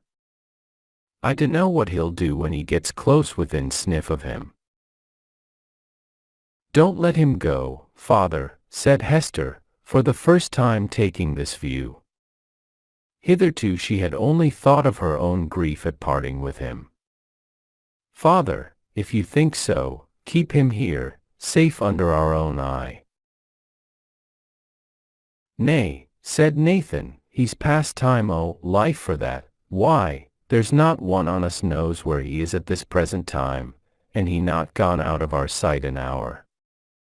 He's too big to be put back go-cart, mother, or kept within doors with the chair turned bottom upwards. I wish he were a wee bairn lying in my arms again. It were a sore day when I weaned him, and I think life's been gettin' sorer and sorer at every turn he's ta'en towards manhood. Coom, lass, that's known the way to be talking. Be thankful to Marcy that thou'st getten a man for the son as stands 5'11" in stockings, and ne'er a sick piece about him. We wunnot grudge him his fling, will we, Bess, my wench? He'll be coming back in a year, or mebbe a bit more, and be for settling in a quiet town like, a wife that's known so fur fra me at this very minute. And we ood folk, as we get into years, must up farm, and tack a bit on a house near Lawyer Benjamin. And so the good Nathan, his own heart heavy enough, tried to soothe his womenkind. But, of the 3, his eyes were longest in closing, his apprehensions the deepest founded. I misdoubt me I hanna done well by lad. I misdoubt me sore, was the thought that kept him awake till day began to dawn. Summat's wrong about him, or folk would na look at me why, such piteous like een when they speak on him. I can see meaning of it, though I'm too proud to let on. And Lawson, too, he holds his tongue more nor he should do, when I ax him how my lad's getting on, and whatten sort of a lawyer he'll mak. God be marciful to Hester and me, if lad's gone away. God be marciful. But mebbe it's this lying waking the night through, that maks me so fearfew. Why, when I were his age, I dor be bound I should ha spent money fast enough, I could ha come by it. But I had to arn it, that maks a great differ. Well, it were hard to thwart child of our old age, and we waitin' so long for to have on. Next morning Nathan rode Moggy the cart horse into High Minster to see Mr. Lawson. Anybody who saw him ride out of his own yard would have been struck with the change in him which, when he returned, a change, more than a day's unusual exercise should have made in a man of his years. He scarcely held the reins at all. One jerk of Moggy's head would have plucked them out of his hands. His head was bent forward, his eyes looking on some unseen thing, with long onwinking gaze. But as he drew near home on his return, he made an effort to recover himself. No need fretting them, he said, lads will be lads. But I didna think he had it in him to be so thoughtless, young as he is. Well, well. He'll maybe get more wisdom I lun on. Anyways it's best to cut him off fra such evil lads as will hawker, and such like. It's they as have led my boy astray. He were a good chap till he knowed them. But he put all his cares in the background when he came into the house place, where both Bessie and his wife met him at the door, and both would fain lend a hand to take off his great coat. "Thur, wenches, thur. Ye might let a man alone for to get out on's clothes. Why, I might ha struck thee, lass." And he went on talking, trying to keep them off for a time from the subject that all had at heart.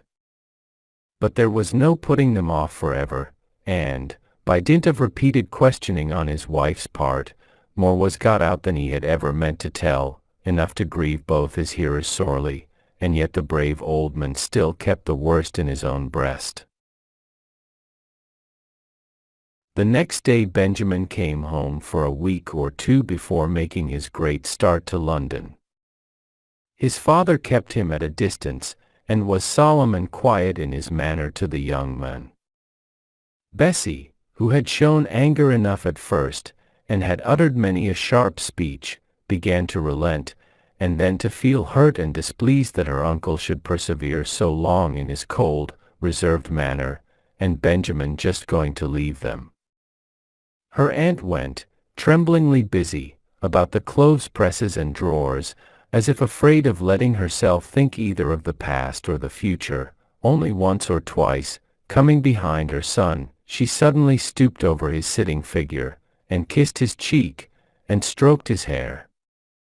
Bessie remembered afterwards, long years afterwards, how he had tossed his head away with nervous irritability on one of these occasions, and had muttered. Her aunt did not hear it, but Bessie did.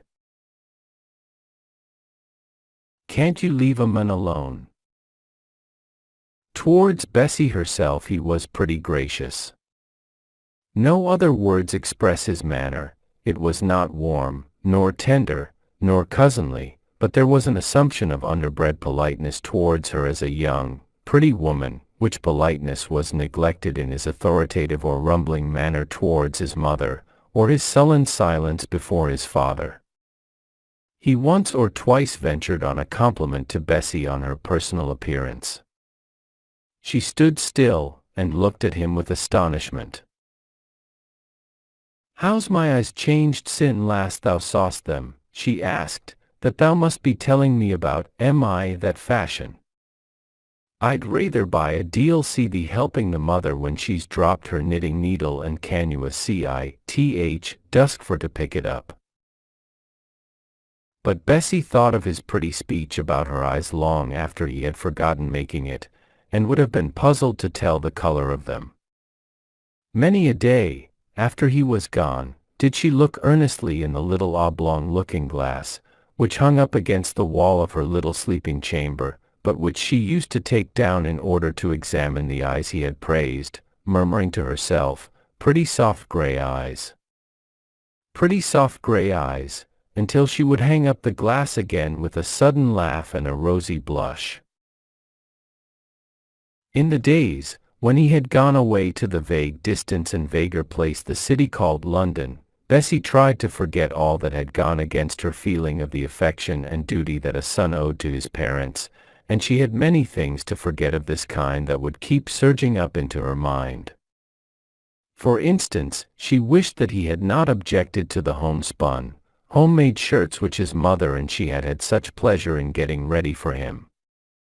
He might not know, it was true, and so her love urged how carefully and evenly the thread had been spun, how, content with bleaching the yarn in the sunniest meadow, the linen, on its return from the weavers, had been spread out afresh on the sweet summer grass, and watered carefully night after night when there was no dew to perform the kindly office.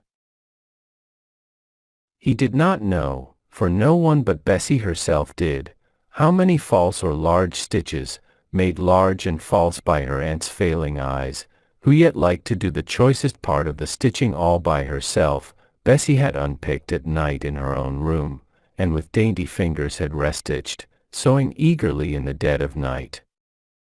All this he did not know, or he could never have complained of the coarse texture, the old-fashioned make of these shirts, and urged on his mother to give him part of her little store of egg and butter money in order to buy newer-fashioned linen in Highminster.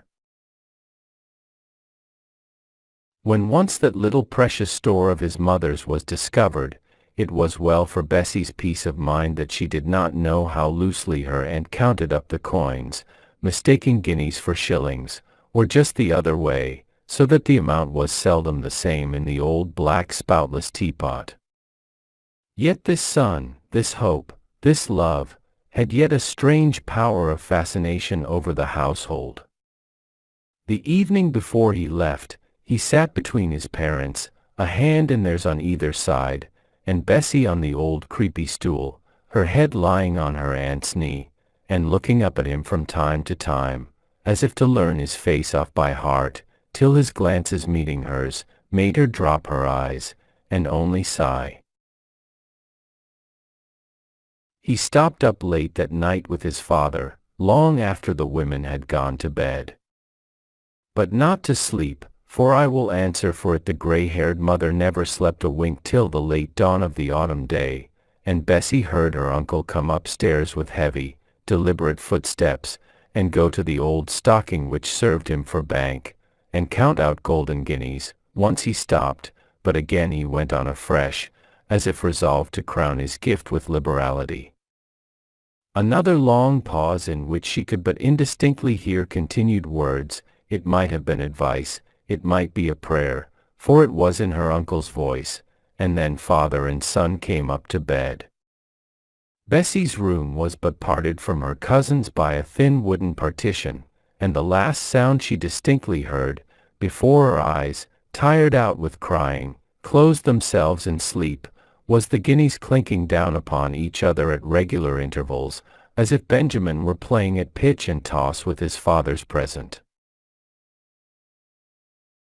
After he was gone, Bessie wished he had asked her to walk part of the way with him into Highminster. She was all ready, her things laid out on the bed, but she could not accompany him without invitation. The little household tried to close over the gap as best they might. They seemed to set themselves to their daily work with unusual vigor, but somehow when evening came, there had been little done. Heavy hearts never make light work, and there was no telling how much care and anxiety each had to bear in secret in the field, at the wheel, or in the dairy. Formerly he was looked for every Saturday, looked for, though he might not come, or if he came, there were things to be spoken about, that made his visit anything but a pleasure. Still he might come, and all things might go right, and then what sunshine, what gladness to those simple people. But now he was away, and dreary winter was come on, old folks' sight fails, and the evenings were long, and sad, in spite of all Bessie could do or say. And he did not write so often as he might, so every one thought, though every one would have been ready to defend him from either of the others who had expressed such a thought aloud. Surely, said Bessie to herself, when the first primroses peeped out in a sheltered and sunny hedge-hank, and she gathered them as she passed home from afternoon church, surely there never will be such a dreary, miserable winter again as this has been. There had been a great change in Nathan and Bessie Huntroyd during this last year. The spring before, when Benjamin was yet the subject of more hopes than fears, his father and mother looked what I may call an elderly middle-aged couple, people who had a good deal of hearty work in them yet. Now it was not his absence alone that caused the change. They looked frail and old, as if each day's natural trouble was a burden more than they could bear. For Nathan had heard sad reports about his only child, and had told them solemnly to his wife, as things too bad to be believed, and yet, God help us if indeed he is such a lad as this. Their eyes were become too dry and hollow for many tears. They sat together, hand in hand, and shivered, and sighed, and did not speak many words, or dare to look at each other, and then Hester had said, "We mauna tell th, lass. Young folks' hearts break a little, and she'd be apt to fancy it were true." Here the old woman's voice broke into a kind of piping cry, but she struggled, and her next words were all right. "We mauna tell her, he's bound to be fond on her, and mebbe, if she thinks well on him, and loves him, it will bring him straight." "God grant it," said Nathan. "God shall grant it," said Hester, passionately moaning out her words, and then repeating them, alas, with a vain repetition. "It's a bad place for lying, is Highminster," said she, at length, as if impatient of the silence. "I never knowed such a place for getting up stories. But Bessie knows not on, and nother you nor me belie yes on, that's one blessing." But if they did not in their hearts believe them, how came they to look so sad, and worn, beyond what mere age could do? Then came round another year, another winter, yet more miserable than the last. This year, with the primroses, came Benjamin, a bad, hard, flippant young man, with yet enough of specious manners and handsome countenance to make his appearance striking at first to those to whom the aspect of a London fast young man of the lowest order is strange and new. Just at first, as he sauntered in with a swagger and an air of indifference, which was partly assumed, partly real, his old parents felt a simple kind of awe of him, as if he were not their son, but a real gentleman. But they had too much fine instinct in their homely natures not to know, after a very few minutes had passed, that this was not a true prince. "Whatten ever does he mean," said Hester to her niece, as soon as they were alone, "by them Max and Werelocks? And he minces his words as if his tongue were clipped short, or split like a magpie's. Heck!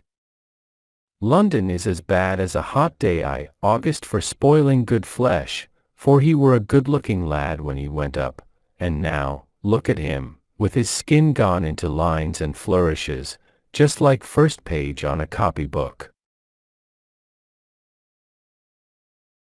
I think he looks a deal better, Aunt, for them new-fashioned whiskers, said Bessie, blushing still at the remembrance of the kiss he had given her on first seeing her, a pledge, she thought, poor girl, that, in spite of his long silence in letter-writing, he still looked upon her as his troth-plight wife.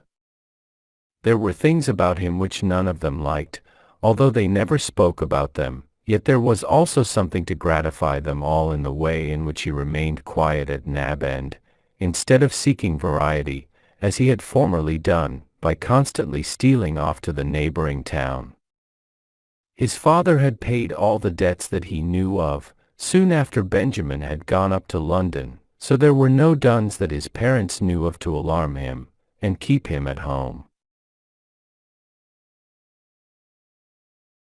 And he went out in the morning with the old man, his father, and lounged by his side, as Nathan went round his fields, with busy yet infirm gait, having heart, as he would have expressed it, in all that was going on, because at length his son seemed to take an interest in all the farming affairs, and stood patiently by his side, while he compared his own small Galloways with the great shorthorns looming over his neighbor's hedge.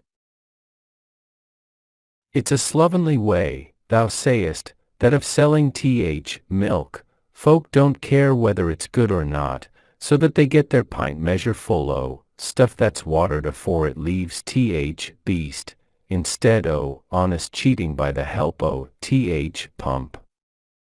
But look at Bessie's butter, what skill it shows. Part her own manner of making, and part good choice o' cattle. It's a pleasure to see her basket, packed ready for to go to market, and it's a pleasure for to see the buckets full of their blue starch water as yon beasts give. I'm thinking they crossed breed a pump, not long sin. Heck!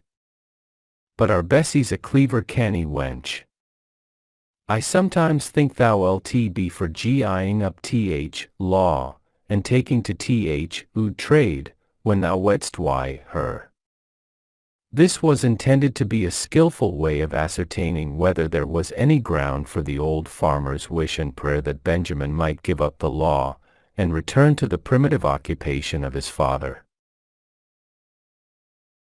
Nathan dared to hope it now, since his son had never made much by his profession, owing, as he had said, to his want of a connection, and the farm, and the stock, and the clean wife, too, were ready to his hand, and Nathan could safely rely on himself never in his most unguarded moments, to reproach his son with the hardly earned hundreds that had been spent on his education.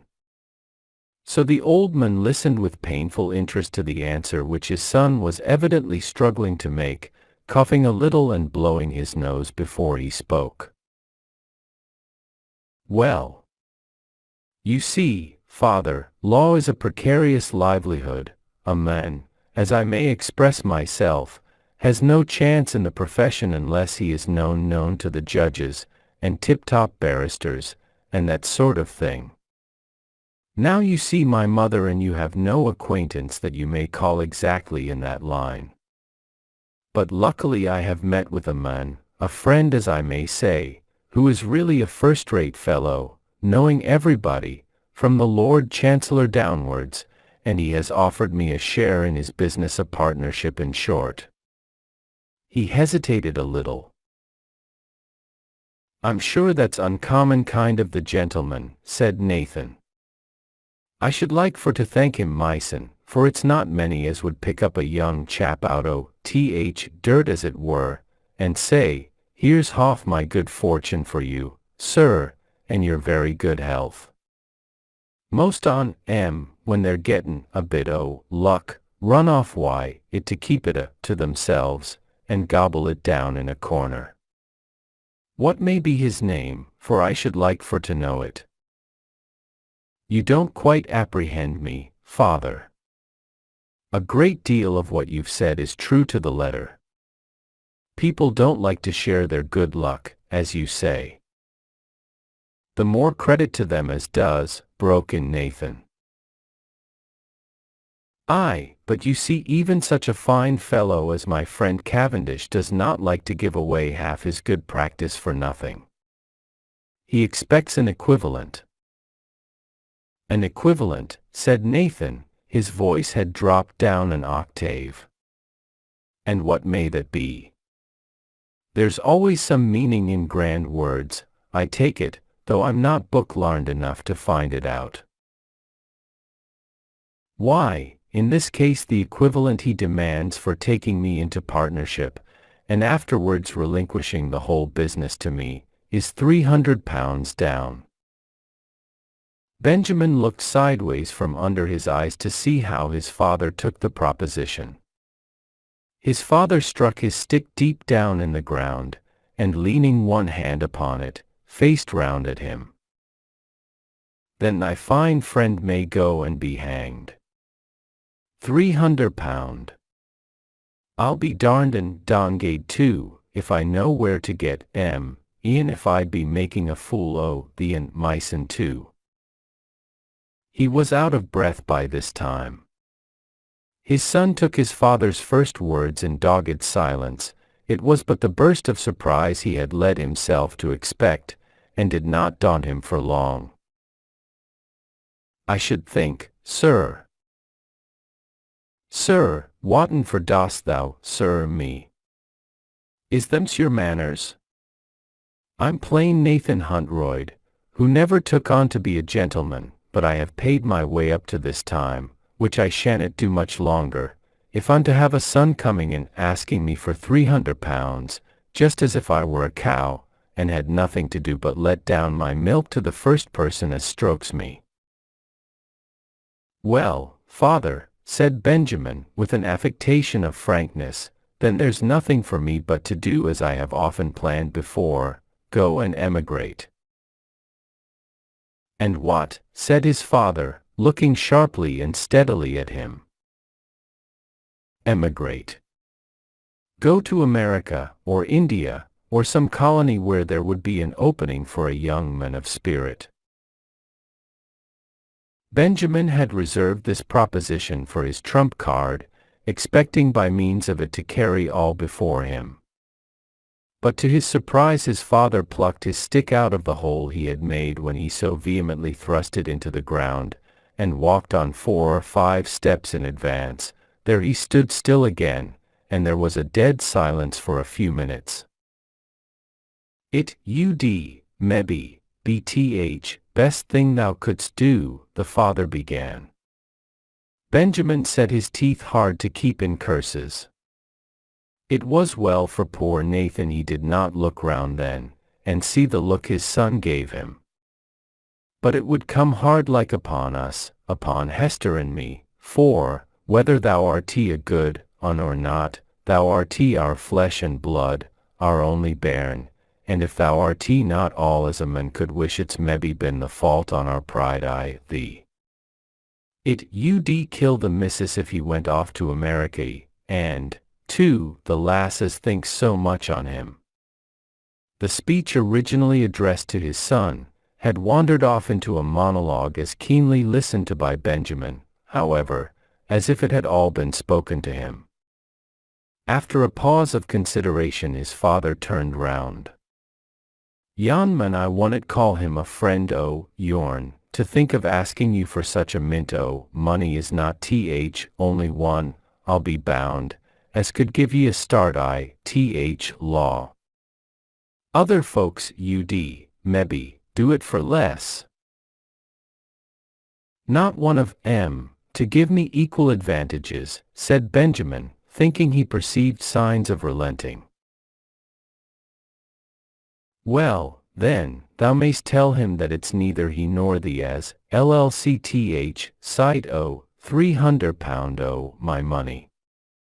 I'll not deny as I've a bit laid up again a rainy day, it's not so much as that'n though, and a part on it is for Bessie, as has been like a daughter to us. But Bessie is to be your real daughter some day, when I've a home to take her to, said Benjamin, for he played very fast and loose, even in his own mind, with his engagement with Bessie.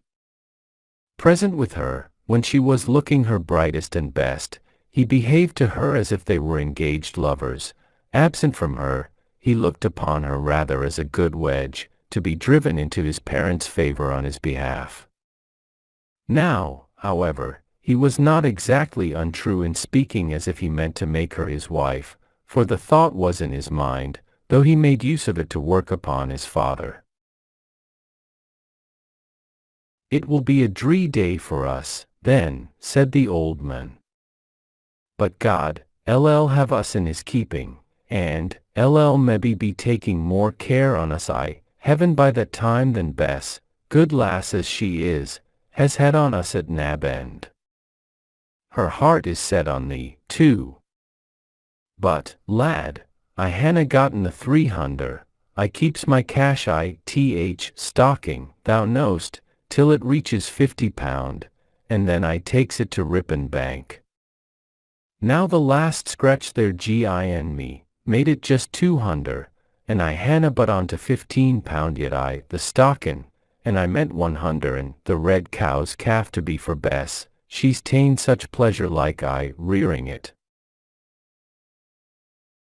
Benjamin gave a sharp glance at his father to see if he was telling the truth, and that a suspicion of the old man, his father, had entered into the son's head, tells enough of his own character. "I canna do it, for sure, although I shall like to think as I had helped on the wedding.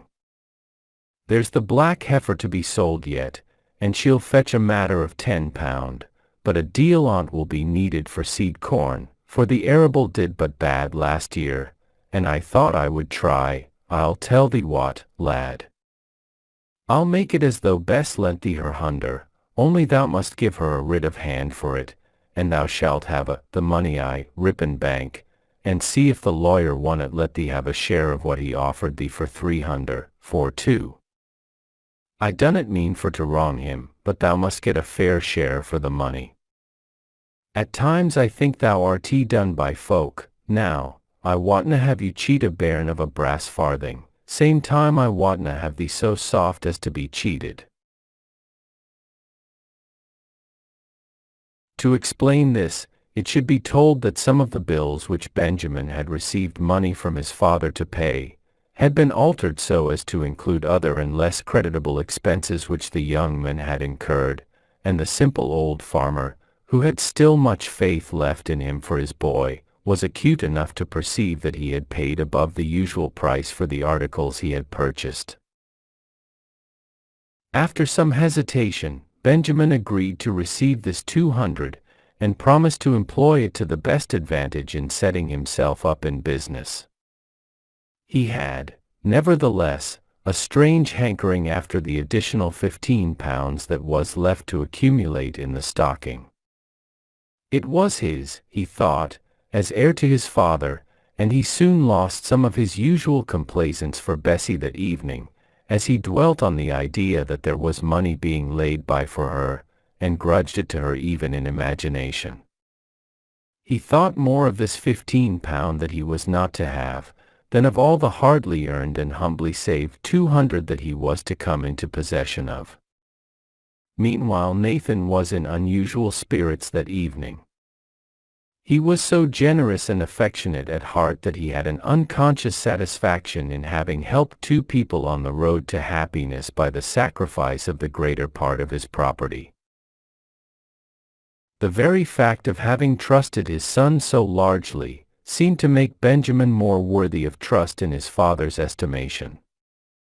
The sole idea he tried to banish was, that, if all came to pass as he hoped, both Benjamin and Bessie would be settled far away from Nab End, but then he had a childlike reliance that God would take care of him and his missus, somehow or another. It were no use looking too far ahead. Bessie had to hear many unintelligible jokes from her uncle that night, for he made no doubt that Benjamin had told her all that had passed, whereas the truth was, his son had said never a word to his cousin on the subject. When the old couple were in bed, Nathan told his wife of the promise he had made to his son, and the plan in life which the advance of the 200 was to promote. Poor Hester was a little startled at the sudden change in the destination of the sum, which she had long thought of with secret pride as money bank. But she was willing enough to part with it, if necessary, for Benjamin. Only, how such a sum could be necessary, was the puzzle. But even this perplexity was jostled out of her mind by the overwhelming idea, not only of our Ben settling in London, but of Bessie going there too as his wife. This great trouble swallowed up all care about money, and Hester shivered and sighed all the night through with distress. In the morning, as Bessie was kneading the bread, her aunt, who had been sitting by the fire in an unusual manner for one of her active habits, said, "I reckon we mun go to shop for our bread, and that's a thing I never thought to come to so long as I lived." Bessie looked up from her kneading, surprised. "I'm sure I'm known going to eat their nasty stuff. What for do you want to get baker's bread, aunt? This dough will rise as high as a kite in a south wind. I'm not up to kneading as I could do once, it welly breaks my back, and when thou art off in London, I reckon we mun buy our bread, first time in my life." "I'm not going to London," said Bessie, kneading away with fresh resolution, and growing very red, either with the idea or the exertion. "But our Ben is going partner a great London lawyer, and thou know'st he'll not tarry long but what he'll fetch thee." "Now, aunt," said Bessie, stripping her arms of the dough, but still not looking up, "if that's all, don't fret yourself. Ben will have 20 minds in his head afore he settles, either in business or in wedlock. I sometimes wonder," she said, with increasing vehemence, "why I go on thinking on him, for I dunnot think he thinks on me when I'm out o' sight.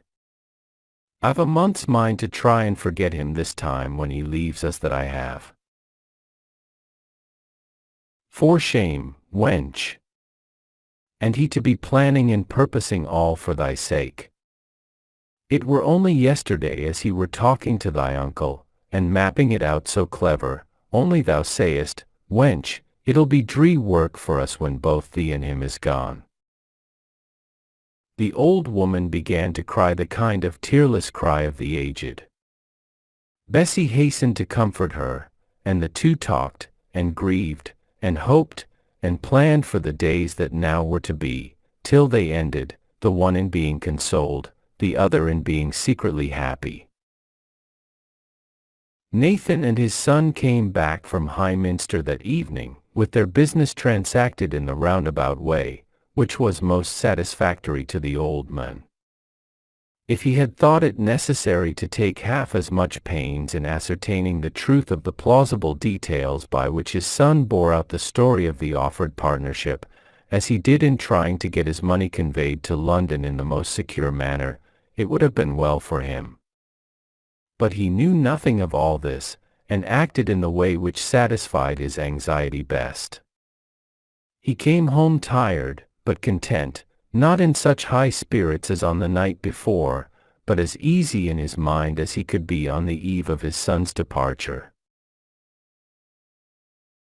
Bessie, pleasantly agitated by her aunt's tale of the morning of her cousin's true love for her, what ardently we wish we long believe, and the plan which was to end in their marriage, and to her, the woman, at least, Bessie looked almost pretty in her bright, blushing comeliness, and more than once, as she moved about from kitchen to dairy, Benjamin pulled her towards him, and gave her a kiss. To all such proceedings the old couple were willfully blind, and, as night drew on, every one became sadder and quieter, thinking of the parting that was to be on the morrow. As the hours drew on, Bessie, too, became subdued, and, by, her simple cunning was exerted to get Benjamin to sit down next his mother, whose very heart was yearning after him, as Bessie saw. When once her child was placed by her side, and she had got possession of his hand, the old woman kept stroking it, and murmuring long and used words of endearment, such as she had spoken to him while he was yet a little child. But all this was wearisome to him. As long as he might play with, and plague, and caress Bessie, he had not been sleepy, but now he yawned loudly. Bessie could have boxed his ears for not curbing this gaping. At any rate, he needed not to have done it so openly, so almost ostentatiously. His mother was more pitiful. "Thou art tired, my lad," said she, putting her hand fondly on his shoulder, but it fell off, as he stood up suddenly, and said, "Yes, deuced tired. I'm off to bed." And with a rough careless kiss all round, even to Bessie, as if he was deuced tired of playing the lover, he was gone, leaving the three to gather up their thoughts slowly, and follow him upstairs. He seemed almost impatient at them for rising betimes to see him off the next morning, and made no more of a goodbye than some such speech as this: "Well, good folk, when next I see you, I hope you'll have merrier faces than you have today. Why, you might be going to a funeral, it's enough to scare a man from the place. You look quite ugly to what you did last night, Bess." He was gone, and they turned into the house, and settled to the long day's work without many words about their loss. They had no time for unnecessary talking, indeed, for much had been left undone during his short visit that ought to have been done, and they had now to work double tides. Hard work was their comfort for many a long day. For some time, Benjamin's letters, if not frequent, were full of exultant accounts of his well-doing. It is true that the details of his prosperity were somewhat vague, but the fact was broadly and unmistakably stated. Then came longer pauses, shorter letters, altered in tone. About a year after he had left them, Nathan received a letter, which bewildered and irritated him exceedingly. Something had gone wrong. What, Benjamin did not say, but the letter ended with a request that was almost a demand, for the remainder of his father's savings, whether in the stocking or the bank. Now the year had not been prosperous with Nathan. There had been an epidemic among cattle, and he had suffered along with his neighbors, and, moreover, the price of cows, when he had bought some to repair his wasted stock, was higher than he had ever remembered it before. The £15 in the stocking, which Benjamin left, had diminished to little more than 3, and to have that required of him in so peremptory a manner. Before Nathan imparted the contents of this letter to any one, Bessie and her aunt had gone to market on a neighbor's cart that day. He got pen and ink and paper, and wrote back an ill-spelt, but very implicit and stern negative. Benjamin had had his portion, and if he could not make it do, so much the worse for him. His father had no more to give him. That was the substance of the letter. The letter was written, directed, and sealed, and given to the country postman, returning to High Minster after his day's distribution and collection of letters, before Hester and Bessie returned from market. It had been a pleasant day of neighborly meeting and sociable gossip. Prices had been high, and they were in good spirits, only agreeably tired, and full of small pieces of news. It was some time before they found out how flatly all their talk fell on the ears of the stay-at-home listener. But, when they saw that his depression was caused by something beyond their powers of accounting for by any little everyday cause, they urged him to tell them what was the matter. His anger had not gone off.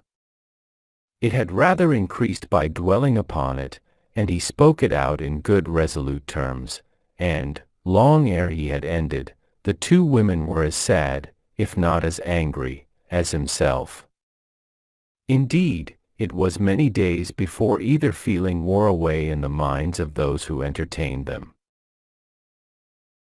Bessie was the soonest comforted, because she found a vent for her sorrow in action, an action that was half as a kind of compensation for many a sharp word that she had spoken when her cousin had done anything to displease her on his last visit, and half because she believed that he never could have written such a letter to his father unless his want of money had been very pressing and real.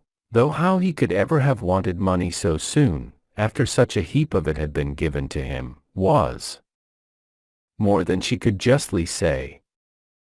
Bessie got out all her savings of little presents of sixpences and shillings, ever since she had been a child, of all the money she had gained for the eggs of 2 hens, called her own, she put all together, and it was above £2, £2 5 and 7 pence, to speak accurately, and, leaving out the penny as a nest egg for her future savings, she put up the rest in a little parcel, and sent it, with a note, to Benjamin's address in London.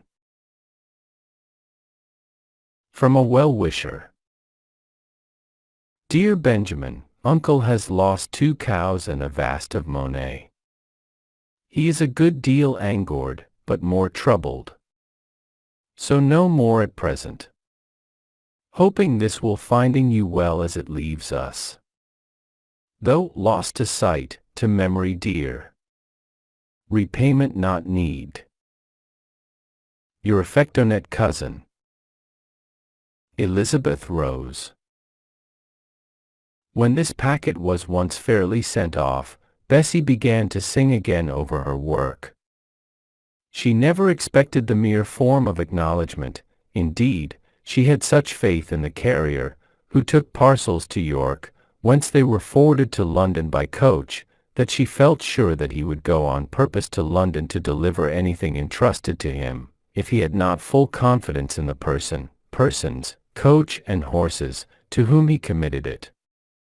Therefore she was not anxious that she did not hear of its arrival.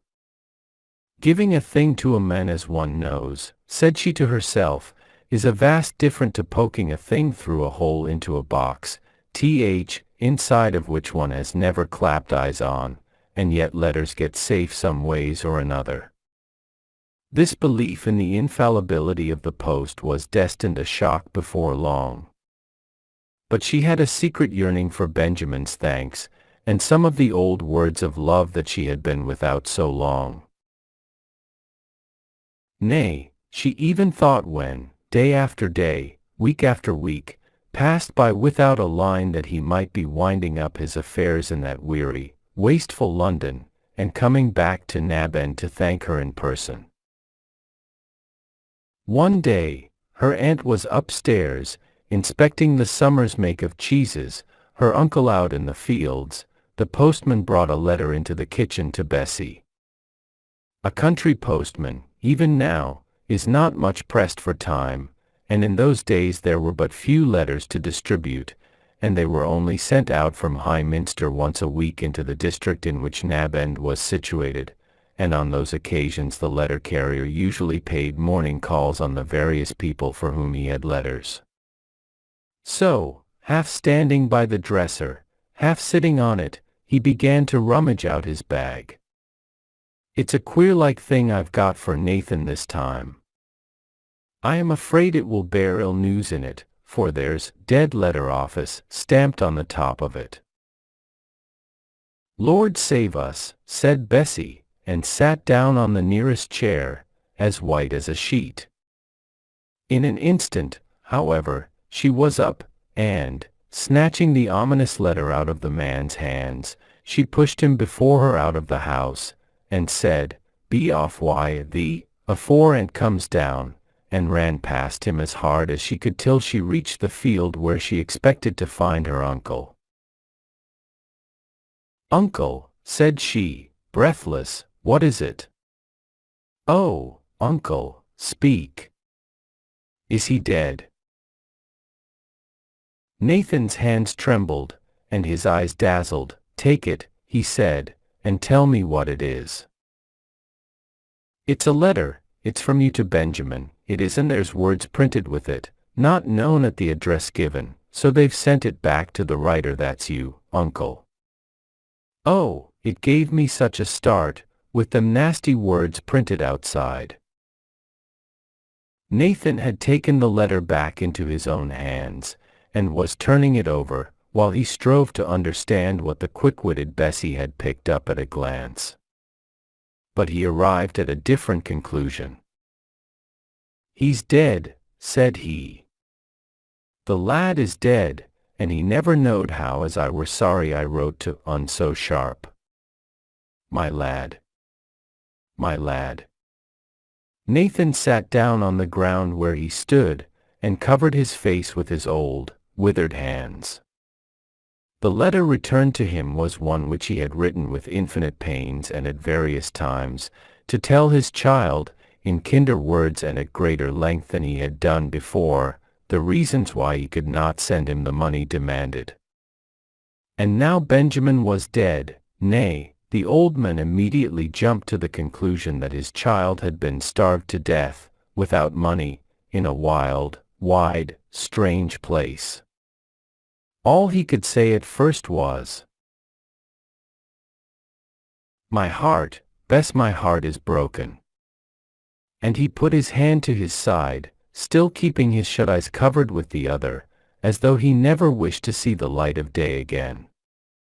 Bessie was down by his side in an instant, holding him in her arms, chafing and kissing him. "It's known so bad, Uncle, he's not dead. The letter does not say that, dunnot think it. He's flitted from that lodging, and the lazy tyke dunna know where to find him, and so, they just send back letter, instead of tearing fra house to house, as Mark Benson would. I've always heerd tell on South Country folk for laziness. He's known dead, Uncle, he's just flitted, and he'll let us know afore long where he's gettin' to. Mebbe it's a cheaper place, for that lawyer has cheated him, ye recklet, and he'll be trying to live for as little as can, that's all, Uncle. Dunnot take on so, for it doesna say he's dead." By this time, Bessie was crying with agitation, although she firmly believed in her own view of the case, and had felt the opening of the ill-favored letter as a great relief. Presently she began to urge both with word and action upon her uncle, that he should sit no longer on the damp grass. She pulled him up, for he was very stiff, and, as he said, all shaken to dithers. She made him walk about, repeating over and over again her solution of the case, always in the same words, beginning again and again, "He's known dead, it's just been a flitting," and so on. Nathan shook his head, and tried to be convinced, but it was a steady belief in his own heart for all that. He looked so deathly ill on his return home with Bessie, for she would not let him go on with his day's work, that his wife made sure he had taken cold, and he, weary and indifferent to life, was glad to subside into bed and the rest from exertion which his real bodily illness gave him. Neither Bessie nor he spoke of the letter again, even to each other, for many days, and Bessie found means to stop Mark Benson's tongue, and satisfy his kindly curiosity by giving him the rosy side of her own view of the case. Nathan got up again an older man in looks and constitution by 10 years for that week of bed. His wife gave him many a scolding on his imprudence for sitting down in the wet field, if ever so tired. But now she, too, was beginning to be uneasy at Benjamin's long-continued silence. She could not write herself, but she urged her husband many a time to send a letter to ask for news of her lad. He said nothing in reply for some time. At length he told her he would write next Sunday afternoon. Sunday was his general time for writing, and this Sunday he meant to go to church for the first time since his illness. On Saturday he was very persistent against his wife's wishes, backed by Bessie as hard as she could, in resolving to go into High Minster to market. The change would do him good, he said. But he came home tired, and a little mysterious in his ways. When he went to the shippen the last thing at night, he asked Bessie to go with him, and hold the lantern, while he looked at an ailing cow, and, when they were fairly out of the earshot of the house, he pulled out a little shop parcel, and said to her, "Thou LT put that on ma Sunday hat, wilt you lass? It'll be a bit on a comfort to me, for I know my lad's dead and gone, though I dunna speak on it for fear o' grieving old woman and ye. I'll put it on, uncle, if but he's known dead." Bessie was sobbing. I know, lass. I dunnot wish other folk to hold my opinion, but I'd like to wear a bit o' crape, out o' respect to my boy. It ud have done me good for to have ordered a black coat, but she'd see if I had on my wedding coat, Sundays, for she's losing her eyesight, poor old wench. But she'll ne'er take notice o' a bit o' crape. Thou'll put it on all canny and tidy. So Nathan went to church with a strip of crape as narrow as Bessie durst venture to make it round his hat.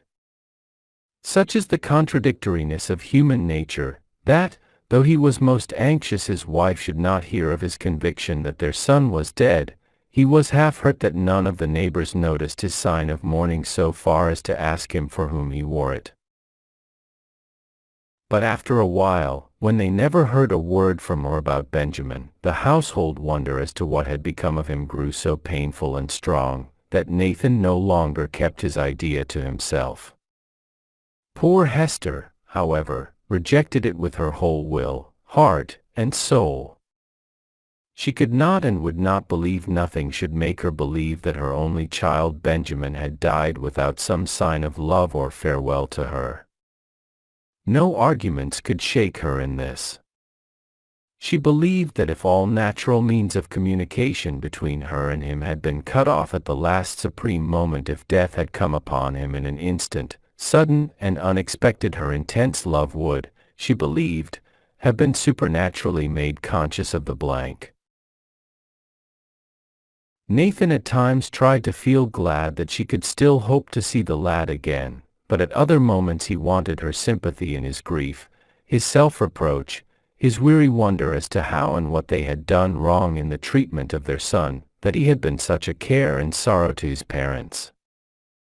Bessie was convinced, first by her aunt, and then by her uncle, honestly convinced on both sides of the argument, and so, for the time, able to sympathize with each.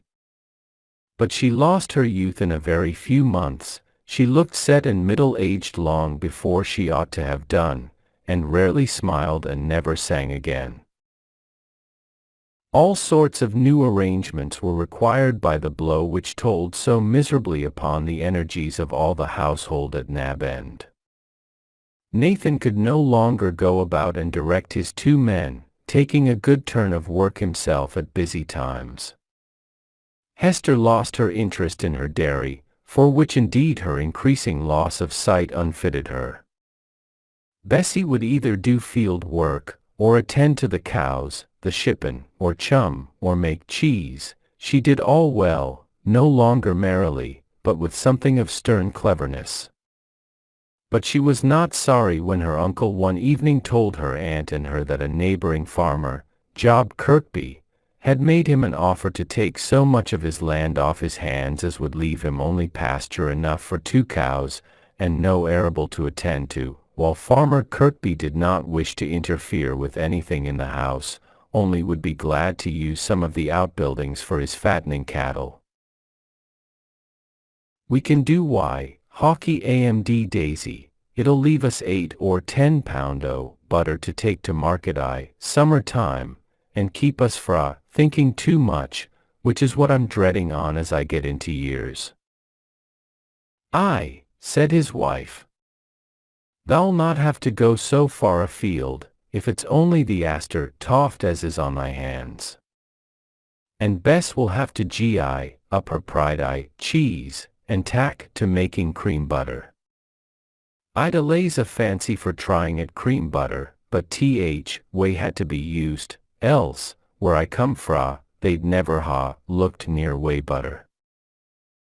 When Hester was left alone with Bessie, she said, in allusion to this change of plan, "I'm thankful to the Lord as it is, for I were allays feared Nathan would have to gie up the house and farm altogether, and then the lad would know where to find us when he came back from America. He's gone there for to make his fortune, I'll be bound. Keep up thy heart, lass, he'll be home some day, and have sown his wild oats." But that'n's a pretty story the Gospel's about the prodigal who'd to eat the pig's victual at one time, but ended clover in his father's house. And I'm sure our Nathan be ready to forgive him, and love him, and make much of him, maybe a deal more nor me, who never gave in to's death. It'll be likened to a resurrection to our Nathan. Farmer Kirkby then took by far the greater part of the land belonging to Nab End Farm, and the work about the rest, and about the 2 remaining cows was easily done by 3 pairs of willing hands with a little occasional assistance. The Kirkby family were pleasant enough to have to deal with. There was a son, a stiff, grave bachelor, who was very particular and methodical about his work, and rarely spoke to any one. But Nathan took it into his head that John Kirkby was looking after Bessie, and was a good deal troubled in his mind in consequence, for it was the first time he had to face the effects of his belief in his son's death, and he discovered to his own surprise that he had not that implicit faith which would make it easy for him to look upon Bessie as the wife of another man than the one to whom she had been betrothed in her youth. As, however, John Kirkby seemed in no hurry to make his intentions, if indeed he had any, clear to Bessie, it was only at times that this jealousy on behalf of his lost son seized upon Nathan. But people, old, and in deep hopeless sorrow, grow irritable at times, however they may repent and struggle against their irritability. There were days when Bessie had to bear a good deal from her uncle, but she loved him so dearly and respected him so much, that high as her temper was to all other people she never returned him a rough or impatient word. And she had a reward in the conviction of his deep, true affection for her, and in her aunt's entire and most sweet dependence upon her. One day, however, it was near the end of November, Bessie had had a good deal to bear that seemed more than usually unreasonable on behalf of her uncle. The truth was, that one of Kirkby's cows was ill, and John Kirkby was a good deal about in the farmyard. Bessie was interested about the animal, and had helped in preparing a mash over their own fire, that had to be given warm to the sick creature. If John had been out of the way, there would have been no one more anxious about the affair than Nathan, both because he was naturally kind-hearted and neighborly, and also because he was rather proud of his reputation for knowledge in the diseases of cattle. But because John was about, and Bessie helping a little in what had to be done, Nathan would do nothing, and chose to assume that nothing to think on ailed beast, but lads and lasses were allays fain to be feared on something. Now John was upwards of 40, and Bessie nearly 28, so the terms lads and lasses did not exactly apply to their case. When Bessie brought the milk in from their own cows towards 5:30, Nathan bade her make the doors, and not be running out the dark and cold about other folks' business, and, though Bessie was a little surprised and a good deal annoyed at his tone, she sat down to her supper without making a remonstrance. It had long been Nathan's custom to look out the last thing at night to see what whether it were, and, When towards 8:30 he got his stick and went out 2 or 3 steps from TH's door, which opened into the house place where they were sitting, Hester put her hand on her niece's shoulder and said, "He's gotten a touch o' the rheumatics, as twinges him and makes him speak so sharp. I didna like to ask thee afore him, but how's yon poor beast?" "Very ailing, belike. John Kirkby were off for cow doctor when I cam in. I'll reckon they'll have to stop up white at night." Since their sorrows, her uncle had taken to reading a chapter in the Bible aloud, the last thing at night. He could not read fluently, and often hesitated long over a word, which he miscalled at length, but the very fact of opening the book seemed to soothe those old bereaved parents, for it made them feel quiet and safe in the presence of God, and took them out of the cares and troubles of this world into that futurity which, however dim and vague, was to their faithful hearts as a sure and certain rest. This little quiet time, Nathan sitting with his horn spectacles on, the fallow candle between him and his Bible, and throwing a strong light on his reverent, earnest face, Hester sitting on the other side of the fire, her head bowed in attentive listening, now and then shaking it, and moaning a little, but when a promise came, or any good tidings of great joy, saying Amen with fervor, Bessie or her aunt, perhaps her mind a little wandering to some household cares, or it might be on thoughts of those who were absent, this little quiet pause, I say, was grateful and soothing to this household, as a lullaby to a tired child. But this night, Bessie sitting opposite to the long low window, only shaded by a few geraniums that grew in the sill, and the door alongside that window, through which her uncle had passed not a quarter of an hour before, saw the wooden latch of the door gently and almost noiselessly lifted up, as if someone were trying it from the outside. She was startled, and watched again, intently, but it was perfectly still now. She thought it must have been that it had not fallen into its proper place when her uncle had come in and locked the door. It was just enough to make her uncomfortable, no more, and she almost persuaded herself it must have been fancy. Before she went upstairs, however, she went to the window to look out into the darkness, but all was still. Nothing to be seen, nothing to be heard. So the three went quietly upstairs to bed. The house was little better than a cottage. The front door opened on a house place, over which was the old couple's bedroom. To the left, as you entered this pleasant house place and at close right angles with the entrance, was a door that led into the small parlor, which was Hester and Bessie's pride, although not half as comfortable as the house place, and never on any occasion used as a sitting room.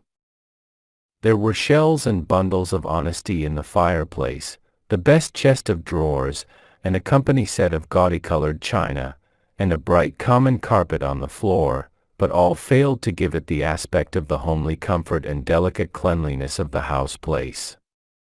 Over this parlor was the bedroom which Benjamin had slept in when a boy when at home. It was kept still in a kind of readiness for him.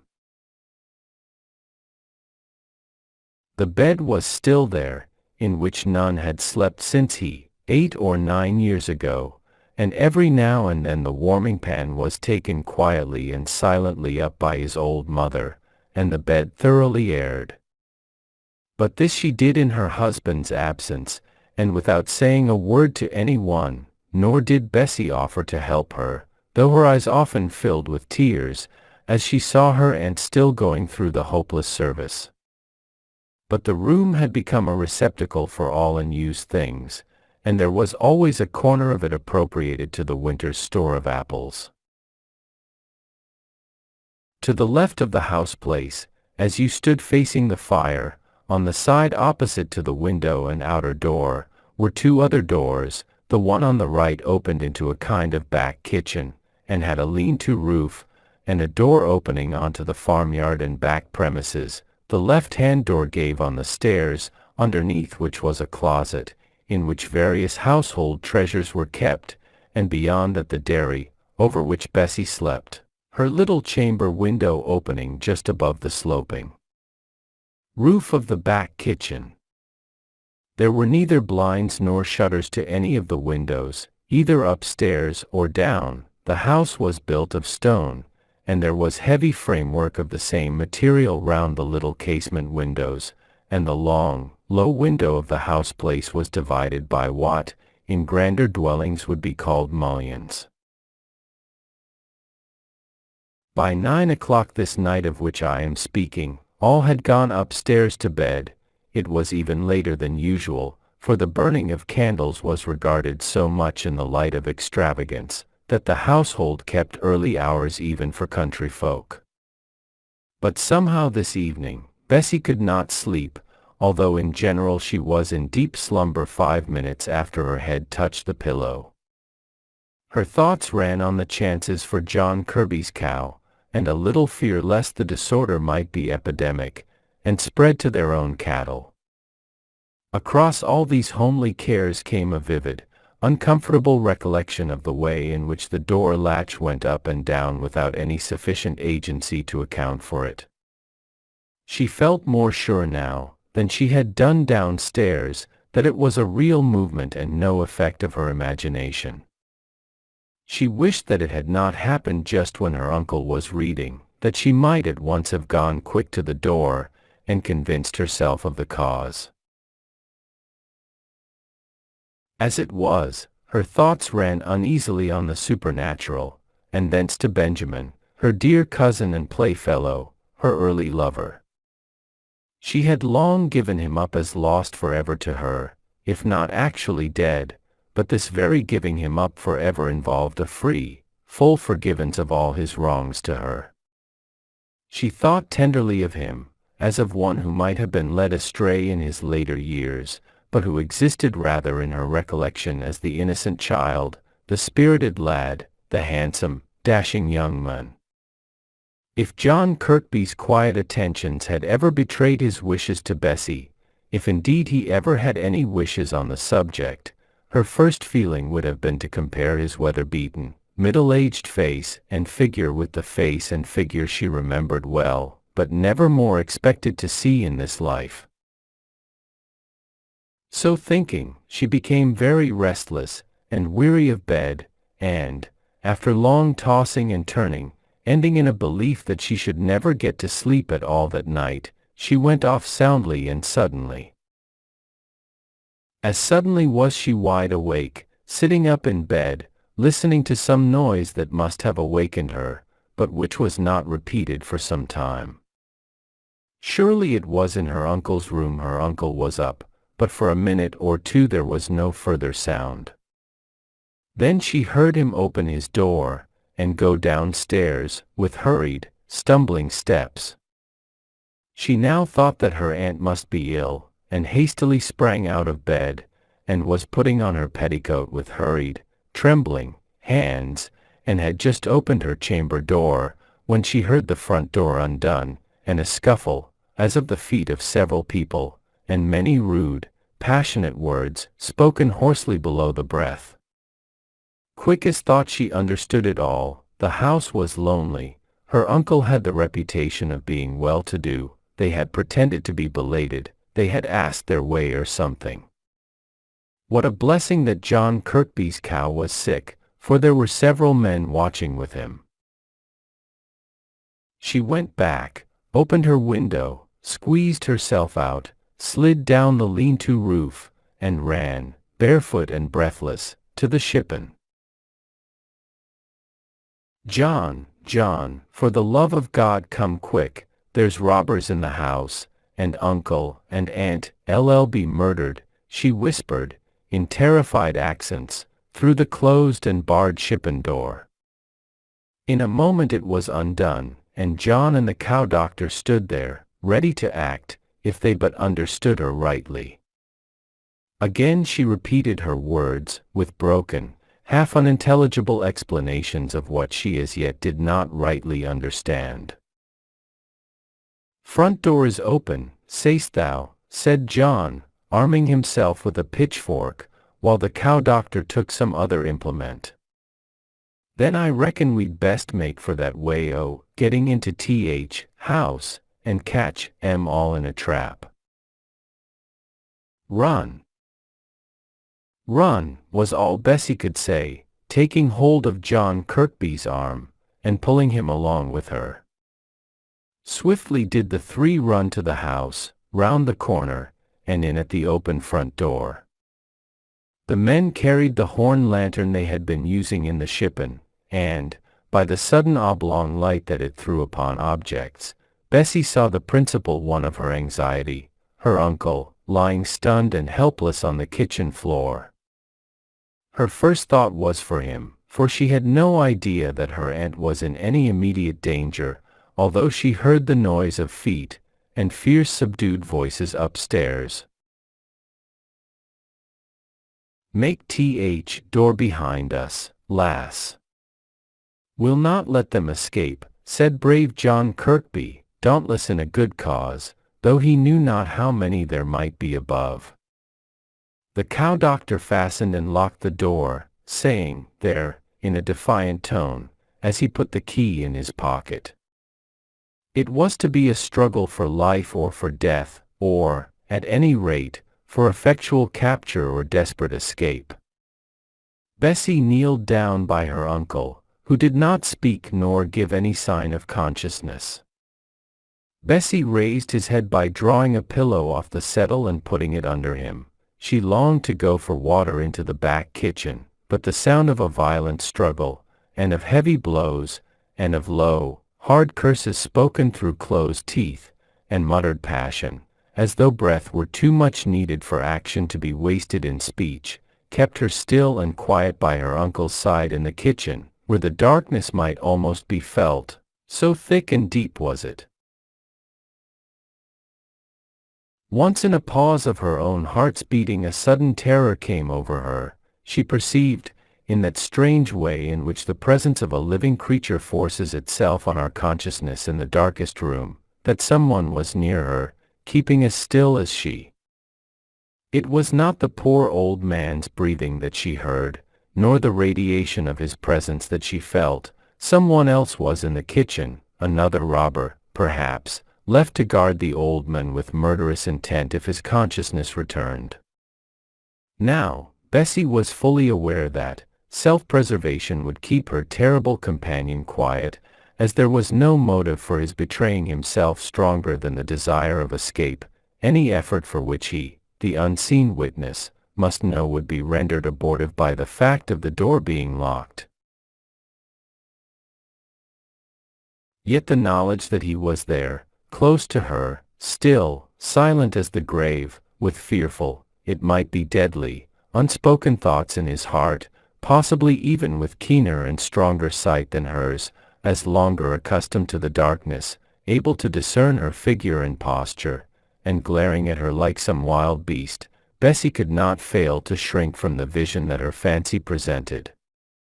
And still the struggle went on upstairs, feet slipping, blows sounding, and the wrench of intentioned aims, the strong gasps for breath, as the wrestlers paused for an instant. In one of these pauses Bessie felt conscious of a creeping movement close to her, which ceased when the noise of the strife above died away, and was resumed when it again began. She was aware of it by some subtle vibration of the air rather than by touch or sound. She was sure that he who had been close to her 1 minute as she knelt, was, the next, passing stealthily towards the inner door which led to the staircase.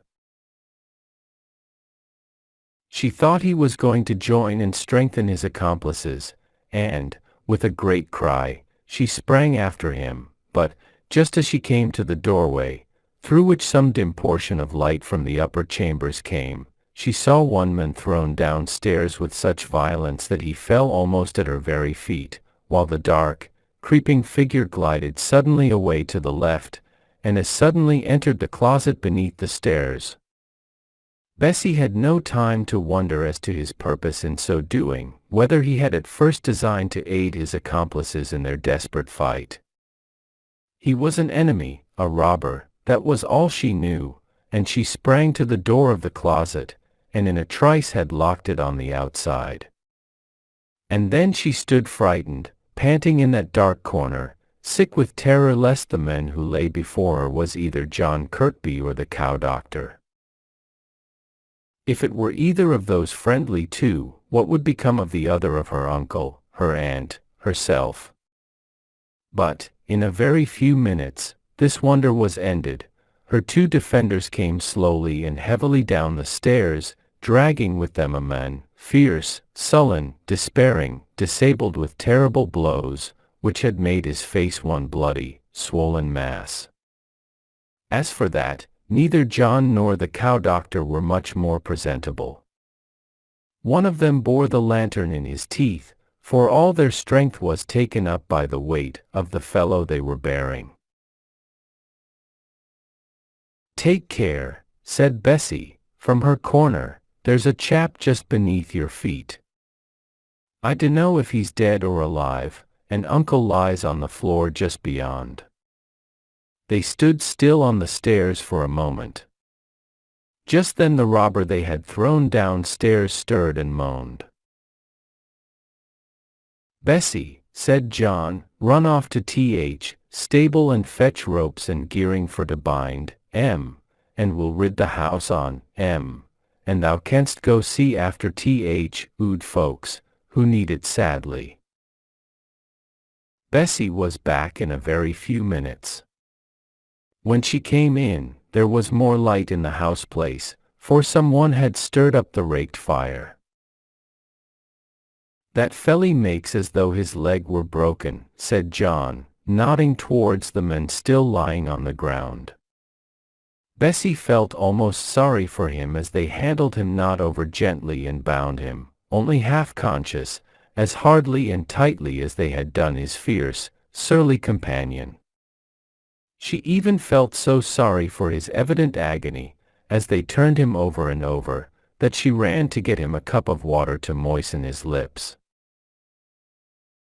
"I'm loath to leave yo with him alone," said John, "though I'm thinking his leg is broken for sartain, and he can't stir, even if he comes to hissel, to do yo any harm. But we'll just take off this chap, and make sure of him, and then one on us, I'll come back to yo, and we can, mebbe, find a gate or so for yo, to get shut on him out o' Th. house. This felly's made safe enough, I'll be bound," said he, looking at the burglar, who stood, bloody and black, with fell hatred on his sullen face. His eye caught Bessie's as hers fell on him with dread so evident that it made him smile, and the look and the smile prevented the words from being spoken which were on Bessie's lips. She dared not tell, before him, that an able-bodied accomplice still remained in the house, lest, somehow, the door which kept him a prisoner should be broken open, and the fight renewed. So she only said to John, as he was leaving the house, "Thou wilt not be long away, for I'm afeard of being left this man." "He'll noan do thee harm," said John. "No. But I'm feared lest he should die. And there's uncle and aunt. Come back soon, John." Aye, said he, half pleased, "I'll be back, never fear me." So Bessie shut the door after them, but did not lock it for fear of mischances in the house, and went once more to her uncle, whose breathing, by this time, was easier than when she had first returned into the house place with John and the doctor. By the light of the fire, too, she could now see that he had received a blow on the head which was probably the occasion of his stupor. Round this wound, which was now bleeding pretty freely, Bessie put cloths dipped in cold water, and then, leaving him for a time, she lighted a candle, and was about to go upstairs to her aunt, when, just as she was passing the bound and disabled robber, she heard her name softly, urgently called. Bessie, Bessie. At first the voice sounded so close that she thought it must be the unconscious wretch at her feet. But once again that voice thrilled through her. Bessie, Bessie. For God's sake, let me out. She went to the stair-closet door, and tried to speak, but could not, her heart beat so terribly. Again, close to her ear. Bessie, Bessie. They'll be back directly, let me out, I say. For God's sake, let me out. And he began to kick violently against the panels. Hush, hush, she said, sick with a terrible dread, yet with a will strongly resisting her conviction. Who are you? But she knew quite well. Benjamin. An oath. Let me out, I say, and I'll be off, and out of England by tomorrow night never to come back, and you'll have all my father's money. D'ye think I care for that? Said Bessie, vehemently, feeling with trembling hands for the lock. I wish there was known such a thing as money the world, afore yo'd come to this. There, yo re free, and I charge yo never to let me see your face again. I'd ne'er ha let yo loose but for fear o' breaking their hearts, if yo hanna killed them already. But, before she had ended her speech, he was gone off into the black darkness, leaving the door open wide. With a new terror in her mind, Bessie shut it and bolted it this time. Then she sat down on the first chair, and relieved her soul by giving a great and exceeding bitter cry. But she knew it was no time for giving way, and, lifting herself up with as much effort as if each of her limbs was a heavy weight, she went into the back kitchen, and took a drink of cold water. To her surprise she heard her uncle's voice, saying feebly, "Carry me up, and lay me by her." But Bessie could not carry him, she could only help his faint exertions to walk upstairs, and, by the time he was there sitting panting on the first chair she could find, John Kirkby and Atkinson returned. John came up now to her aid. Her aunt lay across the bed in a fainting fit, and her uncle sat in so utterly broken down a state that Bessie feared immediate death for both.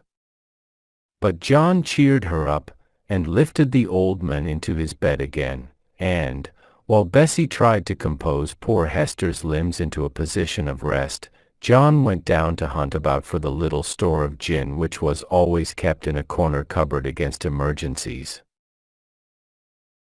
"They've had a sore fright," said he, shaking his head, as he poured a little gin and hot water into their mouths with a teaspoon, while Bessie chafed their cold feet, and it and the cold have been welly too much for 'em, poor old folk. He looked tenderly at them, and Bessie blessed him in her heart, blessed him unaware, for that look. "I mun be off. I sent Atkinson up to Th. Farm for to bring down Bob, and Jack came him back to Th. Shippen for to look after other men. He began blackguarding us all round, so Bob and Jack were gagging him bridles when I left." "Ne'er give heed to what he says," cried poor Bessie, a new panic besetting her. "Folks his sort are allays for dragging other folks into their mischief.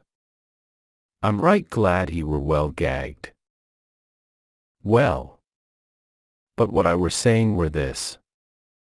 Atkinson and me will take t'other chap, who seems quiet enough, to Th. Shippen, and it'll be one piece o' work for to mind them, and the cow, and I'll saddle old bay mare, and ride for constables and doctor for Highminster. I'll bring Dr. Preston up to see Nathan and Hester first, and then I reckon Th. broken-legged chap down below must have his turn, for all as he's met his misfortunes in a wrong line o' life. "Aye," said Bessie. "We mun ha' the doctor sure enough, for look at them how they lie. Like two stone statues on a church monument, so sad and solemn. There's a look o' sense come back into their faces, though, sin, they sup that gin and water. I'd keep on bathing his head and giving them a sup on fra time to time, if I was you." Bessie followed him downstairs, and lighted the men out of the house. She dared not light them carrying their burden even, until they passed round the corner of the house, so strong was her fearful conviction that Benjamin was lurking near, seeking again to enter. She rushed back into the kitchen, bolted and barred the door, and pushed the end of the dresser against it, shutting her eyes as she passed the uncurtained window, for fear of catching a glimpse of a white face pressed against the glass, and gazing at her. The poor old couple lay quiet and speechless. Although Hester's position had slightly altered, she had turned a little on her side towards her husband, and had laid one shriveled arm around his neck. But he was just as Bessie had left him, with the wet clothes around his head, his eyes not wanting in a certain intelligence, but solemn, and unconscious to all that was passing around as the eyes of death. His wife spoke a little, from time to time said a word of thanks, perhaps, or so, but he, never. All the rest of that terrible night Bessie tended the poor old couple with constant care, her own heart so stunned and bruised in its feelings that she went about her pious duties almost like one in a dream. The November morning was long in coming, nor did she perceive any change either for the worse or the better before the doctor came, about 8 o'clock. John Kirkby brought him, and was full of the capture of the two burglars. As far as Bessie could make out, the participation of that unnatural third was unknown. It was a relief, almost sickening in the revulsion it gave her from her terrible fear, which now she felt had haunted and held possession of her all night long, and had in fact paralyzed her from thinking. Now she felt and thought with acute and feverish vividness, owing no doubt in part to the sleepless night she had passed. She felt almost sure that her uncle, possibly her aunt too, had recognized Benjamin, but there was a faint chance that they had not done so, and wild horses should never tear the secret from her, nor should any inadvertent word betray the fact that there had been a third person concerned. As to Nathan, he had never uttered a word. It was her aunt's silence that made Bessie fear lest Hester knew, somehow, that her son was concerned. The doctor examined them both closely, looked hard at the wound on Nathan's head, asked questions which Hester answered shortly and unwillingly, and Nathan not at all, shutting his eyes as if even the sight of a stranger was pain to him. Bessie replied in their stead to all that she could answer respecting their state, and followed the doctor downstairs with a beating heart. When they came into the house place, they found John had opened the outer door to let in some fresh air, had brushed the hearth and made up the fire, and put the chairs and table in their right places. He reddened a little as Bessie's eye fell upon his swollen and battered face, but tried to smile it off in a dry kind of way. "Yo, see, I'm an old bachelor, and I just thought as I'd read up things a bit. How done yo find doctor?" "Well, the poor old couple have had a terrible shock. I shall send them some soothing medicine to bring down the pulse, and a lotion for the old man's head. It is very well it bled so much, there might have been a good deal of inflammation." And so he went on, giving directions to Bessie for keeping them quietly in bed through the day. From these directions she gathered that they were not, as she had feared all night long, near to death. The doctor expected them to recover, though they would require care. She almost wished it had been otherwise, and that they, and she too, might have just lain down to their rest in the churchyard, so cruel did life seem to her, so dreadful the recollection of that subdued voice of the hidden robber, smiting her with recognition. All this time John was getting things ready for breakfast, with something of the handiness of a woman. Bessie half resented his officiousness in pressing Dr. Preston to have a cup of tea. She did so want him to be gone and leave her alone with her thoughts.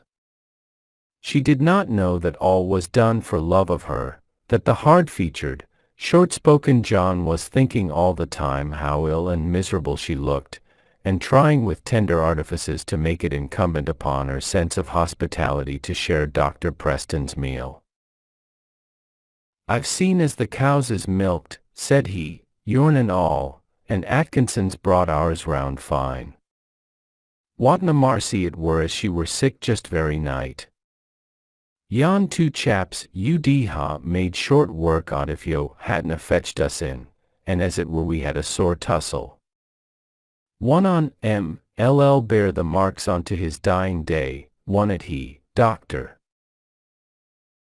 He'll barely have his leg well enough to stand his trial at York Assizes. They're coming off in a fortnight from now.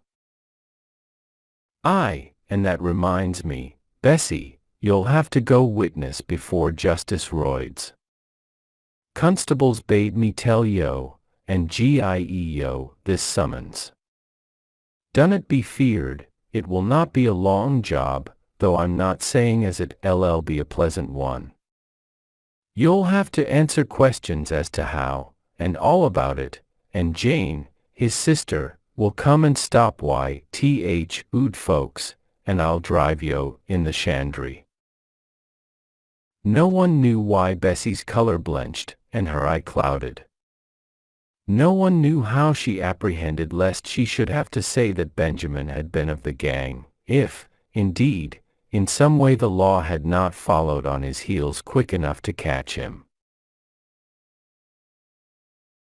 But that trial was spared her. She was warned by John to answer questions, and say no more than was necessary, for fear of making her story less clear, and as she was known, by character, at least to Justice Royds and his clerk, they made the examination as little formidable as possible.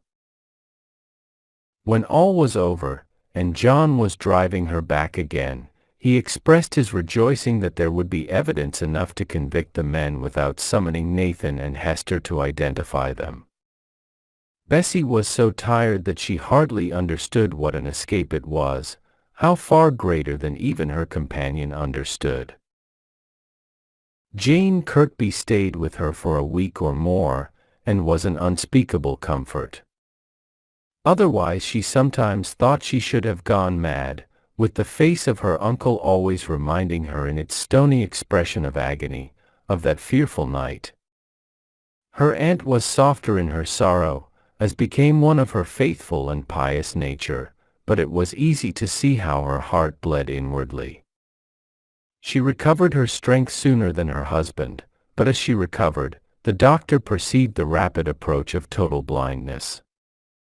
Every day, nay, every hour of the day, that Bessie dared, without fear of exciting their suspicions of her knowledge, she told them, as she had anxiously told them at first, that only 2 men, and those perfect strangers, had been discovered as being concerned in the burglary. Her uncle would never have asked a question about it, even if she had withheld all information about the affair, but she noticed the quick, watching, waiting glance of his eye whenever she returned from any person or place where she might have been supposed to gain intelligence if Benjamin were suspected or caught, and she hastened to relieve the old man's anxiety by always telling all that she had heard, thankful that as the days passed on the danger she sickened to think of grew less and less. Day by day Bessie had ground for thinking that her aunt knew more than she had apprehended at first. There was something so very humble and touching in Hester's blind way of feeling about for her husband, stern, woebegone Nathan, and mutely, striving to console him in the deep agony of which Bessie learned from this loving, piteous manner, that her aunt was conscious. Her aunt's face looked blankly up into his, tears slowly running down from her sightless eyes, while from time to time, when she thought herself unheard by any save him, she would repeat such texts as she had heard at church in happier days, and which she thought, in her true, simple piety, might tend to console him. Yet day by day her aunt grew more and more sad. 3 or 4 days before assize time, 2 summonses to attend the trial at York were sent to the old people. Neither Bessie, nor John, nor Jane, could understand this, for their own notices had come long before, and they had been told that their evidence would be enough to convict. But alas! The fact was that the lawyer employed to defend the prisoners had heard from them that there was a third person engaged, and had heard who the third person was, and it was this advocate's business to diminish if possible the guilt of his clients, by proving that they were but tools in the hands of one who had, from his superior knowledge of the premises and the daily customs of the inhabitants, been the originator and planner of the whole affair. To do this it was necessary to have the evidence of the parents, who, as the prisoners had said, must have recognized the voice of the young man, their son. For no one knew that Bessie, too, could have borne witness to his having been present, and, as it was supposed that Benjamin had escaped out of England, there was no exact betrayal of him on the part of his accomplices. Wondering, bewildered, and weary, the old couple reached York, in company with John and Bessie, on the eve of the day of trial. Nathan was still so self-contained, that Bessie could never guess what had been passing in his mind. He was almost passive under his old wife's trembling caresses, he seemed hardly conscious of them, so rigid was his demeanor. She, Bessie feared at times, was becoming childish, for she had evidently so great and anxious a love for her husband, that her memory seemed going in her endeavors to melt the stoniness of his aspect and manners. She appeared occasionally to have forgotten why he was so changed, in her piteous little attempts to bring him back to his former self. "They'll for sure never torture them when they see what old folks they are," cried Bessie, on the morning of the trial, a dim fear looming over her mind. "They'll never be so cruel, for sure." But for sure it was so. The barrister looked up at the judge, almost apologetically, as he saw how hoary-headed and woeful an old man was put into the witness box when the defense came on, and Nathan Huntroyd was called on for his evidence. "It is necessary, on behalf of my clients, my lord, that I should pursue a course which, for all other reasons, I deplore." "Go on," said the judge. "What is right and legal must be done." But, an old man himself, he covered his quivering mouth with his hand as Nathan, with gray, unmoved face, and solemn, hollow eyes, placing his 2 hands on each side of the witness box, prepared to give his answers to questions, the nature of which he was beginning to foresee, but would not shrink from replying to truthfully, the very stones, as he said to himself, with a kind of dulled sense of the eternal justice, rise up against such a sinner. "Your name is Nathan Huntroyd, I believe." "It is." "You live at Nab End Farm?" "I do." "Do you remember the night of November the 12th? "Yes." "You were awakened that night by some noise, I believe. What was it?" The old man's eyes fixed themselves upon his questioner with a look of a creature brought to bay. That look the barrister never forgets. It will haunt him till his dying day. "It was a throwing up of stones against our window." Did you hear it at first? No. What awakened you, then? She did. And then you both heard the stones. Did you hear nothing else? A long pause. Then a low, clear yes. What? Our Benjamin asking us for to let him in. She said as it were him, leastways. And you thought it was him, did you not? I told her, this time in a louder voice, for to get to sleep, and not to be thinking that every drunken chap as passed by were a Benjamin, for that he were dead and gone. And she said as though she'd heard our Benjamin afore she were welly awake, axing for to be let in. But I bade her ne'er heed her dreams, but turn on her other side, and get to sleep again. And did she? A long pause, judge, jury, bar, audience, all held their breath. At length Nathan said, No. What did you do then? My lord, I am compelled to ask these painful questions.